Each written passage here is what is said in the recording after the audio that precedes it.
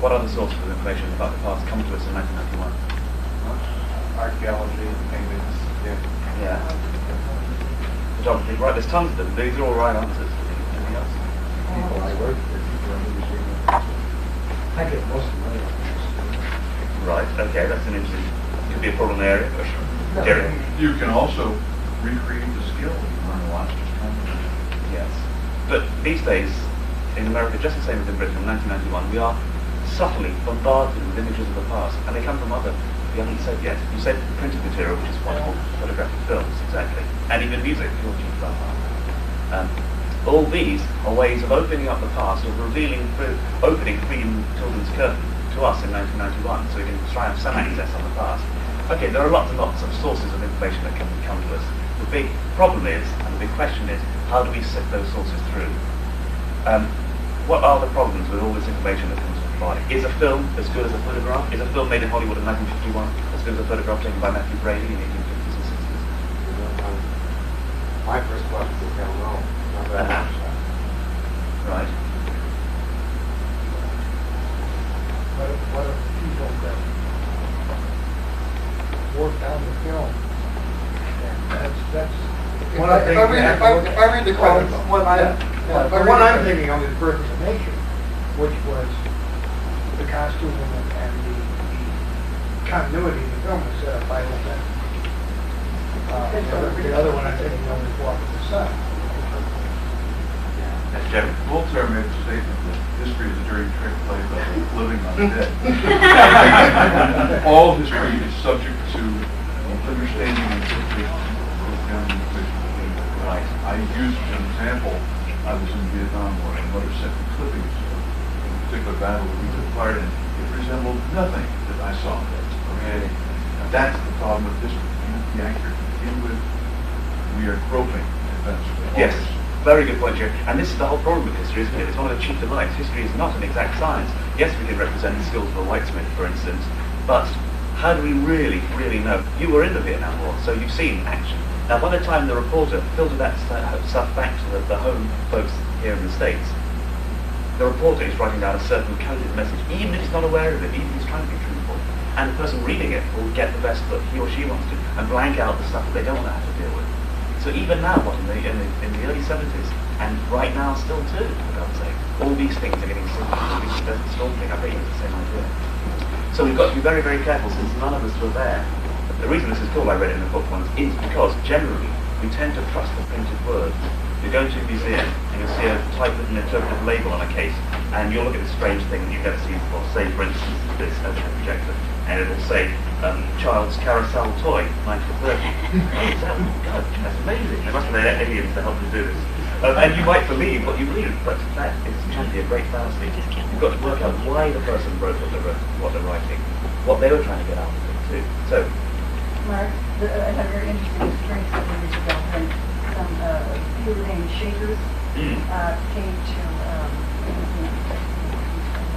and they were telling the way they live and how written things are not correct. And it was interesting because one woman was arguing with them that she read this about Shakers. I mean, she was telling them what was true because she'd read it. And it was funny, even at the end of the thing, she believed what she read rather than what she read. yes, Mary. Two big ones that they're doing in the education field is the Pilgrims and their buckles.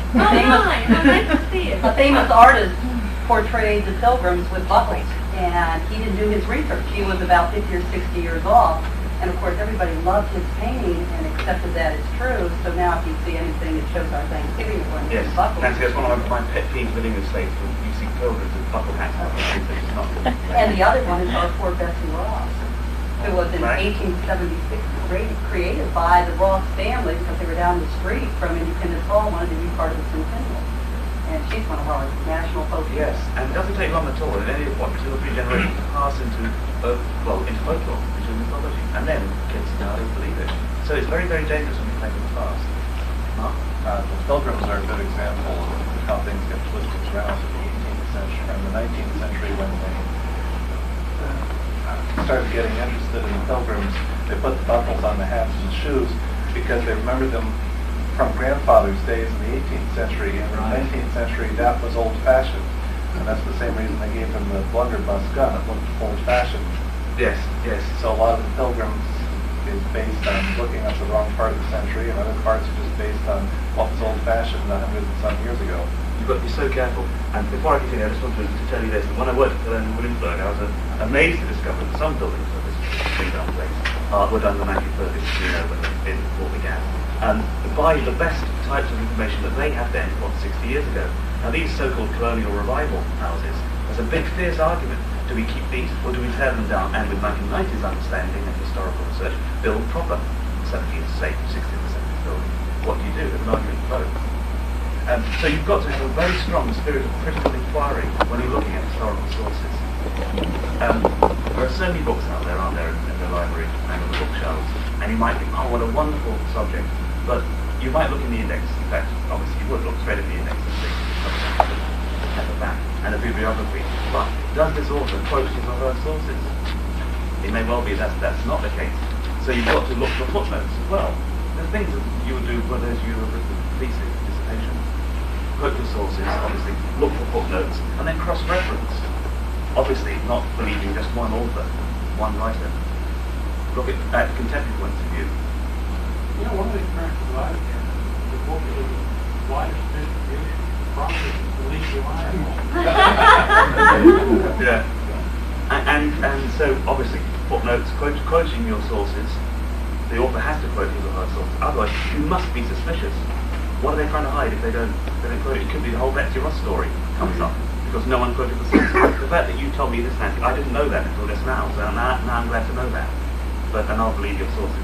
If I read this somewhere, I really want to find that out. You must also constantly, obviously, date and update your sources.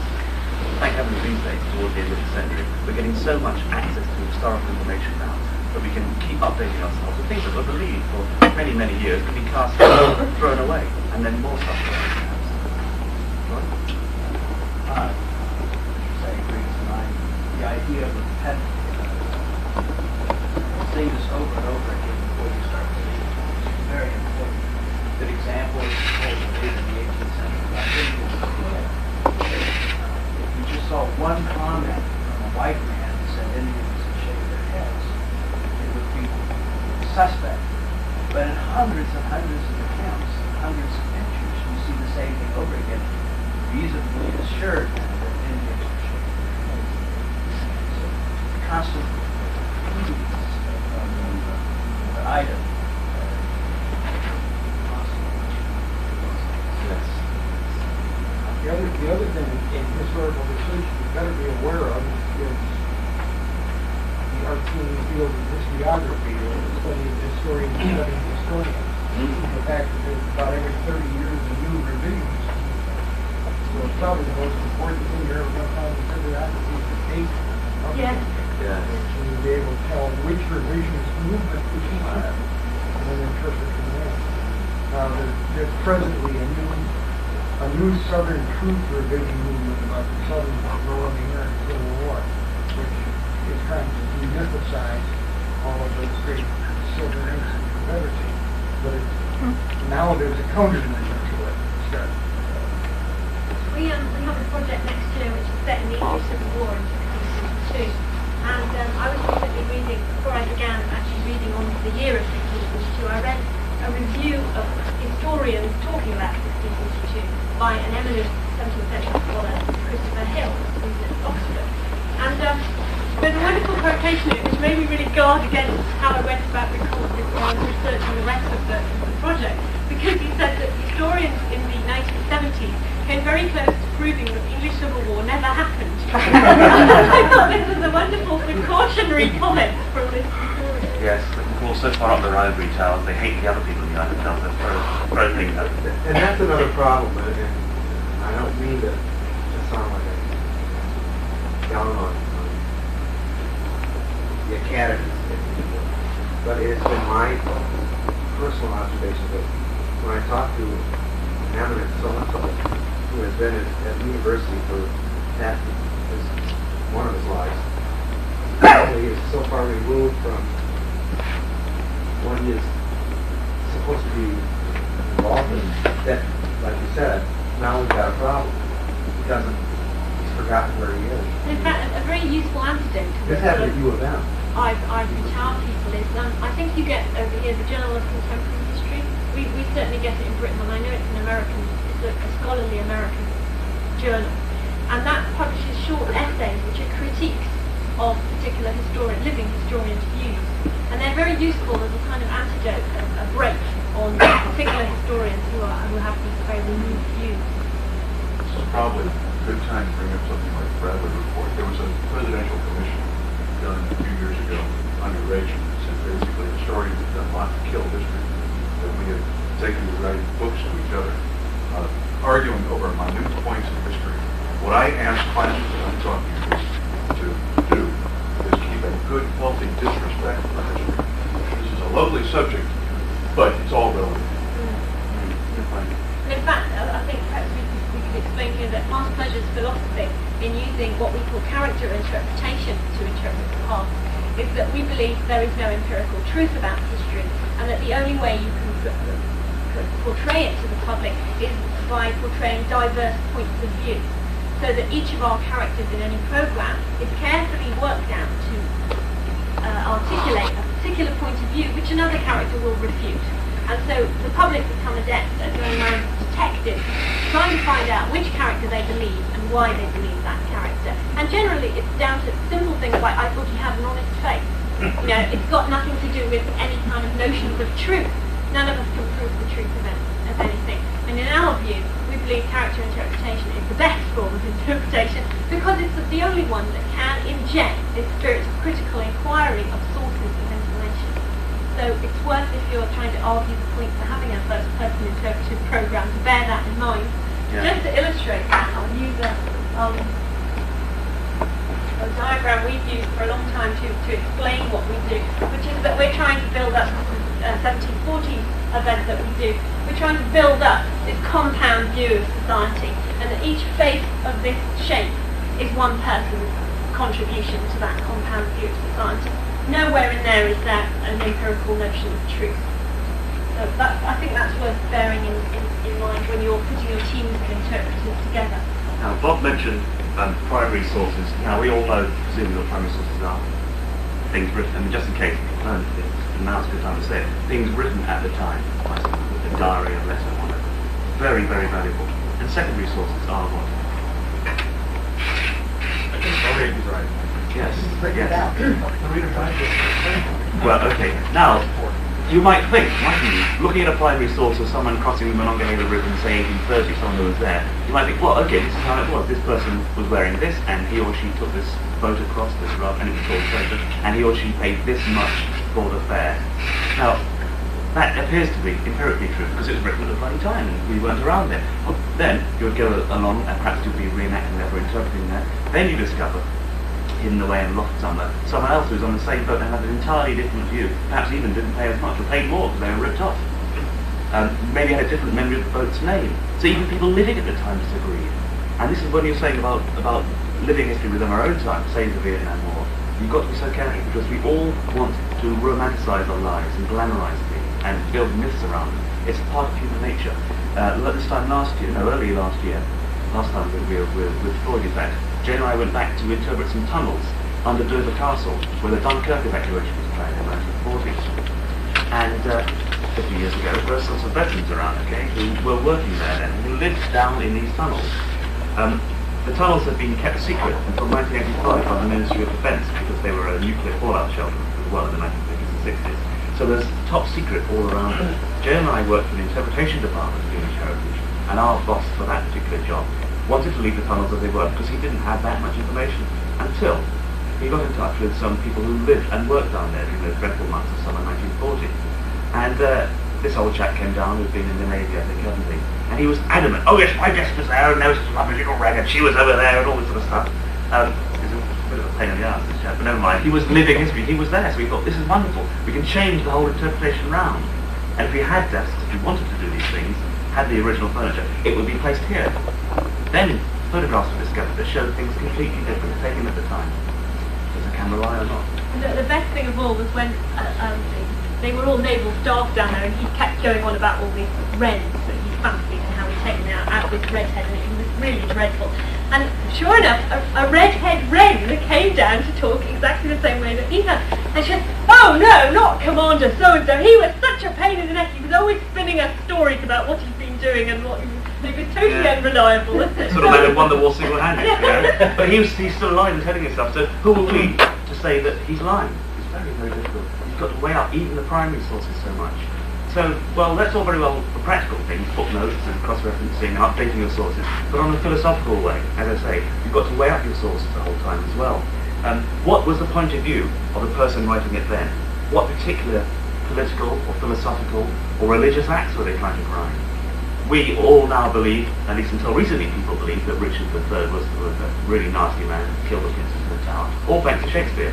Shakespeare, writing for Queen Elizabeth I, had a great deal of pro-Tudor propaganda to get across to his audience. I bet you £1 to a penny, we say, but the groundlings watching those plays would believe and take in all of the propaganda they were hearing, because they didn't know enough to know that perhaps Richard III wasn't quite as black as he was painted. This sort of stuff goes on all the time. And if you're talking about 300 or 400 years ago, or 200 years ago in your case, or more, that's a long time to go back. So you've got to weigh out, when you're reading the primary sources, what was the point of view that this person was trying to get across and leave to posterity. Have any of you read Boswell's journals? Right. Wonderful source for 18th century, well, in fact European, right. Boswell, the great friend, or wanted to be the friend, the famous Dr. Johnson. Yes, wanted. Yeah. He must have been a real pain in the ass. But there he was, this thin little Scotsman hanging around the great fat doctor, who himself was a man of myth, like Custer was as well. And Boswell is putting things down in his diary, which he wants the future to discover. Very unlike Samuel Pepys writing his diary 100 years earlier in 1660. Yes, exactly. So he wrote bits in code in case it fell into his wife's hands, but he'd been getting up to the servant maid and the rest of it. Here's Boswell with an eye to futurity saying this. And last year I was introduced to a brilliant diary written by John Byng, Viscount Torrington, who's an impoverished British nobleman in the 1780s and 90s, rode a horseback all around England, developing Birmingham, developing Manchester, these huge towns that were once the heart and backbone of our industrial revolution, were just building and growing then along the canal route. Fascinating time to travel around. But he was in love with the idea of himself as an antiquarian, hating anything modern and new, just as we might nowadays, and wanting all the past that was vanishing as far as he's concerned. And you come across little bits in his diary whereby he says things like, I hope that when this diary is discovered in 200 years' time, people will think so-and-so. And that's a real shock when you're reading that in the 1990s, 200 years later. So you've got to be careful about people, what they're writing and why they're writing it. And we urge you within your teams that you interpret with, that you actually sit around and have special evenings to discuss sources, what you've recently discovered. Don't let all your sources of information come out during your interpretation. Discuss the reliability of them. Compare notes on what different historians say about time. We are conscious of the fact that so many projects don't do that, and you end up with a series of interpreters who have their own body of research, and they never cross-reference with anybody else. And so it ends up with I know that this is true because I read it in a book once, and the other person saying, no, I know it's true because I read it in this book once. It's a very important part of your program that you sit around and discuss sources of information. As soon as you read or absorb anything, it becomes filtered through the way you want to read it. And when you're explaining that to someone, in other words, when you're interpreting it, it becomes even more filtered. So you're building barriers between the information you're absorbing and the same information you're trying to put out. It can be a completely different thing. It's a very, very frightening process, in fact. And another danger, I work with diaries all the time about the police system, past history. And, there may be one sentence, you know what the weather is. I know years ago what the weather is in these diaries.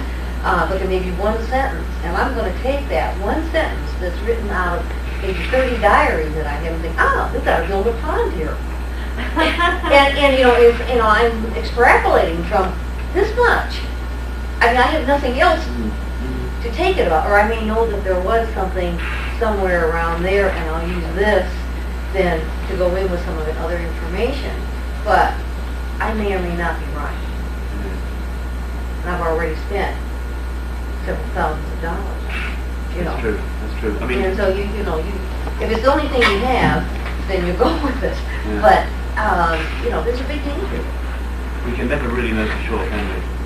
And the stuff that we're doing as interpreters now may, in the next, say 2010, may become so very dated, it's obviously wrong. In fact, another thing that we decided to admit straight off when we were explaining our philosophy to a conference in Britain just before we came. We said that we acknowledge the fact that all our interpretive events have this fancy past pleasures frame that you're looking through, and that we are inescapably putting that frame around everything that we do.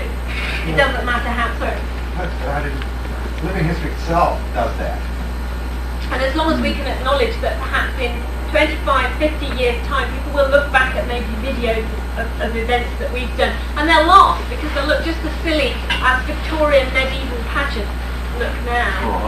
Or a Hollywood film, indeed. So if we can all acknowledge that we're building a frame all the time, and we may be changing bits of the frame depending on the pieces of information that we all find, it's just a question of acknowledging the frame and then discussing the frame.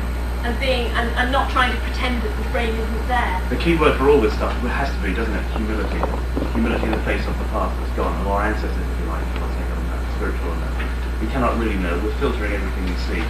So therefore, we'll never, ever know enough if we look to these old conclusions. So we just have to take on board what we can do and try and share that with the people we work with and with the public in as positive a way as possible. Not to be the, I'm a so-and-so and I can do this and you're not having any of it, because that's no way to teach people. Surely interpretation of teaching. It's very scary when you destroy hits. There was a museum in Kentucky, I think, a year or two ago that did a lot of research on Daniel Boone. And, practically every state around here connected to claims him. And a lot of anger from people who went through. And when this curator presented it recently, there were museum people in the audience who said, it may be true, so I don't want to destroy that myth. So you're in that sort of thing, to destroy it, take something away from the color of one's culture. Yes.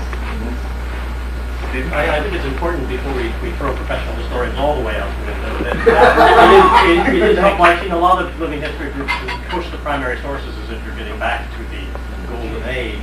And I think it's helpful whether you're approaching a museum exhibition or a research project and you have to use secondary sources, is to read them with an eye at how are these people approaching their material. There's many different schools of historical thought, and then to compare some of the opinions of this particular historian. Look in the back, look in the footnotes, get some of those primary sources and see how they're interpreting it.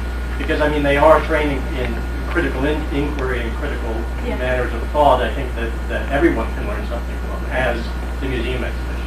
And in fact, I think it's essential that with any research project, you use primary and secondary sources. You have to, because as Steve said, historians we may not agree with their views, we may think that they have their views, but they are trained historians and they've spent more years thinking about how many angels can sit on this particular pinhead than we'll ever be privileged to have time to do. So it's worth taking their views into account rather than rejecting them. You should also use common sense thinking. Something has to ring true. Even if the primary source interpretation and the secondary source interpretation doesn't give you a sense of actuality, something's got to be commonsensical about it. That has to be out in the graveyard. I think also that discussion in a group is the best way to make a decision about historical cases. And in fact, what we've started doing as part of our training program in Britain is that now that we have a team of interpreters who we use for a lot of our projects, we actually have debates. We set up debates in the same way that a debating society will have a debate. We have someone to speak for a motion and someone to speak against, the different kinds of roles for the interpreters. So we're not only talking about the subject area, we're practicing talking about the subject area as well, so it can be presented to visitors in a more rounded way. Yes, I just want to finish this section by telling you that, just to prove that none of us surely will ever know enough. Last summer we did in Lancaster, in Lancashire, in England, an 1870 festival set in 1796.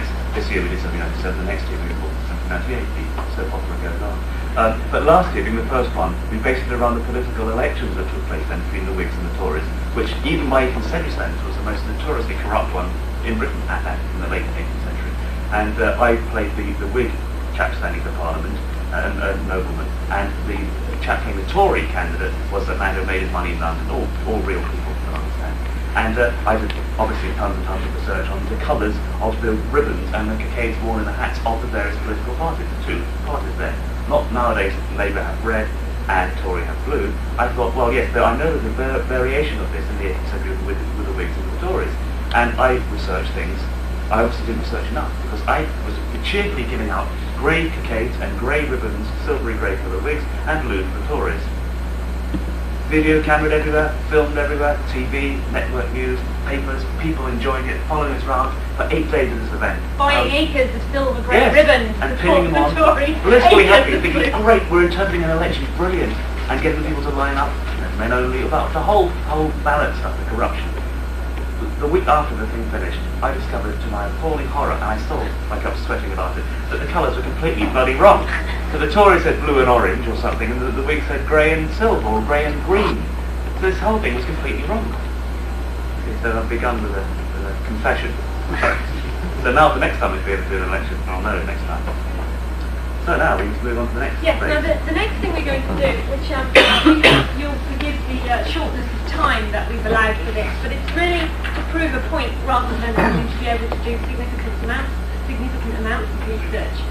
We'd like to put you into groups of 3 and give you specific topics to just go off to Wittenberg University Library here and come back with some information on those topics to help our interpretation of this tavern in 1791. We'd like you to arrange yourselves in the groups as best you can, either that you work separately on different areas of that topic, or that you go off and find the sources and then apportion research time as you will.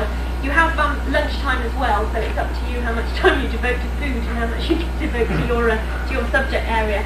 But this is really so that partly you can get to know each other a bit better, but also so that you can have some practice at finding sources and interpreting them. What we'd like to do is put you into the following groups with the following subject areas. Stephen, Dolly and Tom. Tom here? That's going to be asking. Oh, you're instead of Tom. Right, I see. Okay. Oh, that's really not on the list. So, yes, so if you 3 could go together, and would you research travel in the late 18th century? That we understand as a result of the research is that when we're talking about Ohio in the 1790s, we're talking about settlements along the river. Nothing in here. You're talking about Indian settlements, possibly in 1791. That's it. So most of the religious activities took place along the river.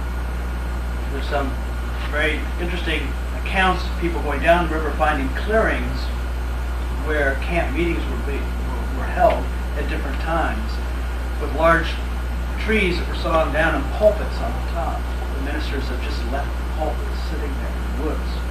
Very similar to what the Indians were doing in terms of skinning the trees along the river and writing stories on the trees. In terms of the earliest ministers, they were all itinerant. Coming into this area, the earliest one was 1804.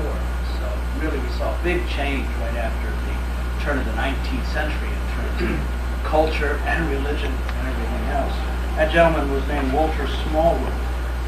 And at the same time, another gentleman, Granville Moody of Kentucky, preached around here. The earliest known date for camp meetings was 1809 in this area. A Methodist minister, a Reverend Marley, interesting anecdote, preached every Sunday, almost every Sunday, about the Apostle Peter and a Major Thomason, militia officer who was an eccentric character in town, who was a fisherman and had an appetite for whiskey, which most people did back then. Heard Marley preach about the Apostle Peter and said that if he was a great fisherman, that Thomason was a better fisherman. So they had a $5 wager to see that he could beat Peter in fishing any day of the week. Hey, it was never decided. Why? The other thing is that in 1811, you had a Baptist movement in here called, and these people were called the New Light Christians, and everybody had remorses at that particular time. They were all going into the churches. Prior to that, in 1791, really the church situation was along the river, as well as just about everything along the Ohio River, its tributaries. Anything to add to that?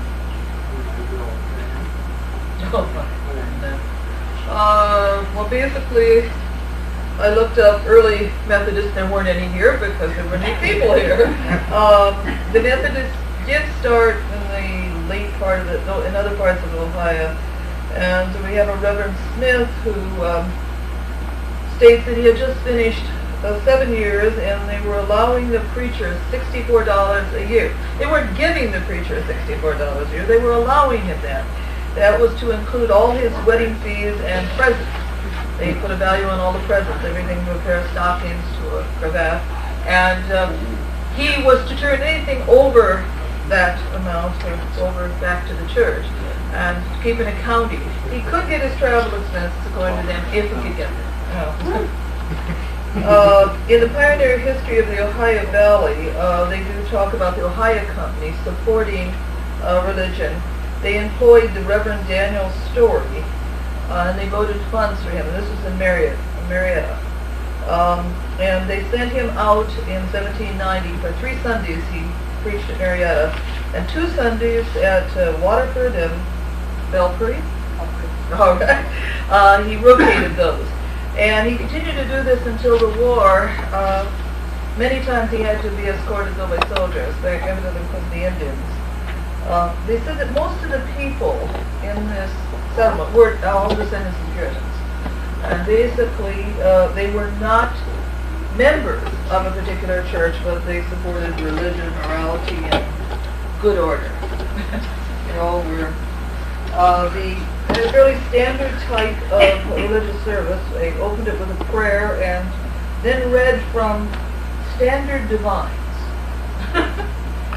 And a lot of singing, both at the opening and close. They did tend to that. And they definitely observed the holy day, but many of them were not members of the church at that time, even leading people.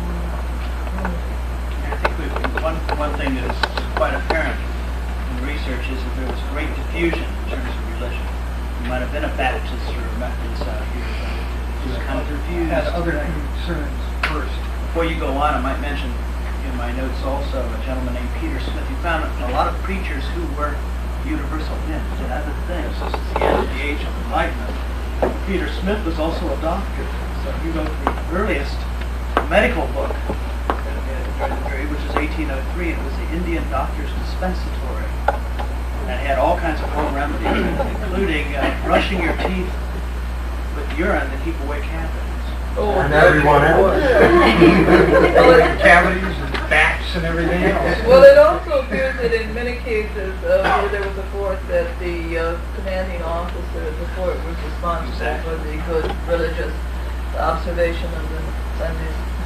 And one in which the colonel's son, Ebenezer, went around and beat on the drum so that everyone knew it was time for religious services. And he had to be something different from an alarm. I used a source called the Journal and Letters of Colonel John May of Boston, relative to 2 journeys to the Ohio country in 1788-89, edited by William Darlington of Pittsburgh, Pennsylvania.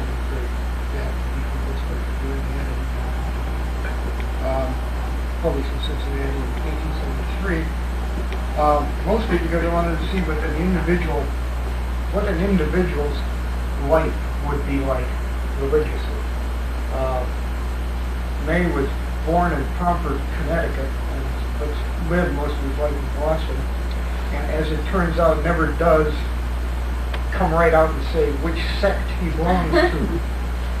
But by what he says in his journal, he is a Moravian. The Moravians had sent missionaries to the Indians into Ohio as early as 1740s. And when they disappeared, they sent some more. And they disappeared, they sent others. But they continuously kept sending missionaries until they finally converted some Indians. May came across Pennsylvania by wagon and then on the Monongahela and Ohio rivers to the Muskingum River, and then built himself a cabin on the Muskingum. And I tracked his journal entries on Sundays, on the Sabbath, from about Somerset, Pennsylvania, where he was at in May of 1788. And the first mention he does of anything religious at all is 51 pages into the journal later. He says, "We generally kept Sunday at home. Some of us, myself for one, reading."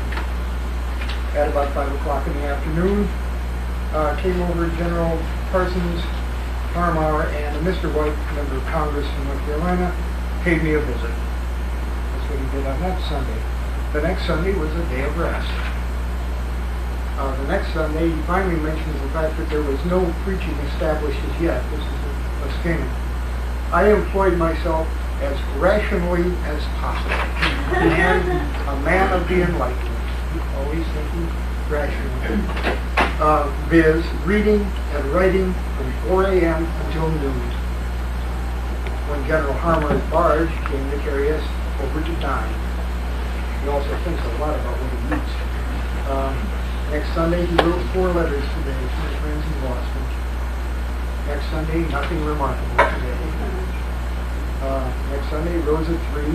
Next Sunday, rose at 3 as usual. Went to writing. Finally, on September 16th,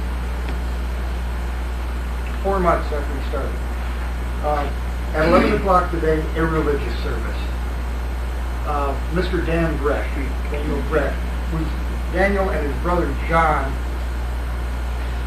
6 years later, worked with the Moses Cleveland Survey Party that surveyed Cleveland and the Lake Erie Shore, founded my hometown, but started out here as an itinerant praying man. Began by singing, praying, and preaching. Place of worship was our Bowery on the bank, directly over our ship. They were living on board what they call a tugboat while they built their cabin. Large number of people assembled from the garrison. This is in Muskingum, Virginians in our own settlement. In all, about 300 people. Some women and children, which was pleasant, though something unusual. Mr. Breck made out pretty well. They paid him for preaching. The singing was excellent. We had Billings to perfection. If anybody knows music of the late 18th century, Mr. Billings wrote a lot of the music of the 18th century. They evidently like to sing his hymns. The next week, preaching again by Mr. Breck. Following week, this is the first Sabbath in which I've had a good opportunity to think. No preaching, but he could sit and think after he did. And then traveling back to Connecticut before the winter set in, he was swinging. He had gone to admitted as far as Bethlehem, Pennsylvania, and we were received by the Brotherhood in a most hospitable manner. Dined with Sir John Temple and went to church in the afternoon. So he did actually, when he was in civilization, he did as the Romans did. And then finally, in the winter of 1788, he does finally mention in his journal that every Sunday I had made it a part of my devotions to write a few lines to you in his book. Again, the man was a man of the Enlightenment. When he was thinking about doing anything, he was thinking in terms of the Enlightenment. He was doing things as rationally as he can. He didn't espouse any particular dogma or any particular set of tenets. Never actually came right out and said, "I'm a Moravian," and proud of it, or a Congregationalist or whatever. When they did have the church service, they had 300 people there because it wasn't a good excuse to gather. But considering he particularly mentions his settlement and the Virginians, which you can assume had a large proportion of the Church of England or Episcopal, they were just as welcome as anybody else, as probably were the Christianized Indians that the Moravian missionaries there. but on the riverbank. And they passed a half inch. Good. Good, Thank you very much. This is really exciting, but I don't know my views, but it's really exciting for us because we concentrate on Britain in the 1790s, and this is all new material for us. Like Wild West, right? Yes. I found a new quote that religion wasn't. Food and agriculture. I'll talk about food. That's going to talk about cooking the food, and we'll talk about how we got there. Right? Northwest Territory was a concern because we couldn't specify this area specifically, but we did get the Ohio Country and the Northwest Territory to mention. The two books out of the many that we listed that I used were Hunter's Stew and Hangtown Fry by Lila Pearl. And the other was the Colonial Cookbook by Lucille Tennant, both are secondary sources. A friend of mine from Williamsburg once said, every time you find an answer to a question, you immediately have two other questions in it. I need somebody to answer this one for me. How do you pronounce this word? S-A-G-A-M-I-T-E. Sagamite? Okay. In this area, the settlers that did come in, other than the Native Americans, Scotch-Irish, at some point in time the Germans came in, but one thing that was mentioned in the sources that I was able to read through was that corn was grown by the Native Americans, and that culture of how to grow corn and other grains was given to the settlers as they came in. Corn, pork, whiskey was shipped out of here, so you know that they were growing grain. Beeswax was shipped out of here finally on the flatboats, and as well as tobacco. Wild fruits in the area: crab apples, plums, cherries, persimmons, pawpaws, grapes, and blackberries. Nuts mentioned: hickory nuts, butternuts, black walnuts, chestnuts, and they also had wild rice, corn, were cultivated by the Miamis and other Native Americans in this area. That was given to the white people as they came in. Elk, moose, deer, grouse, buffalo were used. Fish were caught and made into this stew, stuffed Sagamite. When did the Germans come in? Vince, Boyd, someone in this area? The book mentions that the Germans came into the Ohio Valley. All along. Okay, all right. Because they talk about 1700s recipes using a lot of potatoes, but I wasn't sure if they were in this area. 1700s recipes for potatoes, salt potatoes, fried potatoes, potato dumplings, potato pancakes, diced potatoes that was thrown into everything. And when they did take time to make a cake or cook it, they put mashed potatoes in the cake. Sausages or wursts were used by the Germans. Heavy meat diet due to the large amounts of game that was available. Sauerbraten was a sweet and sour pot roast, and the recipe when they moved out into this area was changed because of the heavy population of rabbits turned into peppered hare or possum pepper. They used buffalo and venison provided not only meat and tallow, but the hides and everything were also used for clothing, and the bones were used for scrapers and meals and other things. Meat was primarily sliced thin, sun-dried, or dried over a fire and made into jerky. That was given to the Indians by the Spanish, the Indians gave it to us. Pemmican, did I pronounce that right? Was used with wild berries and the jerked beef to form these little cakes. They tallow to form these little cakes. Cornmeal corn was ground into cornmeal with rocks. I found an interesting thing. Some of the settlers mentioned the fact that beaver was very tough to eat, except for the tail. Raccoon was very good to eat, and they considered skunk a delicacy. And here's where that question comes in.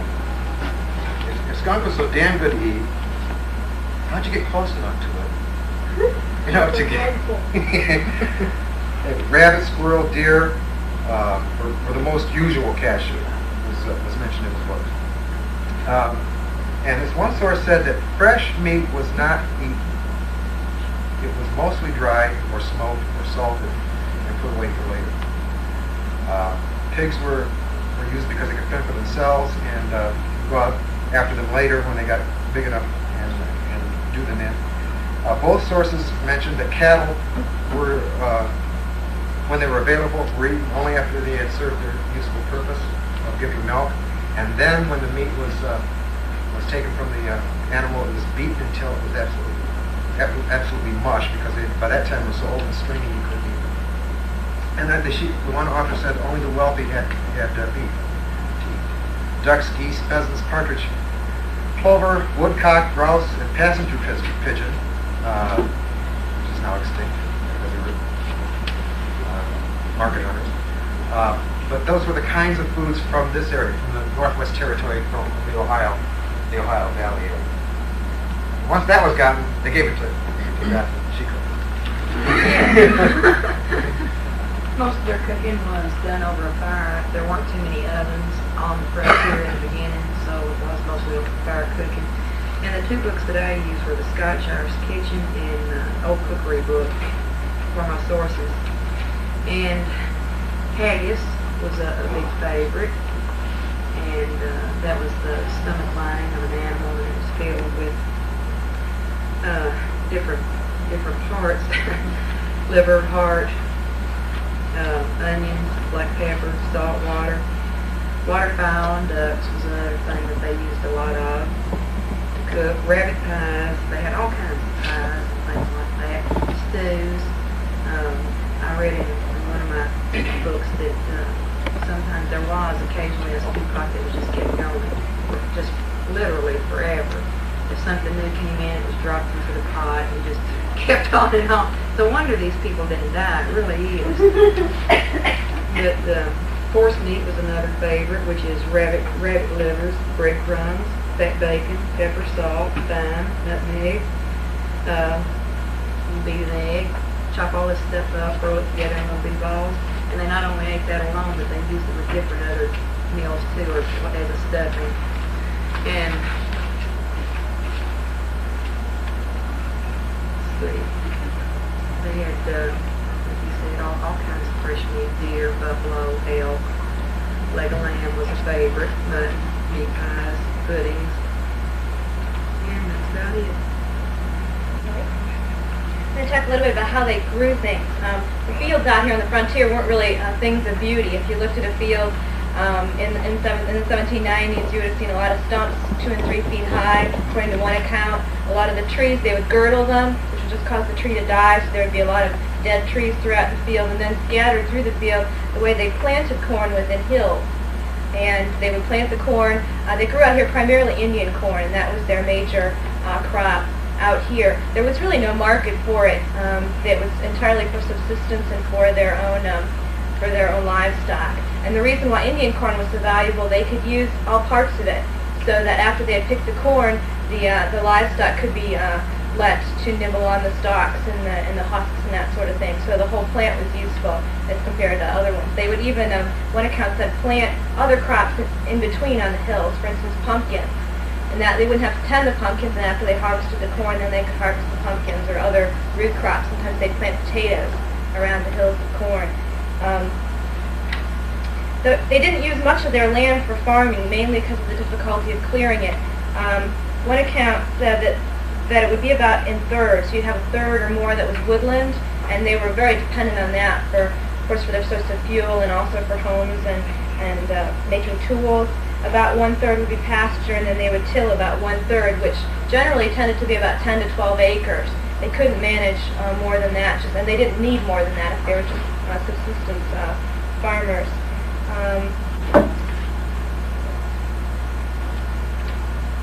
One of the problems out here was once they had the corn, you can't just eat raw Indian corn. You have to make it into flour. And out here on the frontier, that they needed mills to make the corn into flour. And early on, there weren't many mills out here, and they were with the few number of roads, it was very difficult to get to any mills that might have existed. And one primary source quote that I had, one of the settlers said, any way we could get the corn to pieces or break it apart, we did. We soaked it, pounded it, shaved it, planed it, and grated it. one of our neighbors got a hand mill, and we thought that was quite an acquisition to the neighborhood. So it was very difficult to turn those crops into something useful. I interpret Western Reserve history, and one of the other things they turned corn into was of course whiskey. And they said there was so much corn, the only thing they could do was turn into whiskey, and it was difficult to get whiskey to market, so all they could do was drink it. So sometimes you have the opposite problem. But the other crops they might have raised, they raised some rye. In the east, they would have raised buckwheat. They didn't do much with fertilizing, mainly because they let their livestock out into pasture, and they didn't want the labor of having to cart the manure back. And so even though the farmers had heard of fertilizing the fields, the labor didn't warrant doing that. And they, in some of the farmers' cases, one of the account I read said that he didn't need more of a surplus crop. He said he was doing fine with what he had and didn't say he needed to fertilize. But mainly it was the labor having to gather the manure. They didn't fertilize the fields. And their main livestock would have been oxen, and the oxen were valuable. They had more strength than horses. They weren't as fast, but and the other thing, when the oxen became older, they could be used for meat. So oxen were more common for field work than with horses. And that's about it. That leaves me very little to say. I found one lovely source that almost any of you that are doing interpretation might want. It's called the Land Fever, Dispossession and the Frontiermen. And it's 95 pages worth of the journal of Morse, which is Scott's Irish farmer, who began farming over here in the 1890s, or 1790s, and ended up, when he died in Minnesota by 1824, the man was dispossessed 3 times. And this was not unusual for the period. Daniel Boone, for example, was dispossessed 5 times. George Rush's Clark was dispossessed 3 times. I mean, this was normal here. These people did not own the land. Someone else came and purchased the land. If you went by Mr. Morse's journal, the only things grown were corn, beans, hogs, chicken. Essentially, this man had no market for what he grew. He was strictly a subsistence farmer. His crops were killed by diseases, by severe winters. On the oxen, for example, oxen were far more survivable in a severe winter. Horses tended to freeze to death. So that horses were hard to keep alive. Sometimes moved into cabins to keep them alive the worst part of the winter. Whereas oxen could be left outside, thank God.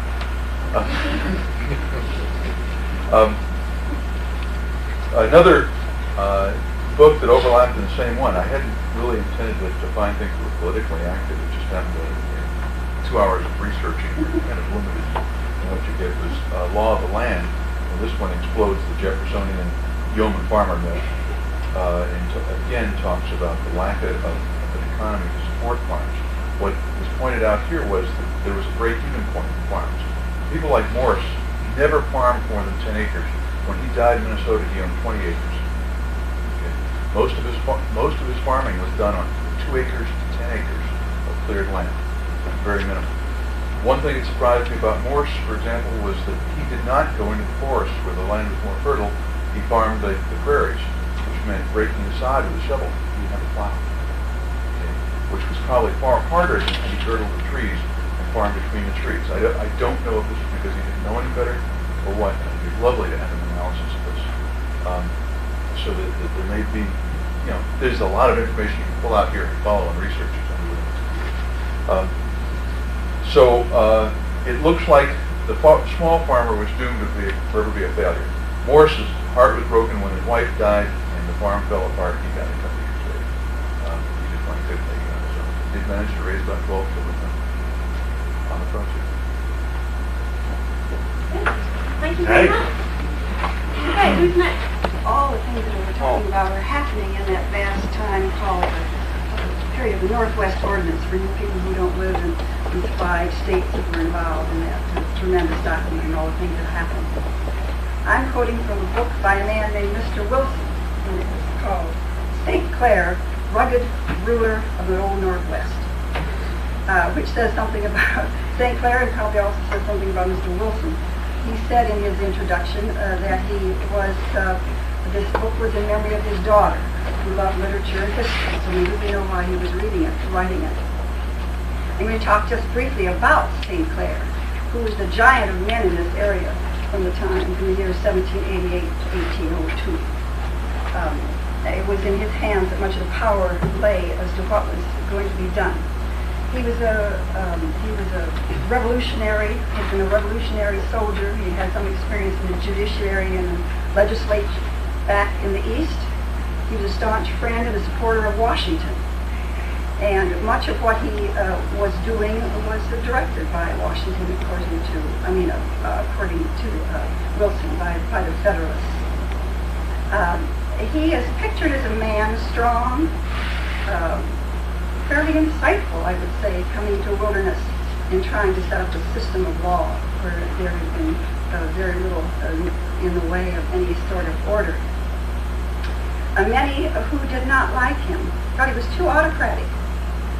He took as his examples and his models of law things that had been done back in Pennsylvania in the East, and with all due regard to Jane and Mark, in the last instance, the common law of England.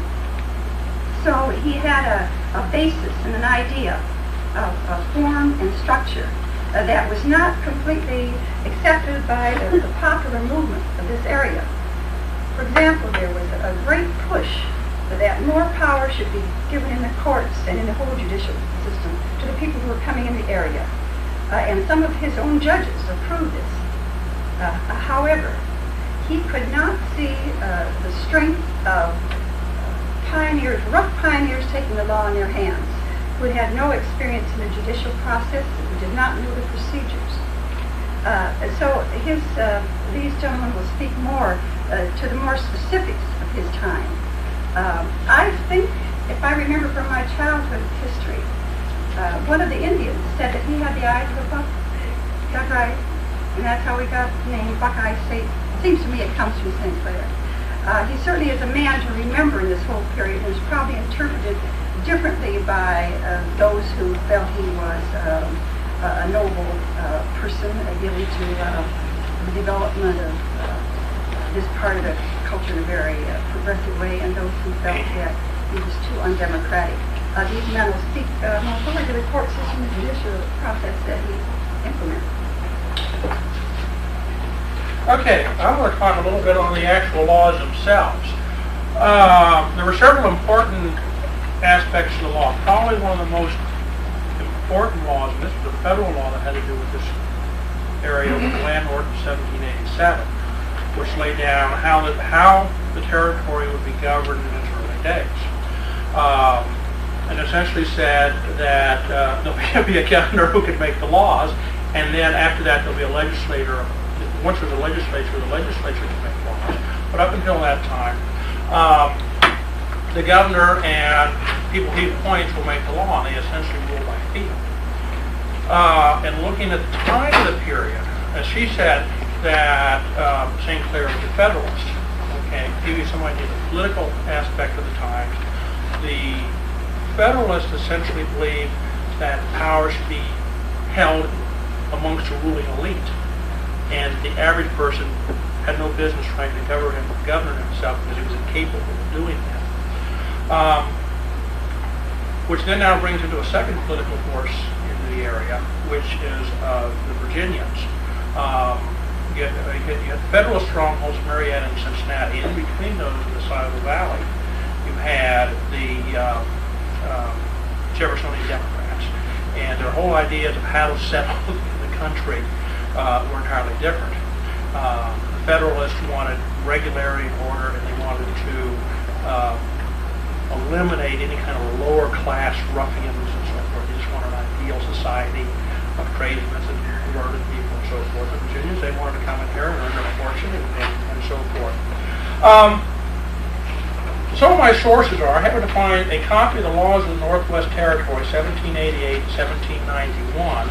And the first chapter of that book is the laws passed in the territory northwest of the River Ohio, commencement of government the 31st of December, 1791. So this real well.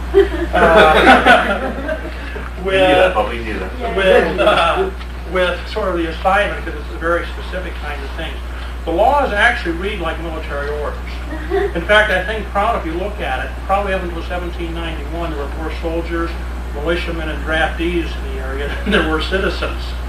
The laws deal with things like regulating the militia, first law. Let me just go through some of these here real quick. Establishing and regulating the militia, establishing courts, their powers and duties, a law establishing the probate court, fixing the terms of the courts, establishing oaths of office, respecting crimes and punishments. And the very first crime in here, of course, is treason. And I'm going down through here, and one of the crimes that was left out, but mentioned later on in the ordinance, in the laws, is that of petty treason. Anybody know what petty treason is? Having a bad day. Crimes against your spouse or master. And from that, I happen to have an inquiry how far penal punishments are necessary in compliance with the request of His Excellency Thomas Smith, when Esquire, Governor of the State of Pennsylvania, from 1793. But one of the things that says later on in these laws, or does mention petty treason, is this: since there's really no distinction between murder and petty treason, they're going to be combined into one law. But most of the laws, again, were simply issued by fiat, by St. Clair, so I can remember everybody, somebody named Barnum, Parsons, Turner, and in their absence, St. Clair was out of the area, his adjutant,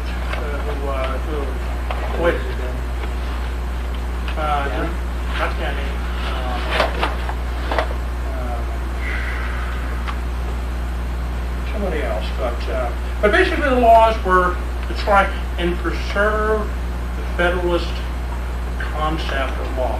Well, the other thing that happened was that St. Clair didn't get here until a couple of months after the first settlement of Marietta. By that time, Marietta had already established some of its own laws. So one of the things the courts had to do, since they were actually sitting at Marietta at that time, was either change Marietta's laws or simply enact legislation respecting the laws that were already there.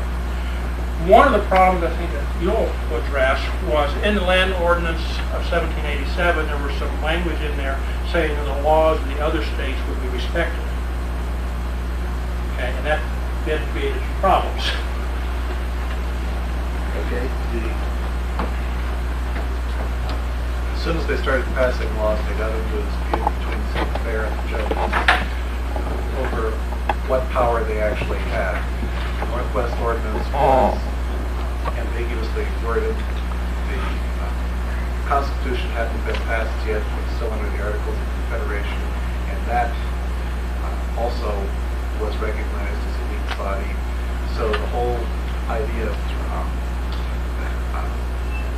authority was up in the air. St. Clair felt that they could only ratify laws of states. They couldn't pass new laws. They could only take laws as they were passed by other states and apply them here. And they did that with a number of laws spread across the East Coast. I think the largest number was from Pennsylvania, probably because that's where St. Clair is from. St. Clair also felt that the governor should have veto powers. There was no legislature at first. There was only a tribunal of judges in St. Clair, the governor. The judges felt that they made the laws and the governor got a vote. And eventually, St. Clair gave way on the positions just in order for there to be some sort of civil framework instead of chaos. Now, there were problems in enforcing it. One of the big ones is that they didn't pass any money for funding enforcement, courthouses, jails, stocks, and things. That was passed in 1792. So in 1791, they didn't have any funds to enforce these.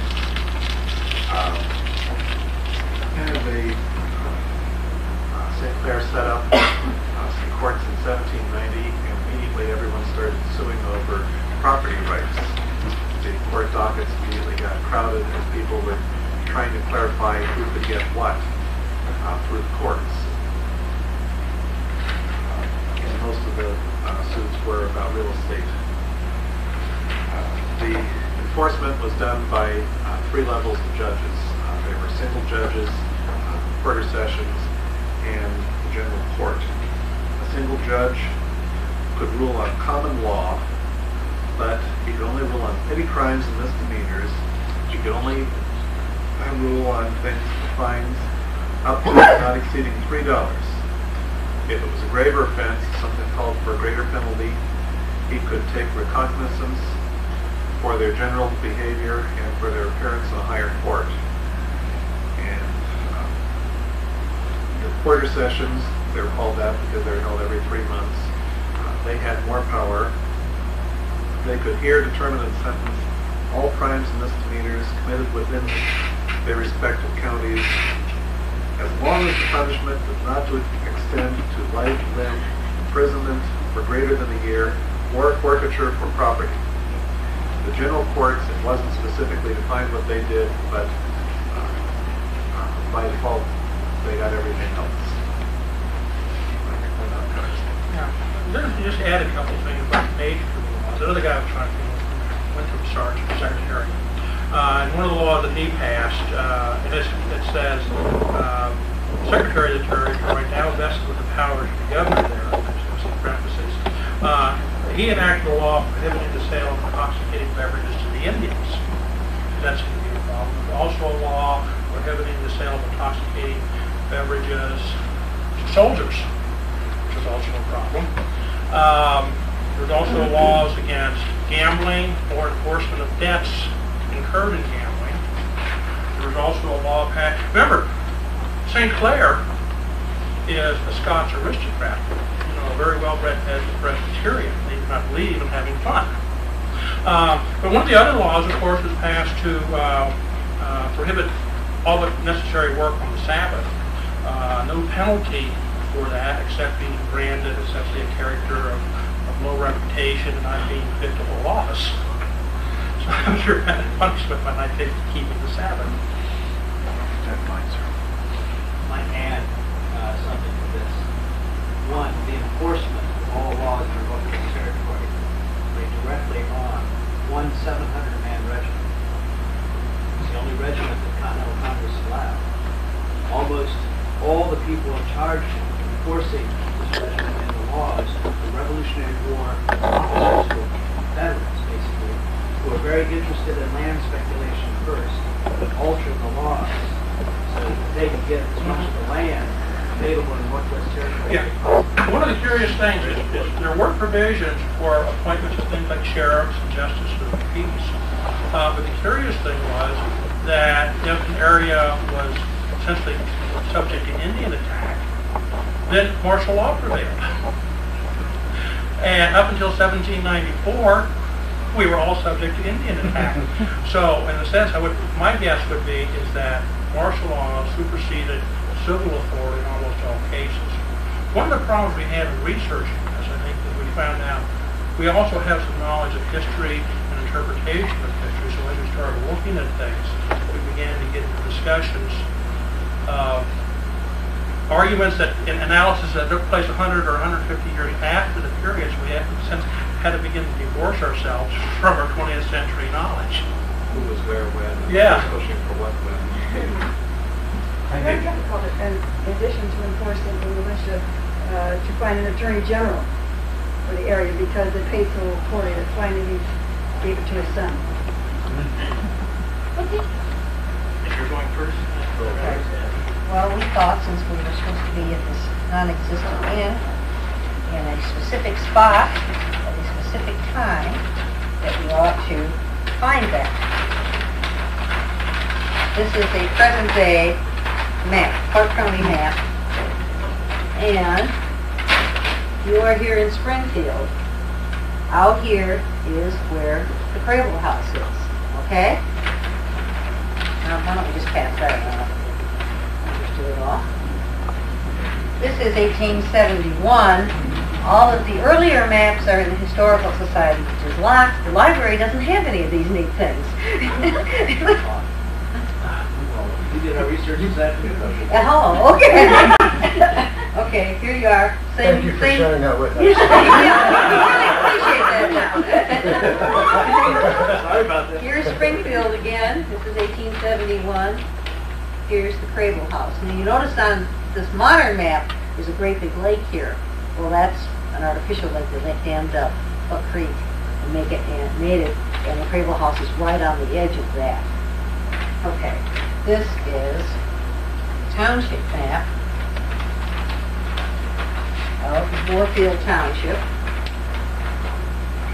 And here is heirs of David Creighton, right down here.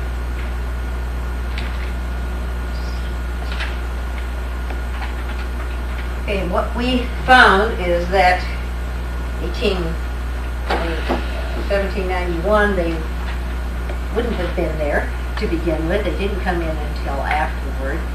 If they had been there, and if there had been enough people there to have an inn,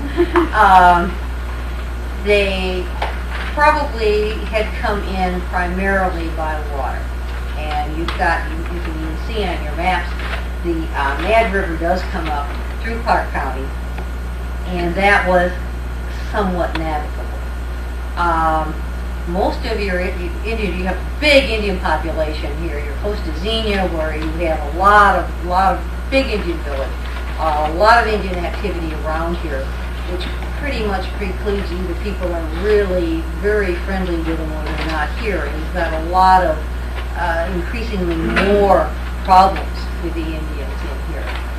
Probably people, if they had lived here then, would have used Indian trails, which mainly went across along the rivers, and they're going to be single file trails. In order for people, if they had a farm, in order to have any kind of cash crop, which they had to have something and to get things to market, they would have widened these trails a little bit so they could get a pack horse down, because the only way you can get your whiskey down, which is the only way you can consolidate your corn, is to strap it to a horse here, and get it down. So you have to give yourself maybe 2 more feet on an Indian single file trail. So that's the way you're going to get it down, maybe down to the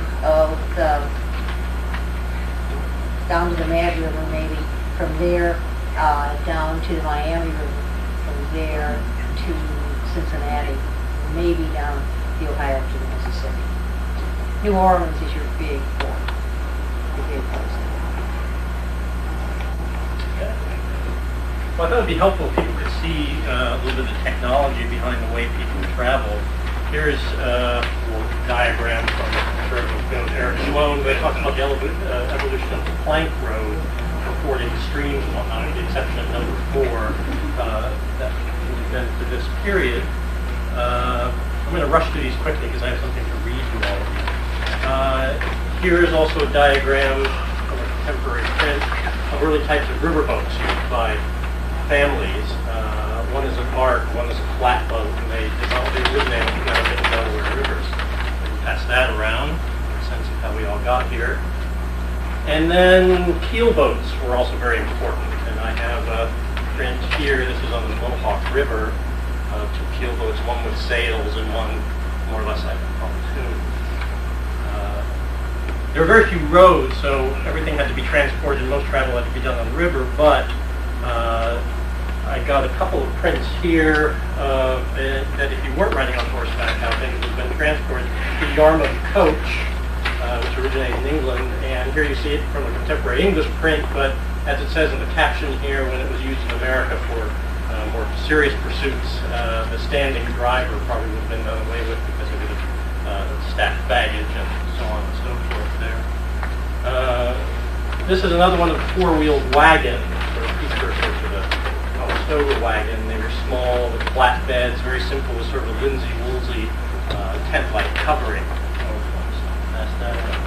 What I thought would give us the best sense of what it would be like to travel here and travel in this part of the country was as perhaps something from a journal. So I have something here, a few pages, and this was taken from Early Western Travels, Volume 3, and this was written in 1802 by the family traveling from Virginia to Ohio, and I'd just like to read that to you because I think it's very, you can get your imaginations flowing about what it would have been like to travel here. It says, the winter before we started, everybody that had been over the mountains was invited to call and tell us of the country. The journey from Virginia to Ohio was quite clear in my memory. At that day, the roads over the Alleghenies were in a very rough condition, though the National or Cumberland Road was partly made. For emigrants and the transportation of freight, there was no mode of conveyance but the large road wagons, usually drawn by 5 or 6 horses, and carrying 60 or 70 hundredweight.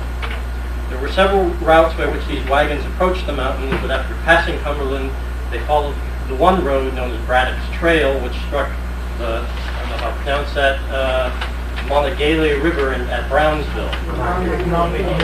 Thank you. Or Redstone Fort, passing down Laurel Hill near Uniontown, then called Easonstown.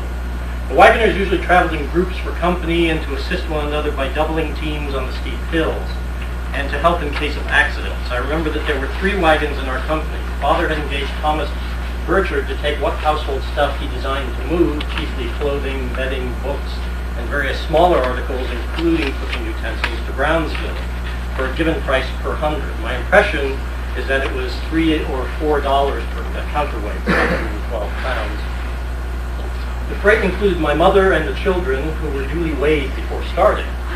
Father had bought a pony mare which he was to ride. I very well recollect how my mother and we children sat upon the top of the load just under the canvas covering of the wagon. As the wagons went very slowly, we walked where the roads were rough, and especially downhill where there was the greatest danger of upsetting. As there's a blur, I guess, in the original diary, was in good boating stage, we took passage on the flatboat boat for Pittsburgh, which was a delightful change in our mode of travel. We embarked upon the keel boat to proceed down the Ohio on our voyage, which was to terminate at Warrenton, a point 14 miles below Steubenville. It took 3 days to make the 85-mile trip from Pittsburgh. The proprietor of these boats, having considered many of the inconveniences and dangers incident to navigating the Ohio, has taken great pains to render the accommodations on board the boats as agreeable and convenient as could possibly be made. No danger could be apprehended from the enemy, as every person on board will be under cover, made proof against rifle or musket balls, and convenient portholes for firing out of. Each of the boats are armed with 6 pieces carrying a pound ball. Also a number of good muskets and amply supplied with ammunition, strongly manned with choice hands and the master of improved knowledge. On the 18th of July, 1802, in the morning, we purchased a canoe 24 feet long, 18 inches wide, and about as many in depth. These canoes are always made with a single trunk of a tree. The pine and tulip tree are preferred for that purpose, the wood being very soft. These canoes are too narrow to use well with the oars, and in shallow water are generally forced along either with a paddle or a staff, being obliged at times to shorten our journey by leaving the banks of the river where one is under shade to get into the current or to pass from one point to another and be exposed to the heat of the scorching sun. We covered our canoe a quarter of its length with a piece of cloth thrown upon 2 hoops. We were obliged to defer our departure till the afternoon to wait for provisions which might have wanted by the way, as the inhabitants who live in different parts upon the river are badly supplied. Although we had made no more than 12 miles, we were exceedingly fatigued, not so much by continually paddling as by remaining constantly seated and our legs extended. Our canoe being very narrow at the bottom obliged us to keep that position. The least motion would have exposed us to being overset. However, in the course of a few days, custom made these inconveniences disappear, and we attained the art of traveling comfortably. We took 3 days and a half in going to Marietta, about 100 miles from Wheeling.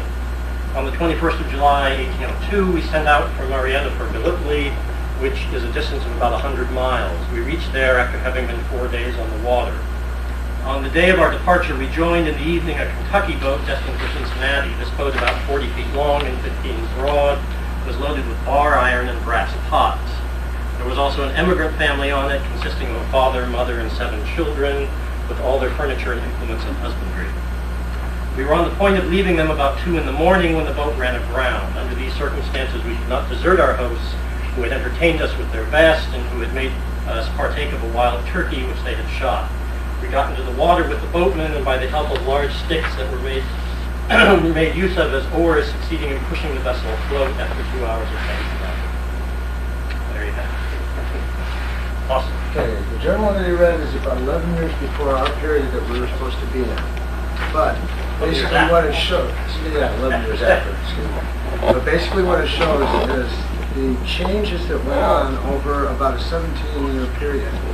In approximately 1785, the lawmakers of Virginia started building the first turnpike, which went from Alexandria to the Shenandoah Valley. That was a gravel road. Not much later, the grand jury of Baltimore caught the fever of road building, which had started progressing over the years. In 1787, a fairly good road, complete with toll houses, was built from Baltimore through Frederick down into Reisterstown to York. The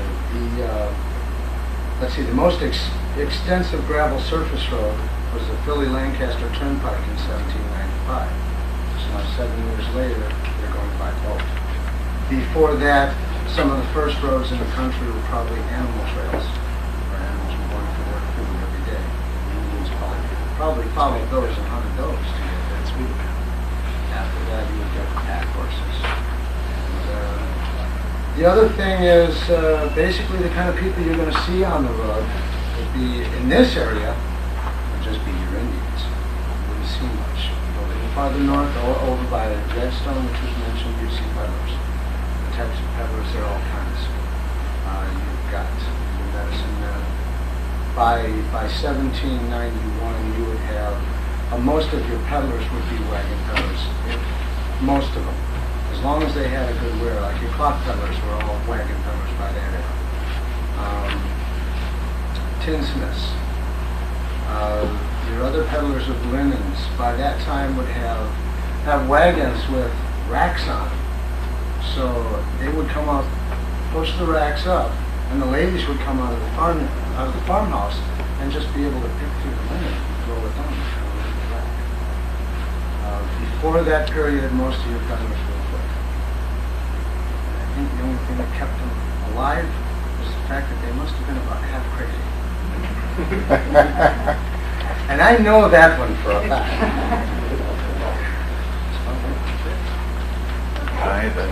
Unfortunately, my material was not first.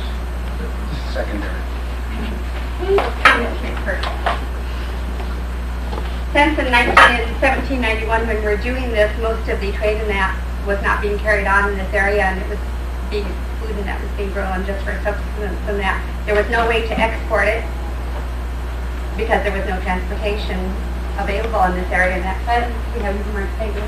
Well, we could just sit down at this point, but let's do a little bit of pretending. Let's pretend that instead of right here in Clark County, that we're on a river town. For the sake of convenience, mine mostly, when I say now, I mean 200 years ago today. The operational word for economy right now is fraud. This is probably one of the most mistrustful times in American history, and there's a great reason for that. It has to do with, there were kind of three economies running right now. One of which was, I mentioned only in passing, was the Indian economy, which was almost all but destroyed by this time. The Indians had a fairly stable system of trade and subsistence farming. When the European powers came into this country, they were only interested in things that could be exported to Europe, primarily at this time beaver pelts. Now, the Indian economy then got completely transferred over to an economy where beaver pelts were money, or pelts of any animal. Unfortunately, partly due to political upheavals with the European powers battling each other in this area, and partly because of species extinction, that economy had already fallen. Now, 1 month ago today, the Indians had just had a rousing success against Governor St. Clair and the General St. Clair, I should say, and the 1st and 2nd American regiments, and they were probably sitting in their wigwam celebrating, not really realizing that their economy had completely gone to pot. The other big economy, of course, is the European economy. And there's a couple things about the New World, about the European economy that should be mentioned. Number one is this was a fringe area of colonial time, and therefore it was the area where all the European opportunists would come here, hoping to make their fortune, or more frequently, somebody else's fortune. They came here, many of them came here on a one-way journey, and they intended to stay here. And when they came across the situation where they wanted to buy some land, they more times than not found out that they had just been sold a phony bill of goods. For example, 1 year ago today, the city of Wallis was founded. There was a poet in France, find his name here. I have too many notes. Joel Barlow, who figured that America was the promised land, and he convinced many Frenchmen, about 600 of them in the first wave, to come to America. Essentially, again, on a one-way journey. They came down, they sold everything they had. These were middle-class Frenchmen, many of them highly skilled. They came across Pennsylvania, they sold their wagon, they bought a flatboat, they floated down here. Flatboats don't go upriver, they had no place else to go. Then they came down here and found there was no agent to meet them. They had nothing, absolutely nothing. And the federal government, the new federal government, did finally resettle them on some very poor land. And by today, the village was about to fall apart. Next year, it will completely fall apart. So all up and down the Ohio, you're probably going to find between 600 and 1,200 disaffected Frenchmen very angry about having been cheated. But imagine yourself to be a tavern master at this time, and imagine the economic classes that are going to come into your tavern. First of all, and perhaps before I talk about the economy of the people that come in, is the situation of money. There was quite recently a depression in America, and as such, a lot of the state scripts and some of the older federal script was to be sneered at. There was a great mistrust of paper money. Even as far as Marietta, you would see British pounds, you'd see some American dollars, you'd even see Spanish pieces of eight. Pieces of eight, by the way, is a gold coin that could be split into 8 pieces to make change. In a tavern, generally the books were kept either in pounds or in dollars. But to give you some idea how much one would pay for something, this is an account of a little bit later, I believe it's 1807.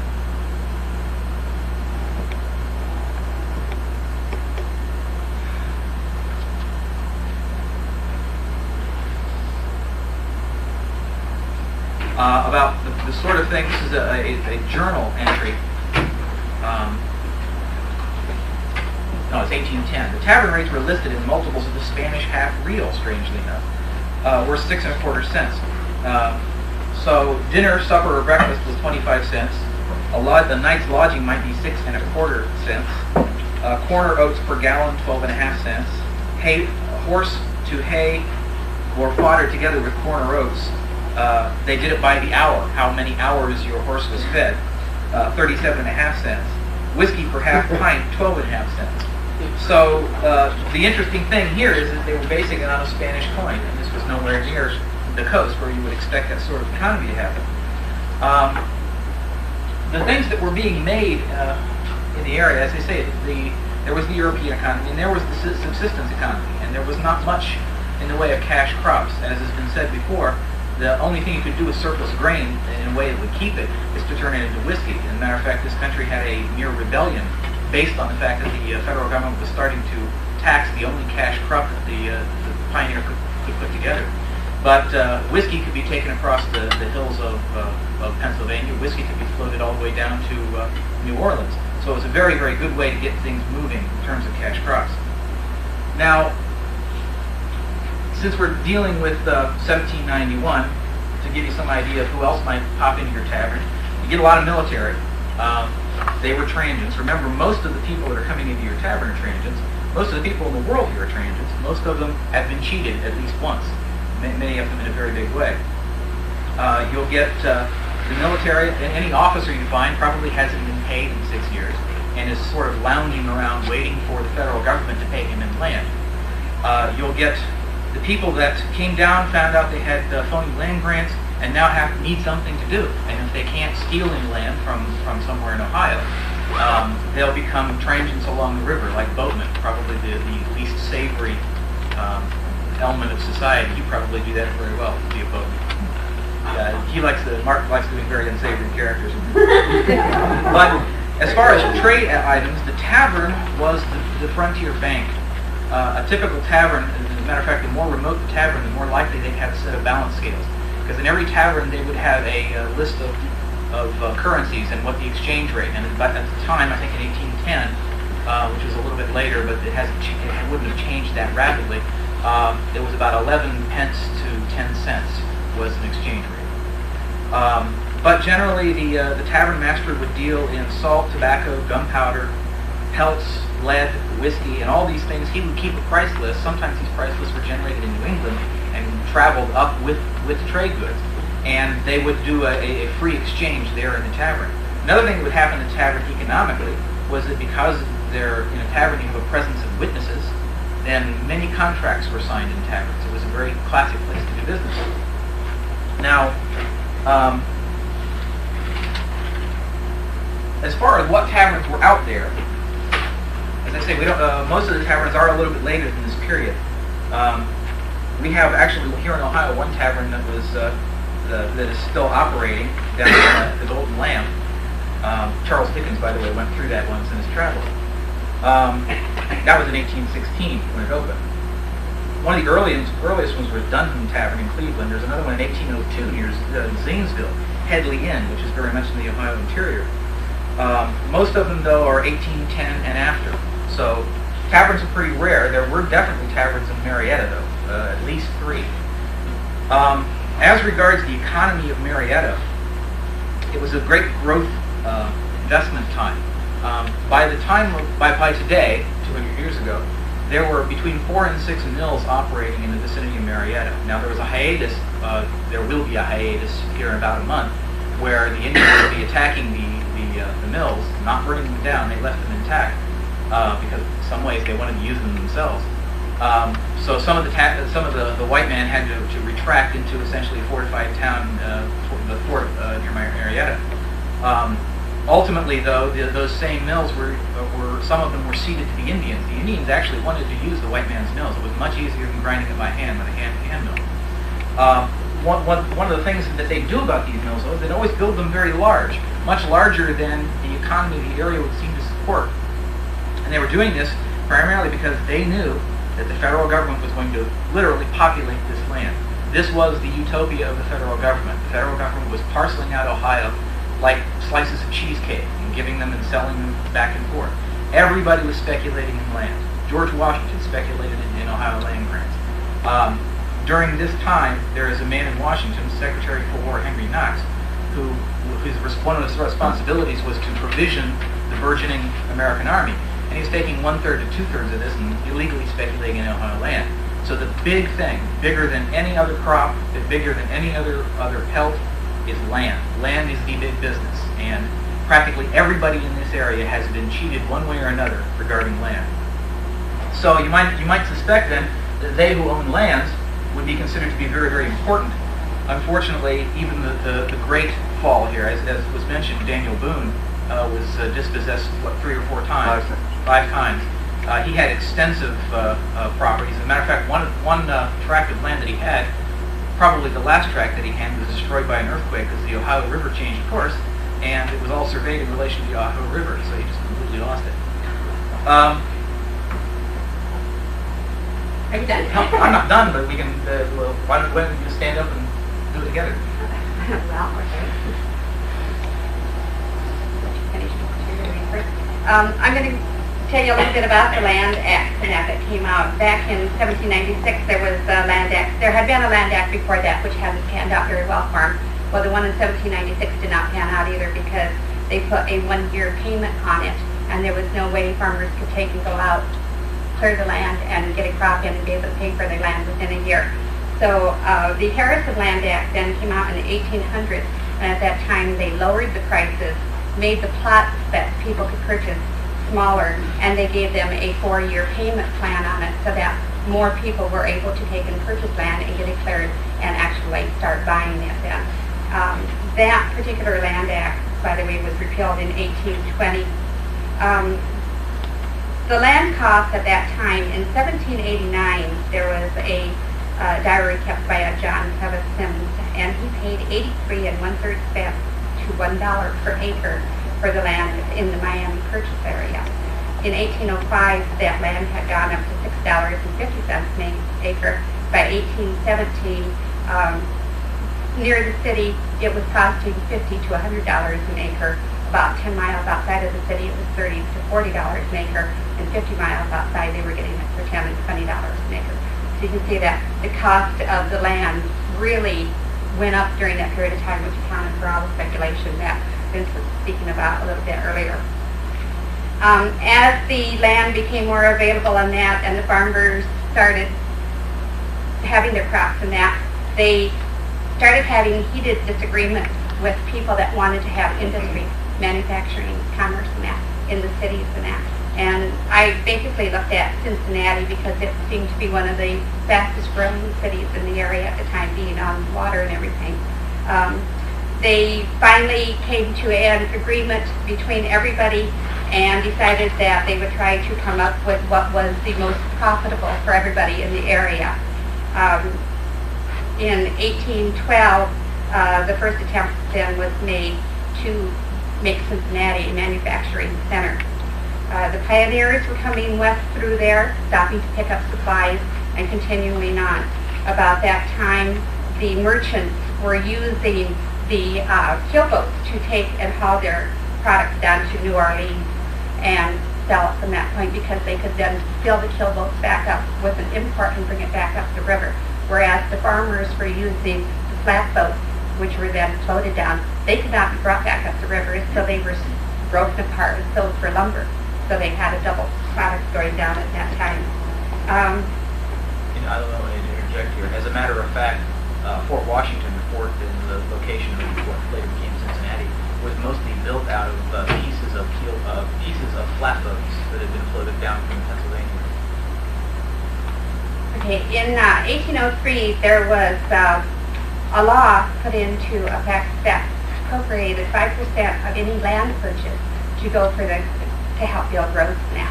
3/5 of that money was set up for the roads within the state. The other 2/5 was given to the national government to build a national road through and to Ohio. And by 1818, that national road had reached Wheeling. So we're seeing the transportation part growing in this area by that time. The Indians in 1804, the Miami and the Potawatomi, as they called themselves, were introduced to husbandry. And Little Turtle and Five Metals, who were chiefs of the respective tribes, and that wrote a letter to Evan Thomas at that time, thanking him for his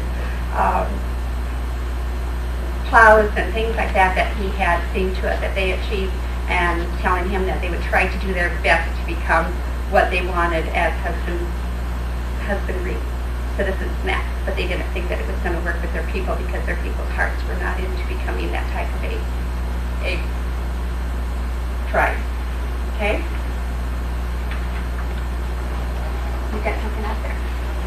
Just basically, I wanted to talk a little bit about the kinds of things that were happening here. The pioneers that came down here were by no means poor people. As a matter of fact, the average pioneer was a middle-class European or a lower middle-class American, which is a direct function of how much it cost to cross the Atlantic, have a wagon made, cross the hills of Pennsylvania, or come through the Northern Territories, and then come down the Ohio River. Remember, since it was a one-way journey, many of these people started out moderately well off and ended up poor by the time they got here. And I wanted to emphasize, as she pointed out with the flatboat, it is a one-way journey, and so it's not surprising that there was a lot of theft of lands. Many of these families had nowhere to go. For a while, the Indians, the treaty with the Indians was that they would remain on the northern shore of the Ohio River. And the first function of the Federal Army was, in fact, to protect these Indians from settlers. But it was an impossible task. In the first talk that was given, how many boats were coming down the Ohio River? Well, I'm not quite sure what the starting date of this measurement was, but in the first year that it was counted, about 600 boats of all descriptions came past the ports of Marietta. The following year it almost doubled, and the following year it almost doubled again. And there were so many people coming out here, it was impossible for the Army to stop these people going in and building log cabin and farming a small tract of land on land that essentially wasn't theirs. Now, one thing about Virginia, originally this was called the Virginia Territory, and right at the Revolution, it was renamed the Northwest Territory, partly as a political ploy, because we didn't want to associate it with Virginia. Virginia still felt like they owned the place. And in fact, the Virginia militia kept coming up here for one foray after another. But politically, the federal government wanted to make this a utopia, and they wanted to plan out a very, very serious scheme of populating this area, much like the West Bank. Okay, the government situation is to populate this area as quickly as possible to keep the other powers out. Britain was still in the area. There was members in British forts up near northwestern Ohio. France had pretty much pulled out, but you find a lot of Frenchmen in the vicinity. But the peoples, the economic groups that are coming down the Ohio River are usually artisan class, fairly well-to-do, at least when they started. A lot of French, a lot of German, a lot of Irish, and a lot of people from the East who were trying to recover from the Depression. Remember, one of the things that happened right after the Revolution is we were seriously in debt, not only to foreign countries, but also to our own soldiers. And the government wanted to sell land in order to take care of that debt. But there are a lot of very disaffected people who came here for the opportunity, not necessarily with a clear idea what they wanted to do. That's all I have. Okay, I have just one more thing in that, and I wanted to show you that the way that farming changed around here and how manufacturing and commerce came into being. Jacob Burnett in his diary said, and this was in 1795 if I remember right, that he had a small flock of sheep and raised flax on his farm. In 1812, cotton, woven cloth, iron, brass, copper products, and glass were being exported down the river to New Orleans. By 1815, the manufactured goods going out of Cincinnati were nails, firearms, copper vessels, tinware, glassware, kettles, furniture, barrels, clocks, saddlery, soap, candles, beer, whiskey, wine, carriage mountings, white lead. The woolen mills had their woven goods, cotton spinning. There were 4 cotton spinning establishments in this area, and there were all sorts of saw and grist mills. So in just a matter of a few years, it had grown that much. People might find this rather surprising. In about 15 years from now, 100 years ago, there will be a shipbuilding industry in the vicinity of Marietta. They built ocean-going vessels way up the Ohio River because there was pine trees available to make tar. There were trees available for all the timbers and the masts, very straight, tall trees available. There were materials available in terms of flax and materials to make the sails and the ropes. They would build hulls, they'd float them down to Louisville, wait for the high water, and they'd float them down to New Orleans, step the mast, and sell them. And this was an enormous business for a very short time, about 30 years. But the natural resources, and this is true probably of all colonial occupations, it leads into a vast resource. It starts into a vast resource. And one of the tenets of the revolution was the tar and charcoal industry was largely based here, and England was making a certain amount of money on it. And that continued. That kind of use of the resources continued, and Ohio was probably one of the most bountiful areas. So a lot of very surprising industries sprung up along the Ohio River. One of the things about clearing of agriculture, this is not really commerce, it is only loosely related to commerce. Most of the land in Ohio that was cleared was not cleared immediately for agricultural use. A large percentage of it was cleared for the charcoal industry. Charcoal was very, very necessary to make steel products, iron and steel products. Then later on, very shortly, the agricultural use of the land began. But they did not knock down a tree and immediately plant corn. Very often they would take enormous fields just for the charcoal. Do you find out anything about barter? Barter, as I say, the tavern master was a banker, and he would barter a certain amount. Yes? I'm sorry, I didn't want to cut you off there. I was just waiting to raise my hand there. Okay. Well, there was a lot of barter going on, chiefly due to pelts. But money, as I say, many different currencies were in use, and a tavern master would be much more interested in money or something equivalent to money. Like tavern masters were their own banks. They gave credit, and they sometimes these were transferable credits. You would buy a promissory note, and it would pass through 5 or 6 hands. And it would have the stamp of the tavern master on it, and since it was on a fairly small scale, everybody knew who this was drawn on. It was effectively, although not legally, effectively a bank. Sorry.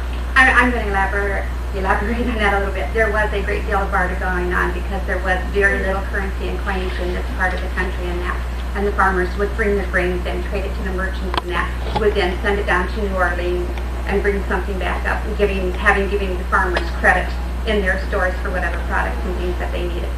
Barter, I think, throughout the whole frontier was largely preferred.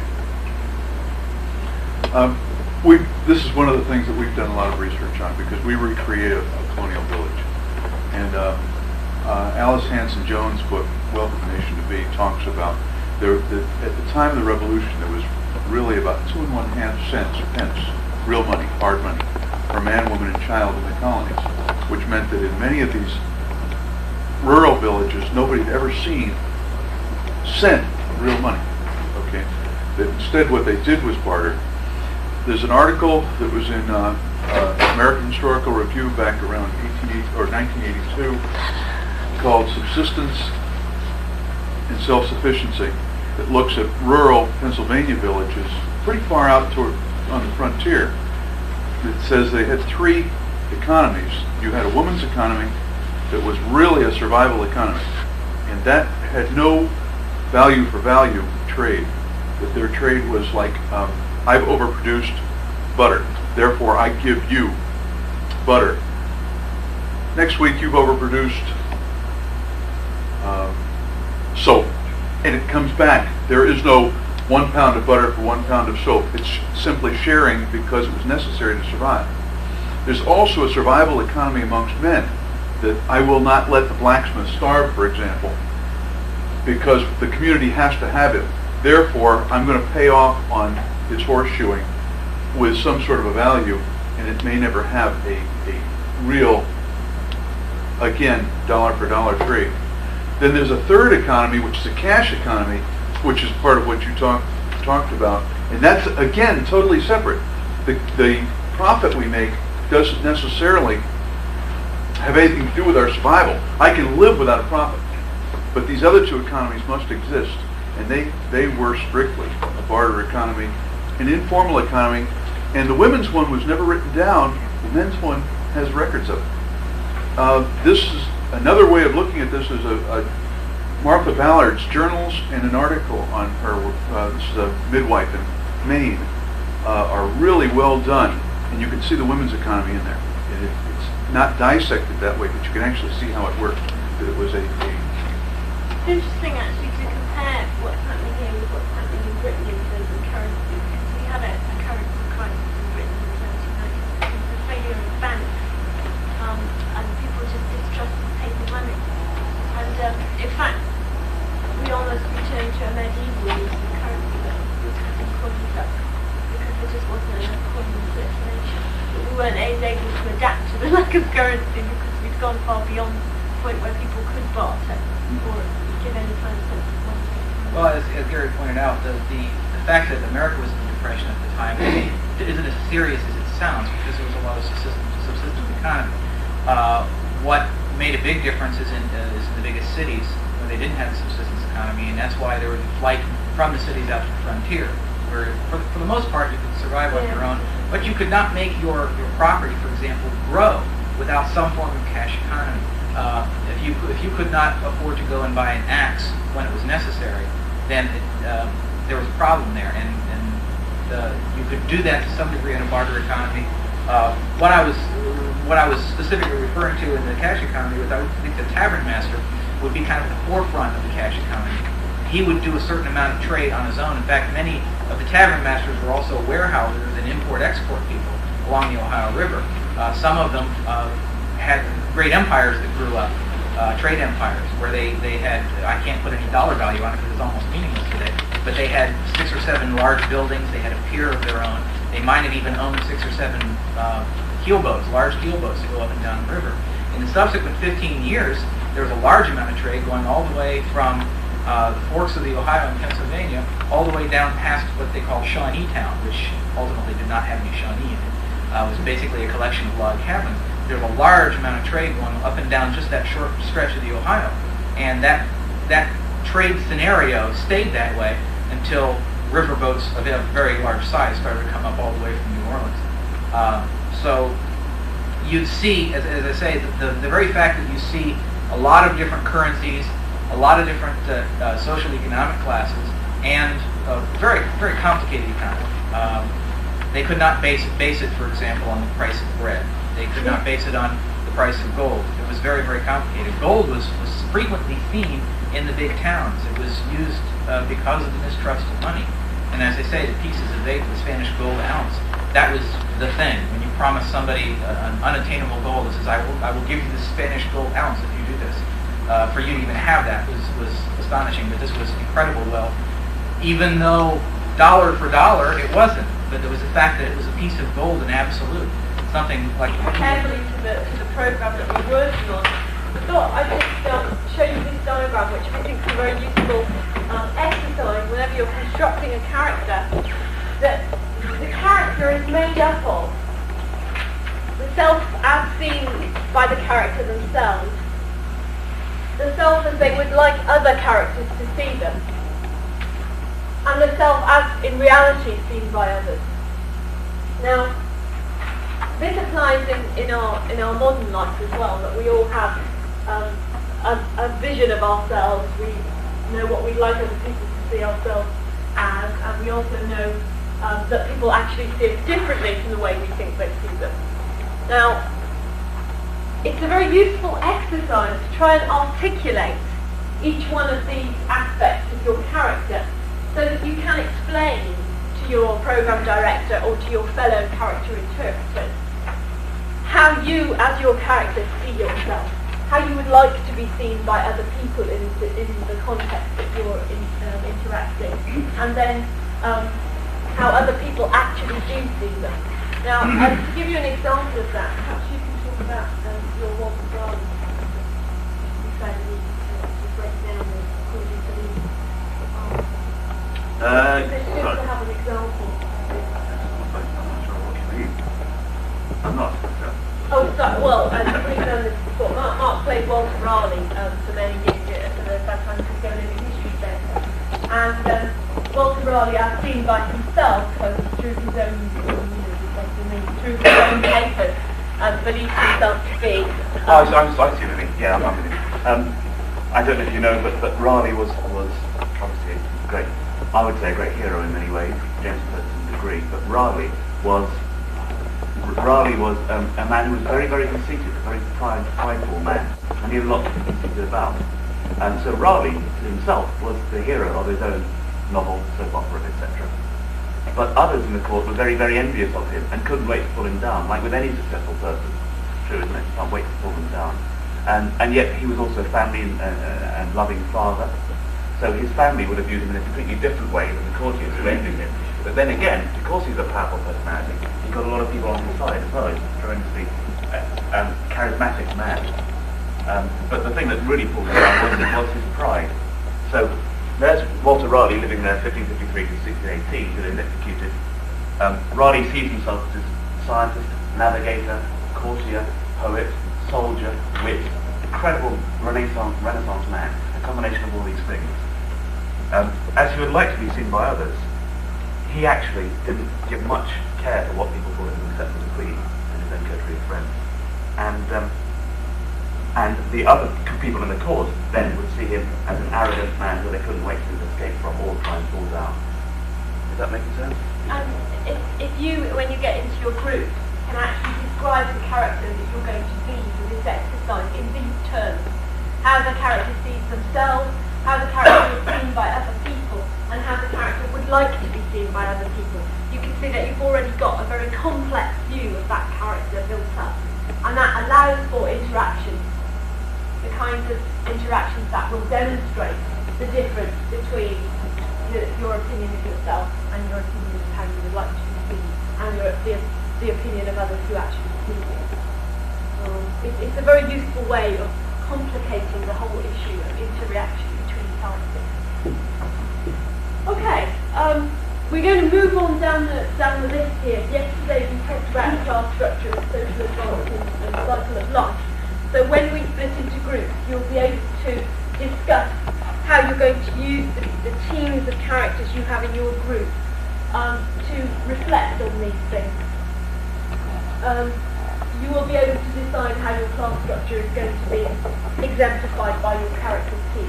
You'll be able to show what different forms of social advancement there were in 1791, because each character will have different aims and have to come from and have different fears in terms of social advancement and social calling. Similarly, I hope that each group's actually got a range of ages, so you can therefore show the cycle of life. You can apportion who's married, who's not married, who's divorced, who's separated, who's got children, who hasn't got children. So you're building up a complex view. You're not showing that everybody's unmarried and who's their husband and wife. So we now can look at these in series and then split up into groups to actually decide how you can apportion these things to each character in order to be able to do it. Let's start with political climate there. I think it's true to say that all of us are political animals to an extent, aren't we, to a great relative extent. Either you're happy with the status quo, and that might make you think that, okay, I'm not a political animal because I like the way things are, but that very fact means that you are a political animal, because it means that you're approving of how things are being run at the time. So therefore, you're on the side, if you like, of the government or whatever. Or are you the sort of person who wants to pull down the government and replace it with another sort? What is the, think about and tell each other, tell me about what you think the pervading political climate is of Ohio in 1791. Are you for Sinclair, or are you against him? Like to Walter Raleigh, do you want to pull him down, or are you on his side? Do you want him to notice you? Because these are all things that your characters bring out. They mustn't stay up here in your head.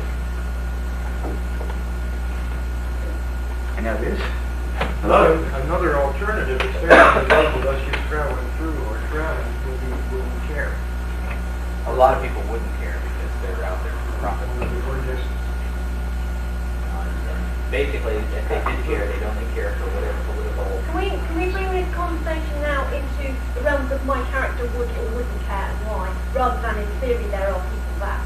Because if we try and personalise... All right, well, my character, since I work for the Ohio Company, would be for whatever political faction would lead the most profit. And that would be the idea of developing in an orderly way the Ohio Valley. That would be yeah, we agree on that. My character is husband has become the overseer of the poor. We found some stuff about that in our area. We're going to play with that a little bit, and he would like to be a judge. He wants to declare notice and recognition and attention. But if it's back in your home, how are you trying to influence them? Okay, so You're full of the other place I'd like to do that. Right. Well, as I converse with our living in the cabin, there are very few people in our community, obviously. We'll talk about how we hope to be a judge. So you're not trying to encourage them in your privacy of your home and your other? I would say yes, I am. And publicly, but I would like to be a judge. My role terribly common growth in the area, wants to court the favor of Federalists, but still at the same time seeing the mass middle class community come in. So I will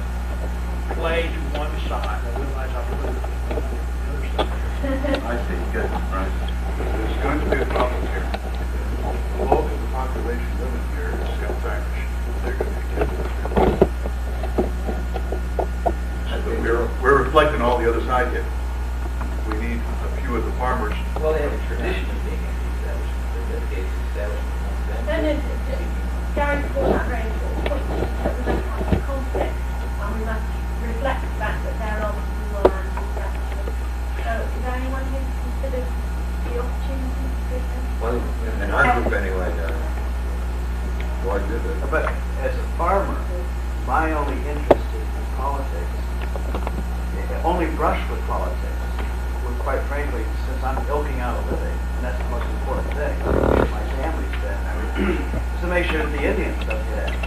But remember that we've got a I don't care what Sinclair does. But we've got a tidewater versus hinterland mindset here. Remember, we just had the regulator risings in both North and South Carolina. In Virginia, and this is Virginians that came here, are not immune to what's happened one state over. So that we need to show that Sinclair, the Federalists, are definitely your the Anglo heritage rather than the Jeffersonian Scots-Irish heritage. How could you articulate that in your character? With an accent like mine? Well, no, let's not talk about accents. You sound English. I don't like you. Well, you can sound Irish as well with you, but I wouldn't do it with an advantage. Because we firmly believe that if you try and put on a voice, it sounds so stick to your own voice, and don't worry about that being a limiting factor. Would it be possible for your character to support that point of view? And what is your character? I'm traveling, but I'm definitely not American. I'm a mechanic. Mechanics were out-group, the militant out-group. Throughout the Revolution, this is just 10 years afterwards. So that I'm going to reflect that rising middle class that hasn't risen yet. Is there any other way that view, that someone could support the view that Gary's character is going to articulate, other than by personal belief? Where you stand, Constable? I stand in a bit of a position, having been a veteran of the Revolution, and yet being totally mistreated by the Federalists. While I may have respect for Washington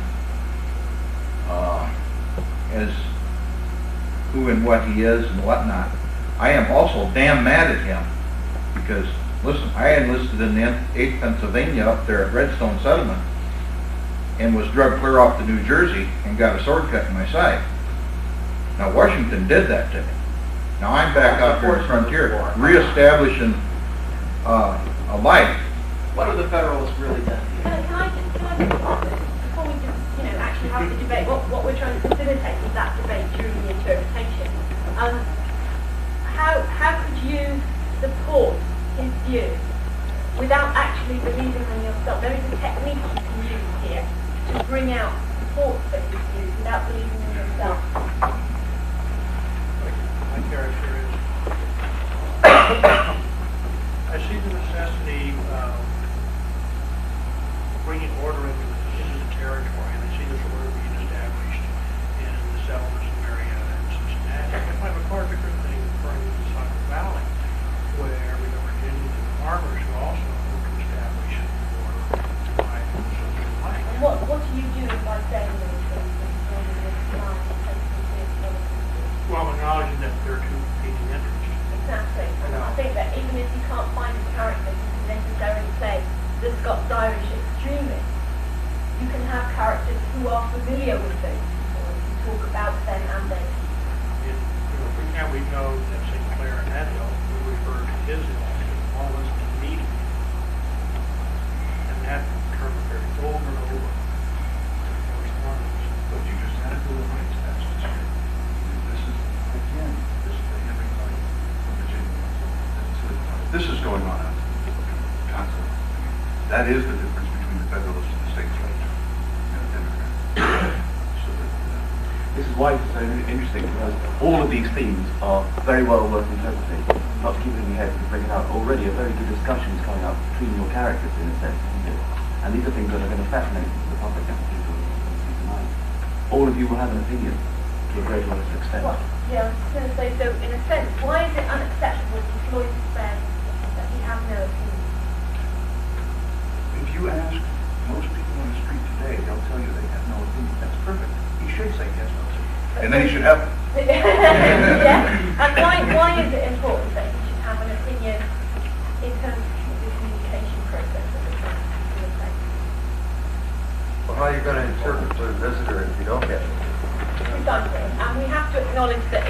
interpretation, we are being artificial, is that we are all going to be terribly articulate and well informed. Whereas in fact, many people in Ohio in 1791 were probably plain stupid and didn't know any of the sort of details that you were all able to bring to the subject. So we have to acknowledge that there is an artificial upgrading of not only people's information and sources of information, but also the way that you put that information over to the visitor.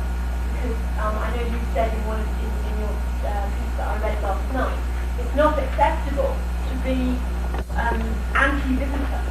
So you have to be courteous to the visitor. Whereas probably if you were really maybe the farmer who's had a hard day's work on the land, the last thing you want to do is pass the time of the day. About political differences between two factions. It's just not going to happen. And his major concern was whether the Indians were going to get his crop next year. And you have to. Or his wife. I agree with that. I mean, if you really lived back there at that time, the most overriding thing in that period of time is I don't want to get scalped. I don't want to be, have my family killed by Indians. Some of these other things are going to come in, but your main focus is somebody yeah, well, you say Thur is coming in, Well, it kind of depends on where you settle. If you settle in, I guarantee if you settle in Ohio, the federal troops may come and push you out. Or if you don't have a legal land grant, you will be anti-federalist. But, okay, but the overriding consideration is not wanting to get scalped. They moved here deliberately. All of us, right? The overriding consideration was land ownership. That's the only way you get ahead. That's the only way you become a person. Otherwise, you are a non-person. Can I just say also here that there's actually no point in us debating what the overriding consideration is, because it is a personal issue. There is no empirical notion of truth as to what people's main concerns are. What we need to do is show that people had a range of concerns. But she's right. That's what they would have told you. Yes. She has the. They would have said, I just don't want to get scalped. The truth is, 1/6 of London's homeless right now. People are starving to death in London. That's why he eats so much. People are starving in London. Okay? You came here because you wanted to be a human being. All right? We are now justifying the rest of protecting ourselves because we don't want to be scalped as we steal the Indians' land or whatever the hell's going on. Yeah, so that the answer is hers. But what's really underlying it is... Yeah, can we get away from the issues that are going to be discussed and the techniques we're going to use to make sure that the visitors understand that there are issues that are going to be discussed? We can easily sit here and debate what you would have been talking about in 1791. What we're actually talking about is how do you facilitate those debates so that the audience, the visitor, can understand the debates of the time. And one thing that we've talked about is whether or not it's acceptable for Freud to have an opinion on politics or not. Okay? And it is not acceptable for him to sit there and say, nope, I have no opinion. He is a wasted resort to the visitor in saying no. You must have... You see, I mean, even on a very simple character translation, maybe where you can say, hell no, I've got no opinion about politicians, but I saw one once and he was a slime ball. I mean, obviously not in that language, but that's an opinion. And already the public will think, yes, our politicians are the same way. That's interesting. And then they'll listen to you. James Wright, you're a wasted resource if you don't speak about general issues like this. But I'm asking you to speak about the particulars of being a whitesmith, because that will come up in a different context. But these general opinions, everybody must have an opinion on, because everybody does have an opinion on. Or could it be that something that I would say would spark somebody else's attention? That their opinion would rather than... Yes, it's a big game, isn't it? Really, we're all trying to play it. And it also that there is the issue of, you might say, in exactly the way that Gary described, oh hell, I don't have opinions on politics, but, and then you say something which may start Gary to say something which is terribly politically motivated. Frequently, though, the public does not understand what we're doing. And you need things like a sign. It's like, one of the things that we do is an election. Okay, it's viva voce voting. There's no secret ballot. Those are dishonest. And a woman comes up and tries to vote. Right? Sir, I own 2 farms. Why can't I not vote? I pay my taxes as well as anybody does. But no woman is allowed to vote. Now, madam, you must know your priorities. But I know for certain that back in the early 1700s, New Jersey women had the right to vote, sir, until the men We decided are that not they were in New Jersey, madam. I see, we can go on and on. It's not 1920 yet. Women don't have to vote. Okay, somebody off to one side has to explain to the public because they won't know that women didn't vote until 1920.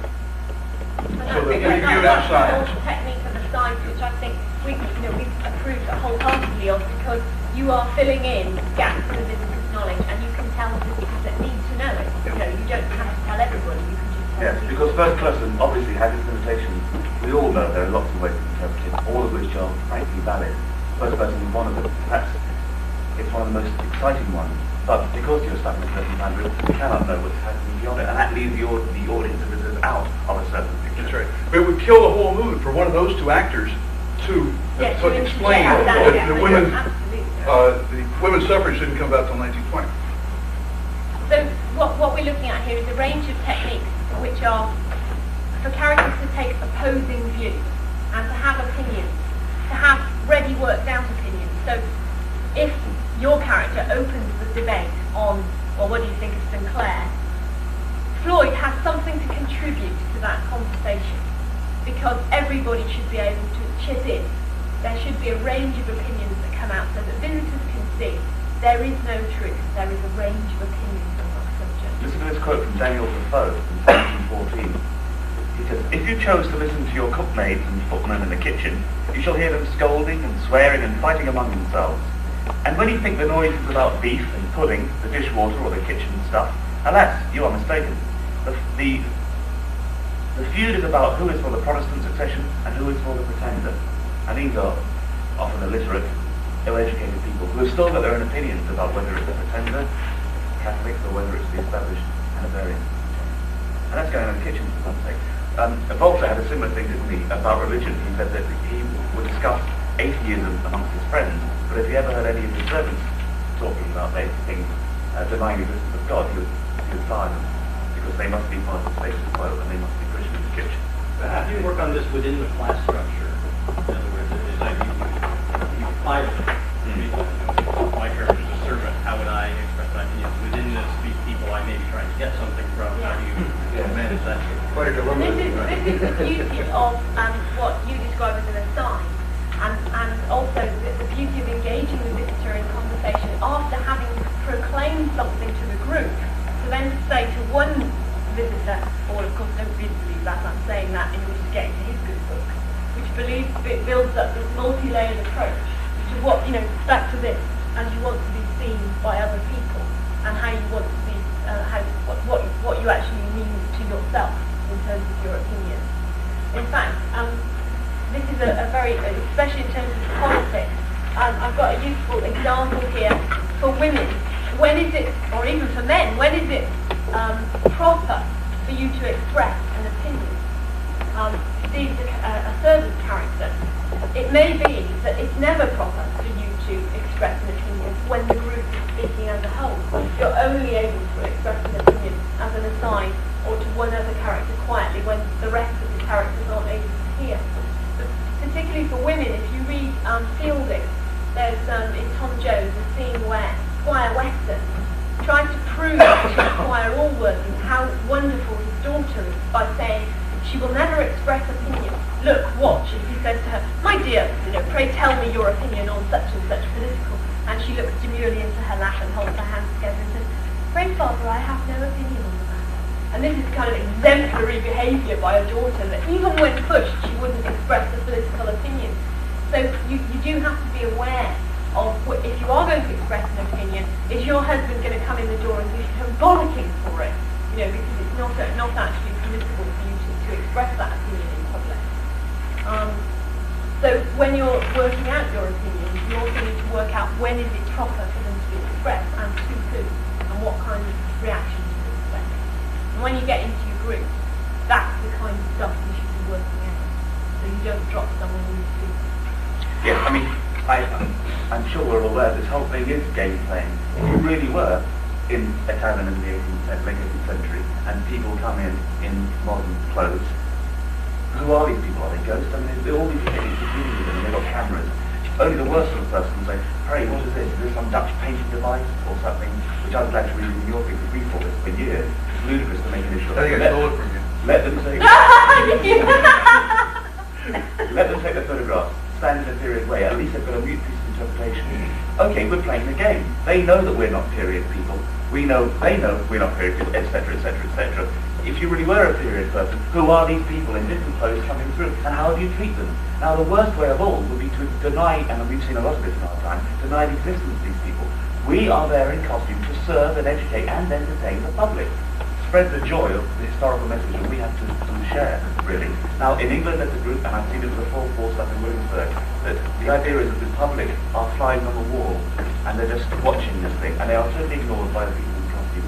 We think that's letting the people in costume down because they can't have an active point of information. You may as well watch something on TV that you cannot interact with. So we're playing a game. They've changed it. Have they? I was involved with a first Christmas thing. I had a visitor at Thur in a trial, not the trial, but 3 short vignettes of the people who come through the House of Burgess, that the public is involved. But it is very well directed by those in how they kept the subject matter in terms of, we had a discussion on the idea of the king giving us a tax that the home people didn't have thrust on them. And it was directed rather well, I thought. And the fourth wall was not really. British experimenting are still experimenting, not just Yeah. And you're right what you say, that way can work very well. Yeah. I thought it was effective. If we had more time, I think we could spend some time talking about the whole philosophy that we're not actually replicating real life, and we shouldn't pretend to be. We are facilitating information exchange. And if we were replicating real life, we'd be better off doing what Peter Reynolds did with the Butler Farm experiment, which some of you will be familiar with, which was the reconstruction of an Iron Age farm and the attempt to live as Iron Age people. And there was no role for the visitor. This was an archaeological experiment, and therefore there's no point in having the visitor go through it. It ruins the experiment. So we shouldn't be pretending that we're replicating real life. We are simply trying to use an interpretive technique to put information over to the visitor. We're obviously going to be as careful as we can in terms of accuracy of context, authenticity of clothing. All those issues are obviously important, but that's not the point of what we're doing. The point of what we're doing is to get information over to the visitor.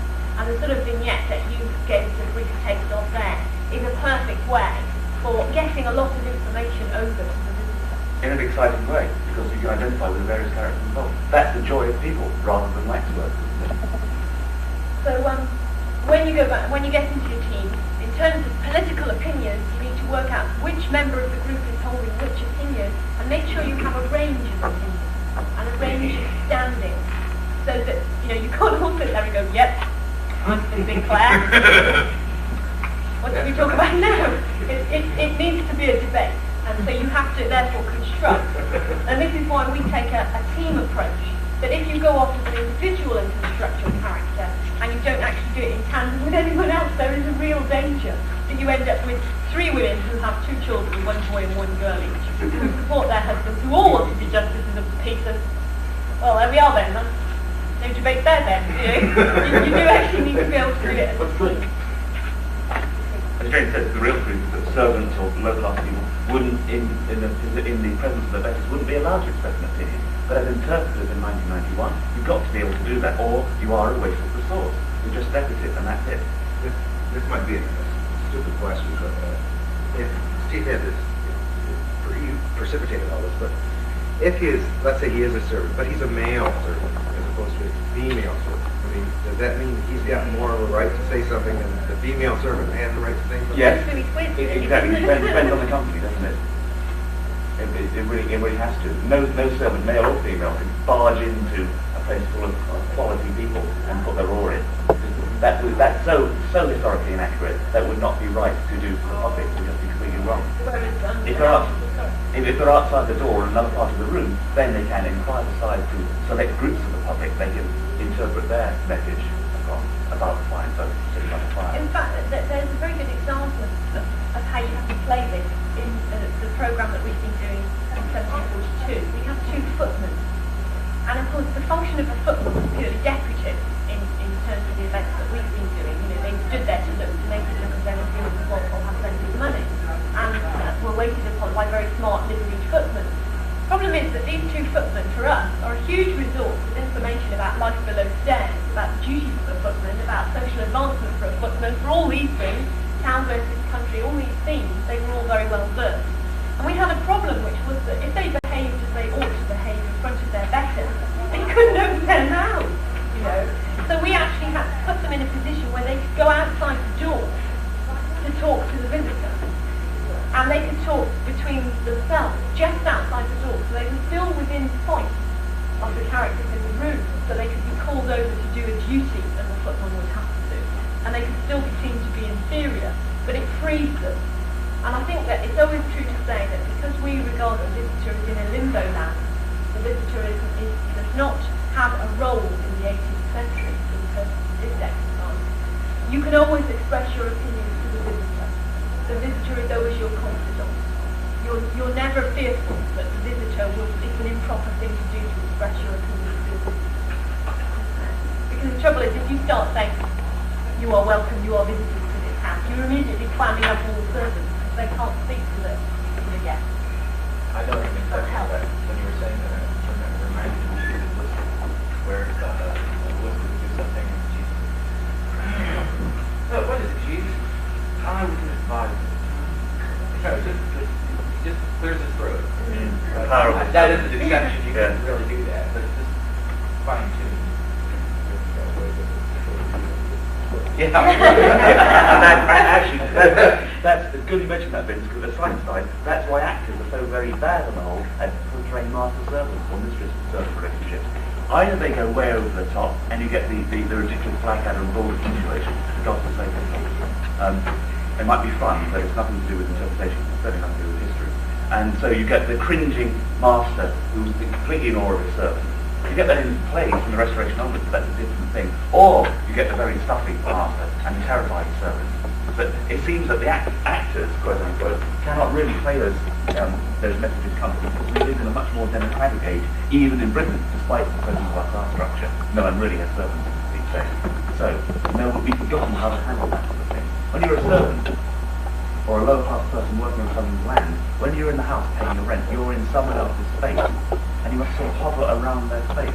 But nowadays, people will go and sit down by the fire and do beer leaves in a completely democratic way, which is completely historically wrong. And for the public to see that, it just wipes out the whole idea of a chain of being, and the commands of society.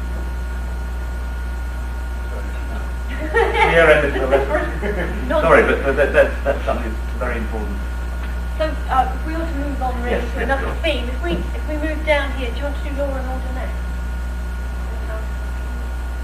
Town and country. You've had some time to think about your own characters for tonight. All of the stuff that we're trying to give you is applicable in all situations for all characters at any time period. I'm sure you will understand that. So for town versus country, if you like, there always has been an antagonism and an antithesis between the two places. Is your character happy in the country, or does he or she want to get to the town, or the other way around? I presume you've worked all that out. Now here we are out in the backwoods, in the boondocks of this territory. How do you feel about that? How does your character feel? Do you want to get to Williamsburg or Belfast? Or is there no place that's worse than this? Are you happy in the woods? Well, towns are much, but I would suspect that anybody who's been to Philadelphia would consider that to be the height of civilization. Fairly humble place, but not how does your character feel about things like this, as opposed to the fact that you're finding yourself in tonight? I very much like town. As a boatman, having visited a number of locales, going freight, people, I obviously was, even though my station in life was pretty scummy at the moment, that's been the better half. You know, and I wouldn't mind having it. Not at all. What's that? Took our money for coming down here. I did. So how would your life change, Mark, if you did get to the big city? How would it change in my mind's eye, or in your character, yeah. And in the way you can interpret that Here's where it gets real haughty. You know, I perceive if I kept being a boatman and being the lowest rung, one of the lowest, all I can do is really dream about getting enough barter together to maybe it involves another line of work. I can't imagine logically being anything more than some other kind of working class person. What would be the advantages to you of getting off the rigor and working in town? Have more, be able to see my wife a little more than I do. Be able to see my kids a little more than I do. Maybe give them something I hope that I never been able to give myself. What about comfort?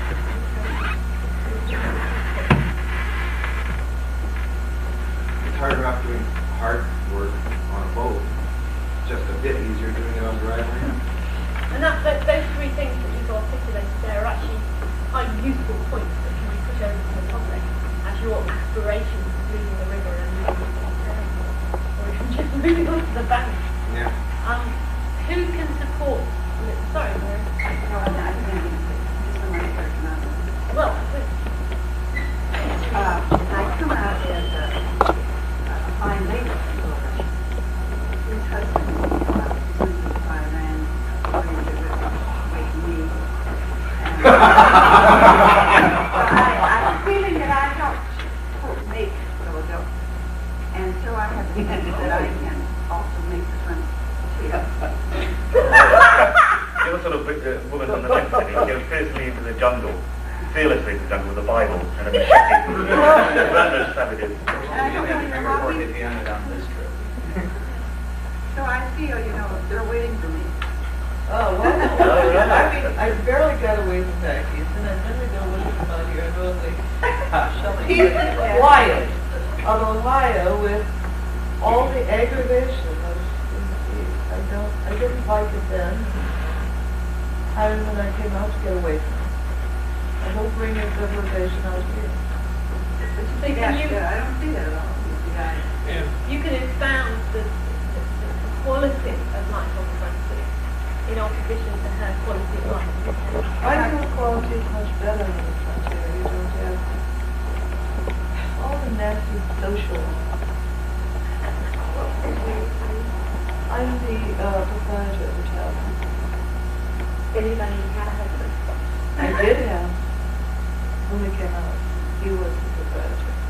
But he was taken with a fever. Okay, did you have all the facility business with the price? Yes. Okay, so you don't need to be concerned with whether she brings commercial life out or not, because you're not going to be involved in anything. That's true. But I see no purpose to it, though, because in the town that we lived in Connecticut, with my good lady, if she doesn't come out with her husband, and her husband is able to come to your ordinary and tell you whether you make your money off of that or not. She's the one who's going to be supporting you. But can we keep the debate to the techniques we're going to use, because it is very important that she has those opinions. It's not acceptable to say you're not going to be concerned with. The point of the character interpreter is to be concerned with. And it's perfect to have two characters who are in such clear opposition that one can give the quality of life on the frontier, why she hates the city, why she's out here, even though her husband was sadly died and left her to run this business. Again, why this place is full of savages and these Yes, well, you two just now have given a perfect example of what a good interpretation for the public, because the public might come thinking, God, I hate this frontier, I want to be back in the city. Then they'll hear from one character the delights of the frontier, and it might, just might, open up their minds to think, hey, that's a point, yes, I hadn't thought of that. And then they'll go away, not with black and white opinions, but with lots of shades of grey ones, because as we said yesterday, history surely is about frontier view. Well, you had something.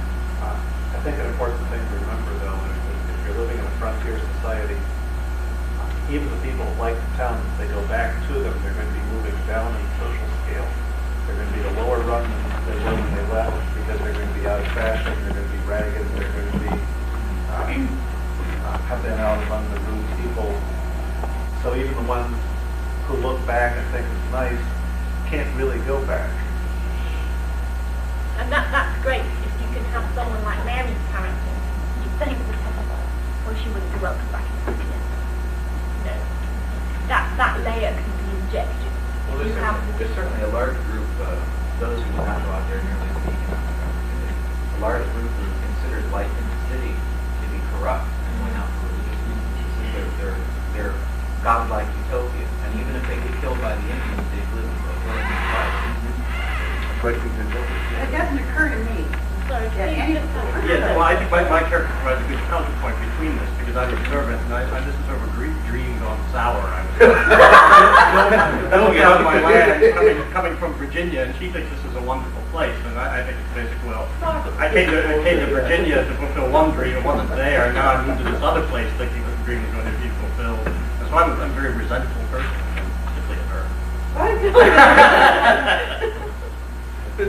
There's one sort of summary that's missing here, is that the cities were always the established order. That's where there is already a merchant aristocracy. If we wish to be social climbers, we need to go someplace where the aristocracy is not so well developed, and there's a niche for us, there's a hole. And I think that drove most of us to Ohio. You live in that, I don't care where you are, if you've got a guy within 3 miles of you, you've got an aristocracy established. One of you does. But there's still room for you to grow into this one. Yeah. To get it, Well, step up. that's right. It's going to be harder in Philadelphia. Yeah. I think that's important to the servant characters, is that this wasn't just a democratic free-for-all, that there was sort of hierarchy and there was an order, and people perceived it maybe before they came here as being this open, wonderful place where you could make your fortune and get away from those people who were lording it over you. But then to get here and to find out that, it isn't exactly like that. I would say that I think that there are some kind of character that just doesn't hear what the others are saying. I mean, I assume that these people are waiting for me, and that this will be essentially a new Philadelphia. In your mind. They In your may be mind. saying these things, but it never gets.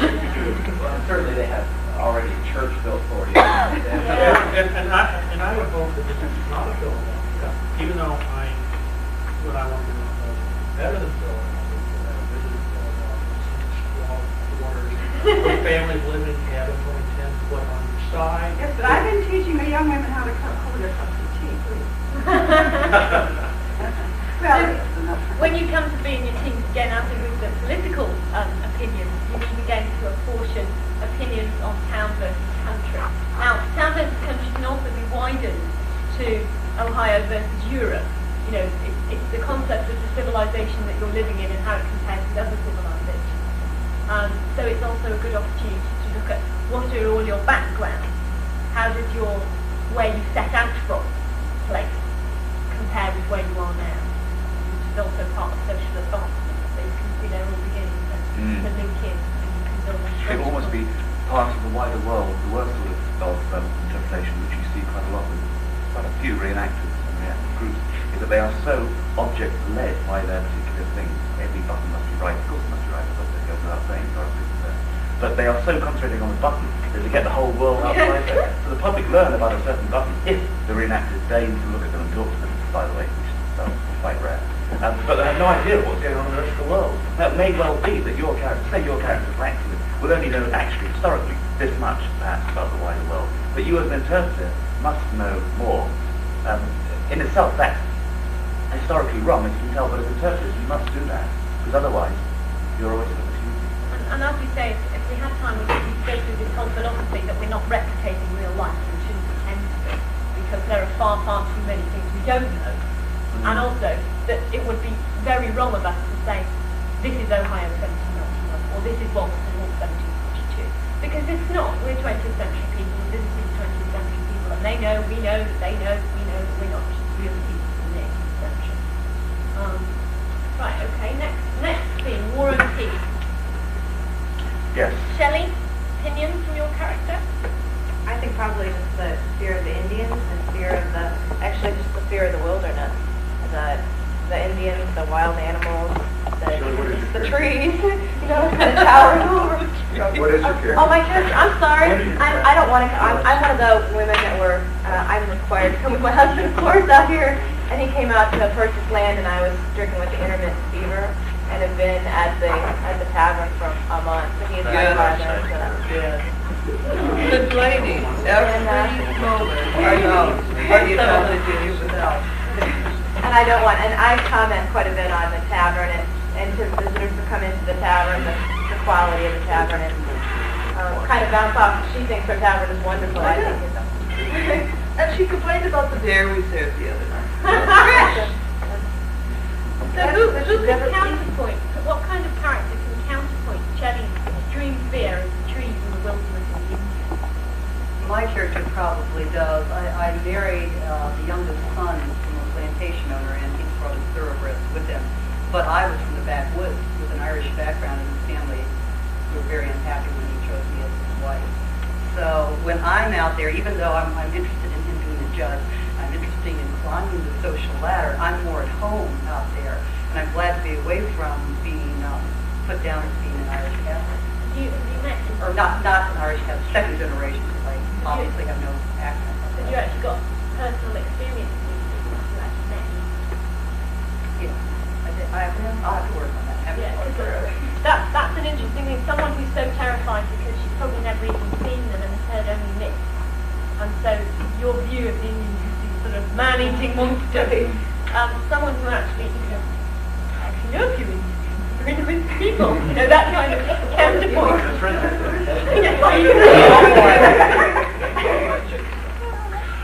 So that's an interesting aspect. Any other? And what I might say is that the Indians stand in the way of orderly development, and I can understand where the loss of your wife might be a big loss to you. But we depend upon the support of the people on the East Coast, and the loss of your wife means nothing to them.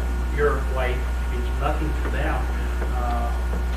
What we need is some large disaster in order to stimulate the need to establish and send military forces out.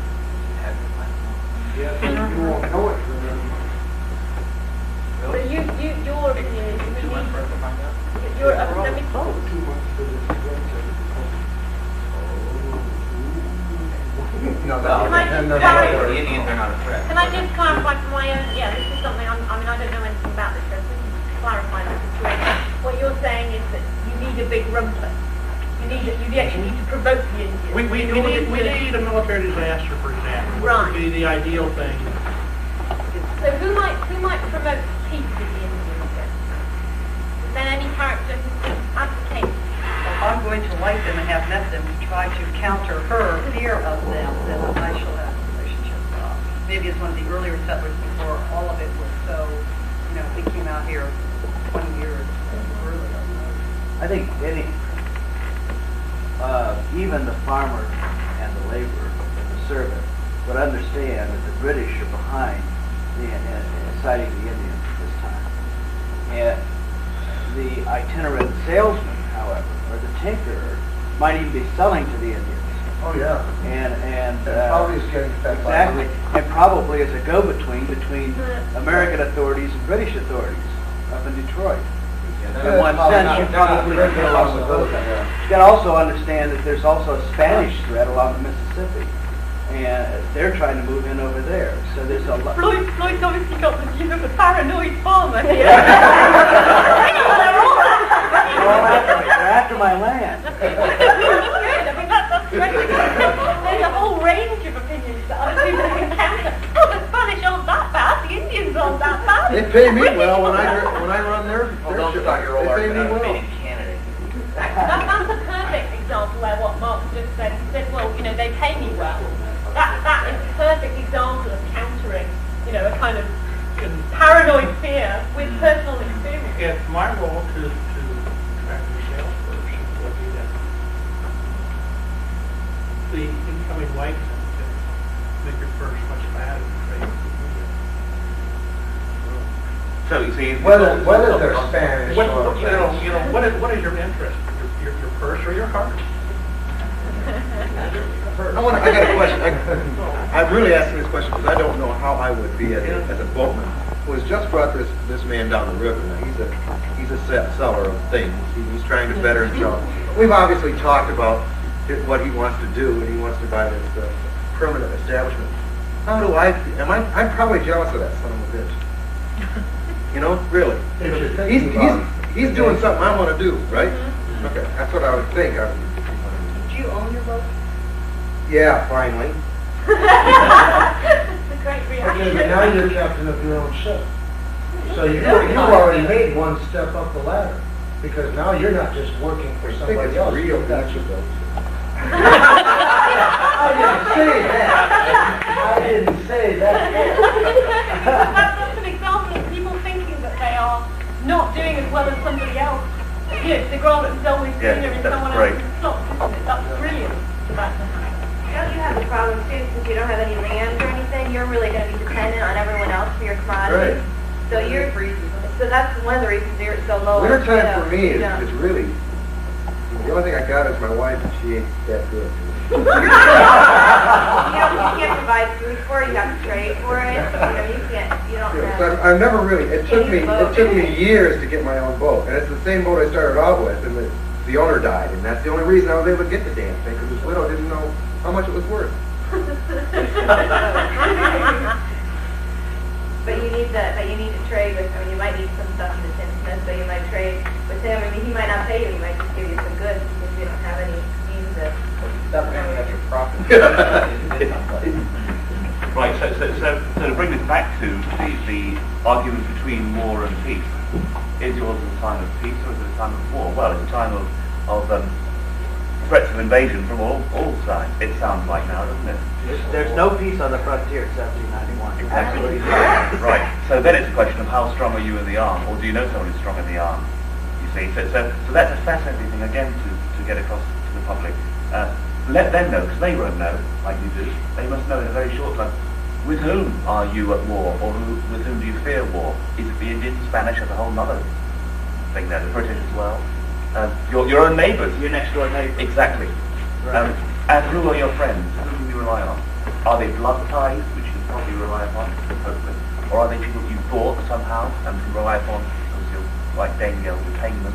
All this stuff must come across. This is why living history, first person perspective, is so exciting. You can piggyback all this wonderful information, using points of view, on your characters. Floyd's output will be completely different from Voltaire here. And also, obviously, how well does your character understand the reasons for war, either ongoing war, possible war? You've explained that very well by the fact that you're obviously being paranoid about war from elsewhere. You might not understand it. Shelley is afraid of the woods, which is a perfectly primordial fear. It's not a rational thing at all. If you read any 18th century newspaper at the time of war, you'll see that there's all sorts of stories and scares coming up. I can think of some in France and some in Britain and some in America too, where it's thought that the enemy is going to land there at any minute and literally eat babies. That went on in the Second World War as well, didn't it? So, how well does your character understand the nature of the enemy? Are these some supernatural things that are like trees but in the form of men who eat babies? Or are they a man who you've seen and can kill very easily and not worry about? You see, that's going to colour your interpretation as well. And also, are your fears based on personal experience, or are they based on what you heard from the last spoken today? That kind of reliability of evidence, so that when you give your opinion as part of the interpretation, you also say where that opinion came from. You give the visitor an insight into the reliability of your information. Is it just a paranoid fear based on hearsay, or is it that you actually saw the Indians attack someone? It's that kind of level, but the visitor is actually very adept at working out whether your evidence is more reliable than his evidence. This is usually quite intuitive. Would we actually have someone that, especially in a role of a woman, who would not fear the Indians? I think that, in a way, that's a huge discussion routine. I don't think we have enough knowledge to answer that question. Maybe if the kind of person that you've outlined you might be, which is that you were a very early settler and that you have personal experience before troubles really began. But you fear them at this point. It may be that Mary's character is so convinced of her own gentility, and knowing that the 18th century is the age of reason and progress. She's going to out and talk to them. Now listen here, my good man.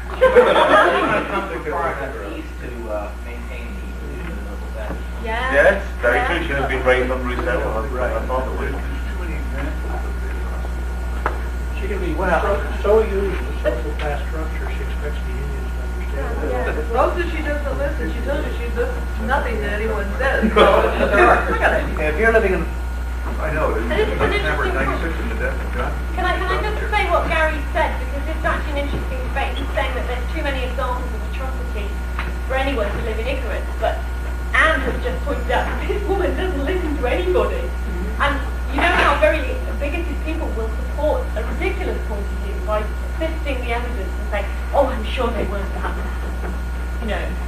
That happens today. Exactly. In 1791, they were taking Indians as curiosities to the court in England.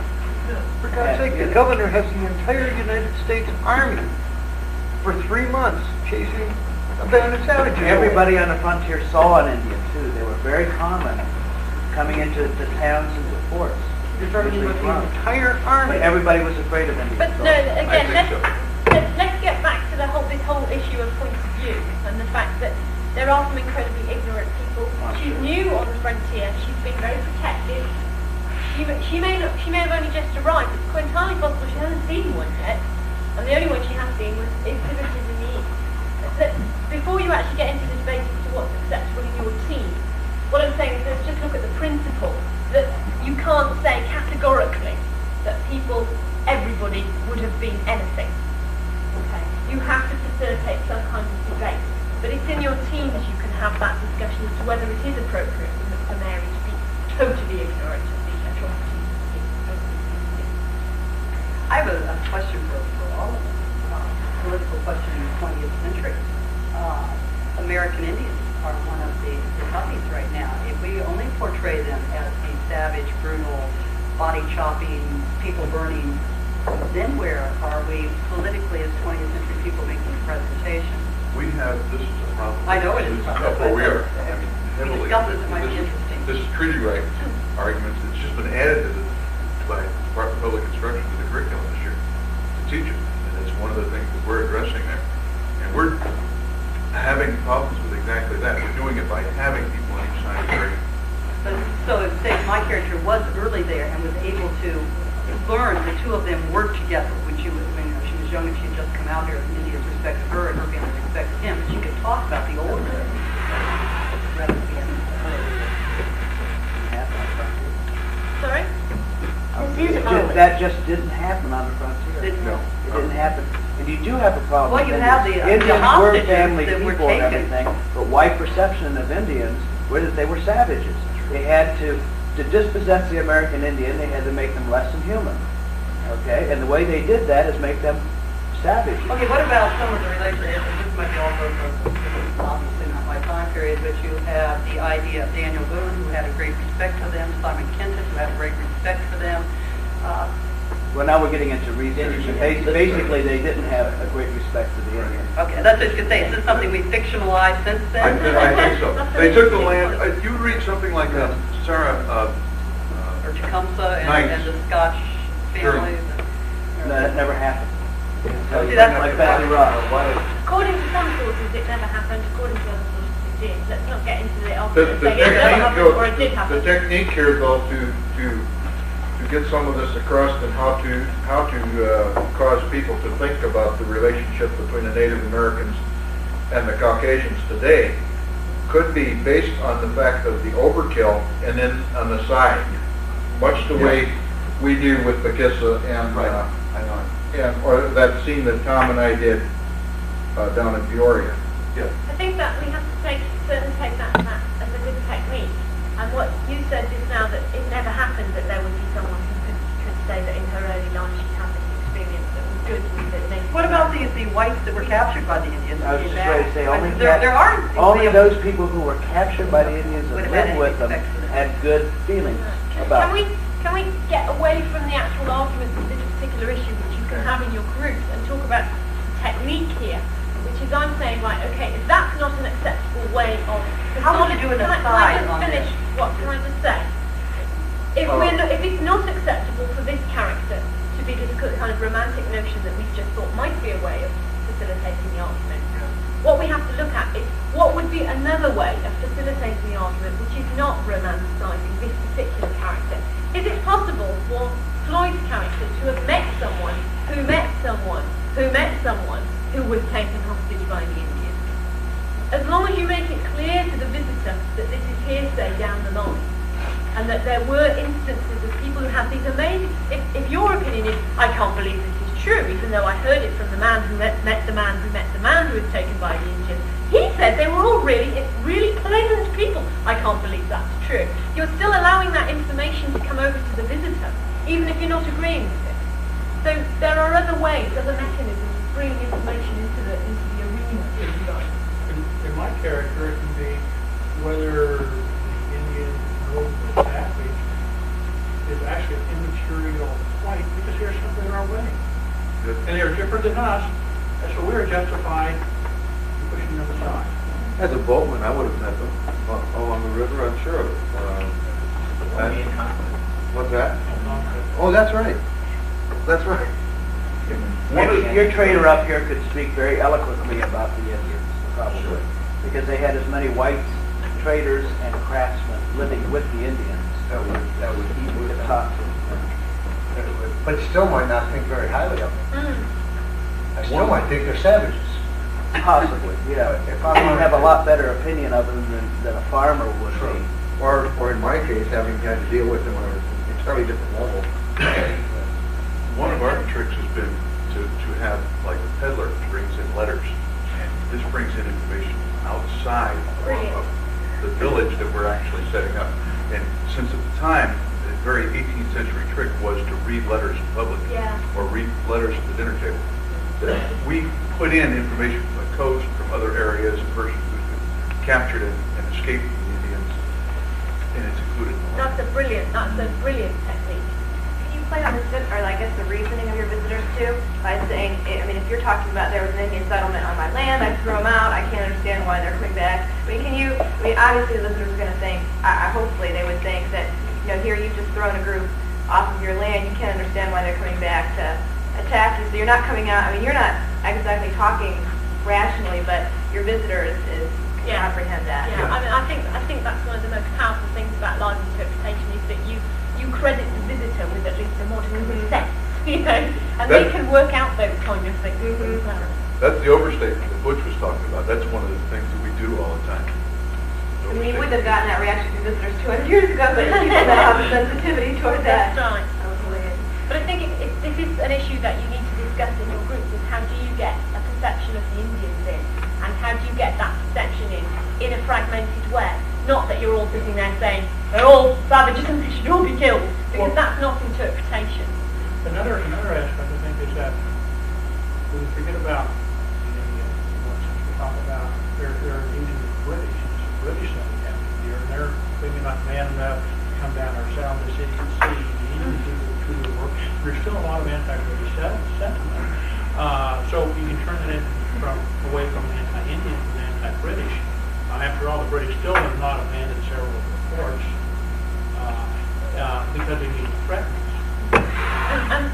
And here you can see this is now linking back into politics as well, can't you? So as long as in your group you are aware of the need to interpret above and beyond a homogeneous view of anything in society. Yeah, because they might have the anti-British. You could use your enemies up. That's a political split. Whether you feel, the British aren't so bad, let's fight the French. We're right.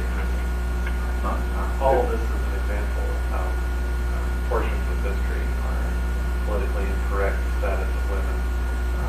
Santa Maria, just the fact that we would even build a replica of the ship is offensive to a lot of people. I mean, we covered the whole general problem of that what you're talking about, the problem of interpretation.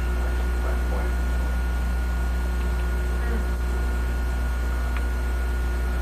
That's one of the problems we have on Santa Maria is, like I say, just mere presence of the ship is offensive because of everything through this period that happened to the Indians, all blamed on that ship. Yes, that's an interesting point, actually. And I think that in the way that you pointed out that we shouldn't romanticize, we should be aware of our 20th century obligations as well. The more opinions you can bring out during the interpretation, the less anyone can accuse you of propagating a myth. Because the more conflict people can see, the more they understand they're seeing a well-rounded interpretation. When you see something which is very clearly biased in one way or another, either to romanticize the noble damage in our 1990s mythology, or to romanticize the white man who built America, those 2 points of view, you can easily judge people by making sure you have diverse views. Religion? Yeah. Let moving down the theme of hardy perennials, the next thing, as you see, is religious practice and superstition. Is it mostly one? Is it mostly the other? Well, you tell me. I mean, religion or the lack of it is also something that touches everybody. And it's true that America now is still a very religious country, and a very puritanical country as well. As we said yesterday, it's largely why we're in the UK originally. Well, so even if your character is irreligious, doesn't practice, he or she knows what they are rejecting. That's a very important thing. Now, there are instances, of course, that in which poor people, even in the 19th century, in America, I read, hadn't heard in the slums, hadn't heard of the existence of God, who didn't know who Jesus was, and the same in British slums too, which is incredible. That actually come up in the 1850s. But on the whole, you would know what you're rejecting and decide to. So, first of all, what are the prevailing religious habits of the day? And in this case, it's frontier territory. And do you buy into them or do you reject them? What are your feelings about them? You would all have feelings about them. How? We don't have any services because there's no preachers. Occasionally we use an itinerant, but we generally observe the Sabbath. We do have someone, preferably, the colonel, her husband has been known to read from the divine for us, and we do practice all people. Yes, we do practice, observe the Sabbath and try to keep order as opposed to regular. If you had the luxury to do so. In your station in life, you would have that facility. I'm 60 miles upriver. Can we hear from someone back? What about your character? What's your religious equation or otherwise? Well, the Mormon and I'm probably not too religious. Probably more superstitious. She'll change after I've This woman should not be employed. Well, no, I think this is actually a very interesting area, this whole superstition versus religion. This is not a specialist subject. Well, only in a sense that Christianity is imposed upon older folk practices, and the more I read about world religions, the more I'm convinced it's either two things. Either there is a universal truth that all of us, whether it's Indian tribes or other tribes, which is what we are, have grabbed onto this universal truth, or we all make the same thing up. Somewhere in there is the truth, I don't know which one it is. But the more I look at the different world religions, the similarities are staggering. They all have their own creation myth and their own idea of an afterlife. It's obviously a human need. Either it's true, and I hope it is true, or it's something we've invented to make ourselves feel better about our short, crappy life on Earth. That's what I was getting onto. So since Christianity got such a strong toehold in the so-called Dark Ages of the 5th or 6th century, certainly in Britain, having spread, as you know, and from the East as well, there's still in the peasant mind going on right up until the First World War in Britain, and I know very well in parts of America too. I've read around the Rocky Mountains and the Blue Ridge Mountains as well. All sorts of strange practices that really got nothing to do with Christianity at all, but have got everything to do with a natural folk religion based on the power of plants and herbs and trees and people with second sight and wise women and all these strange things that Christianity cannot deal with. Christianity very cleverly tried to deal with it and absorb it all, but comes to split with the church from Rome and all these Lutherans and Methodists and all these other sects that come on through time. These are the itinerant preachers who are dead against such practices. So, perhaps a barmaid in a tavern like this would be much more superstitious, obviously, than someone who's perhaps better educated.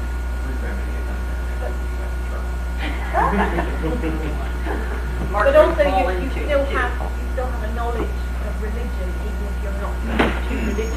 So as much as you know what you rejected or Yes. I know very well there are some groups who speaking about the Living History Center in California, who put on America's oldest Renaissance fair, and there's some very good bits of that, and there's some ghastly bits of it. and there's a horrible hidden belief that it's all one great big commune, and you're all irreligious, and there's no real laws, but you're all pagan, which is complete nonsense.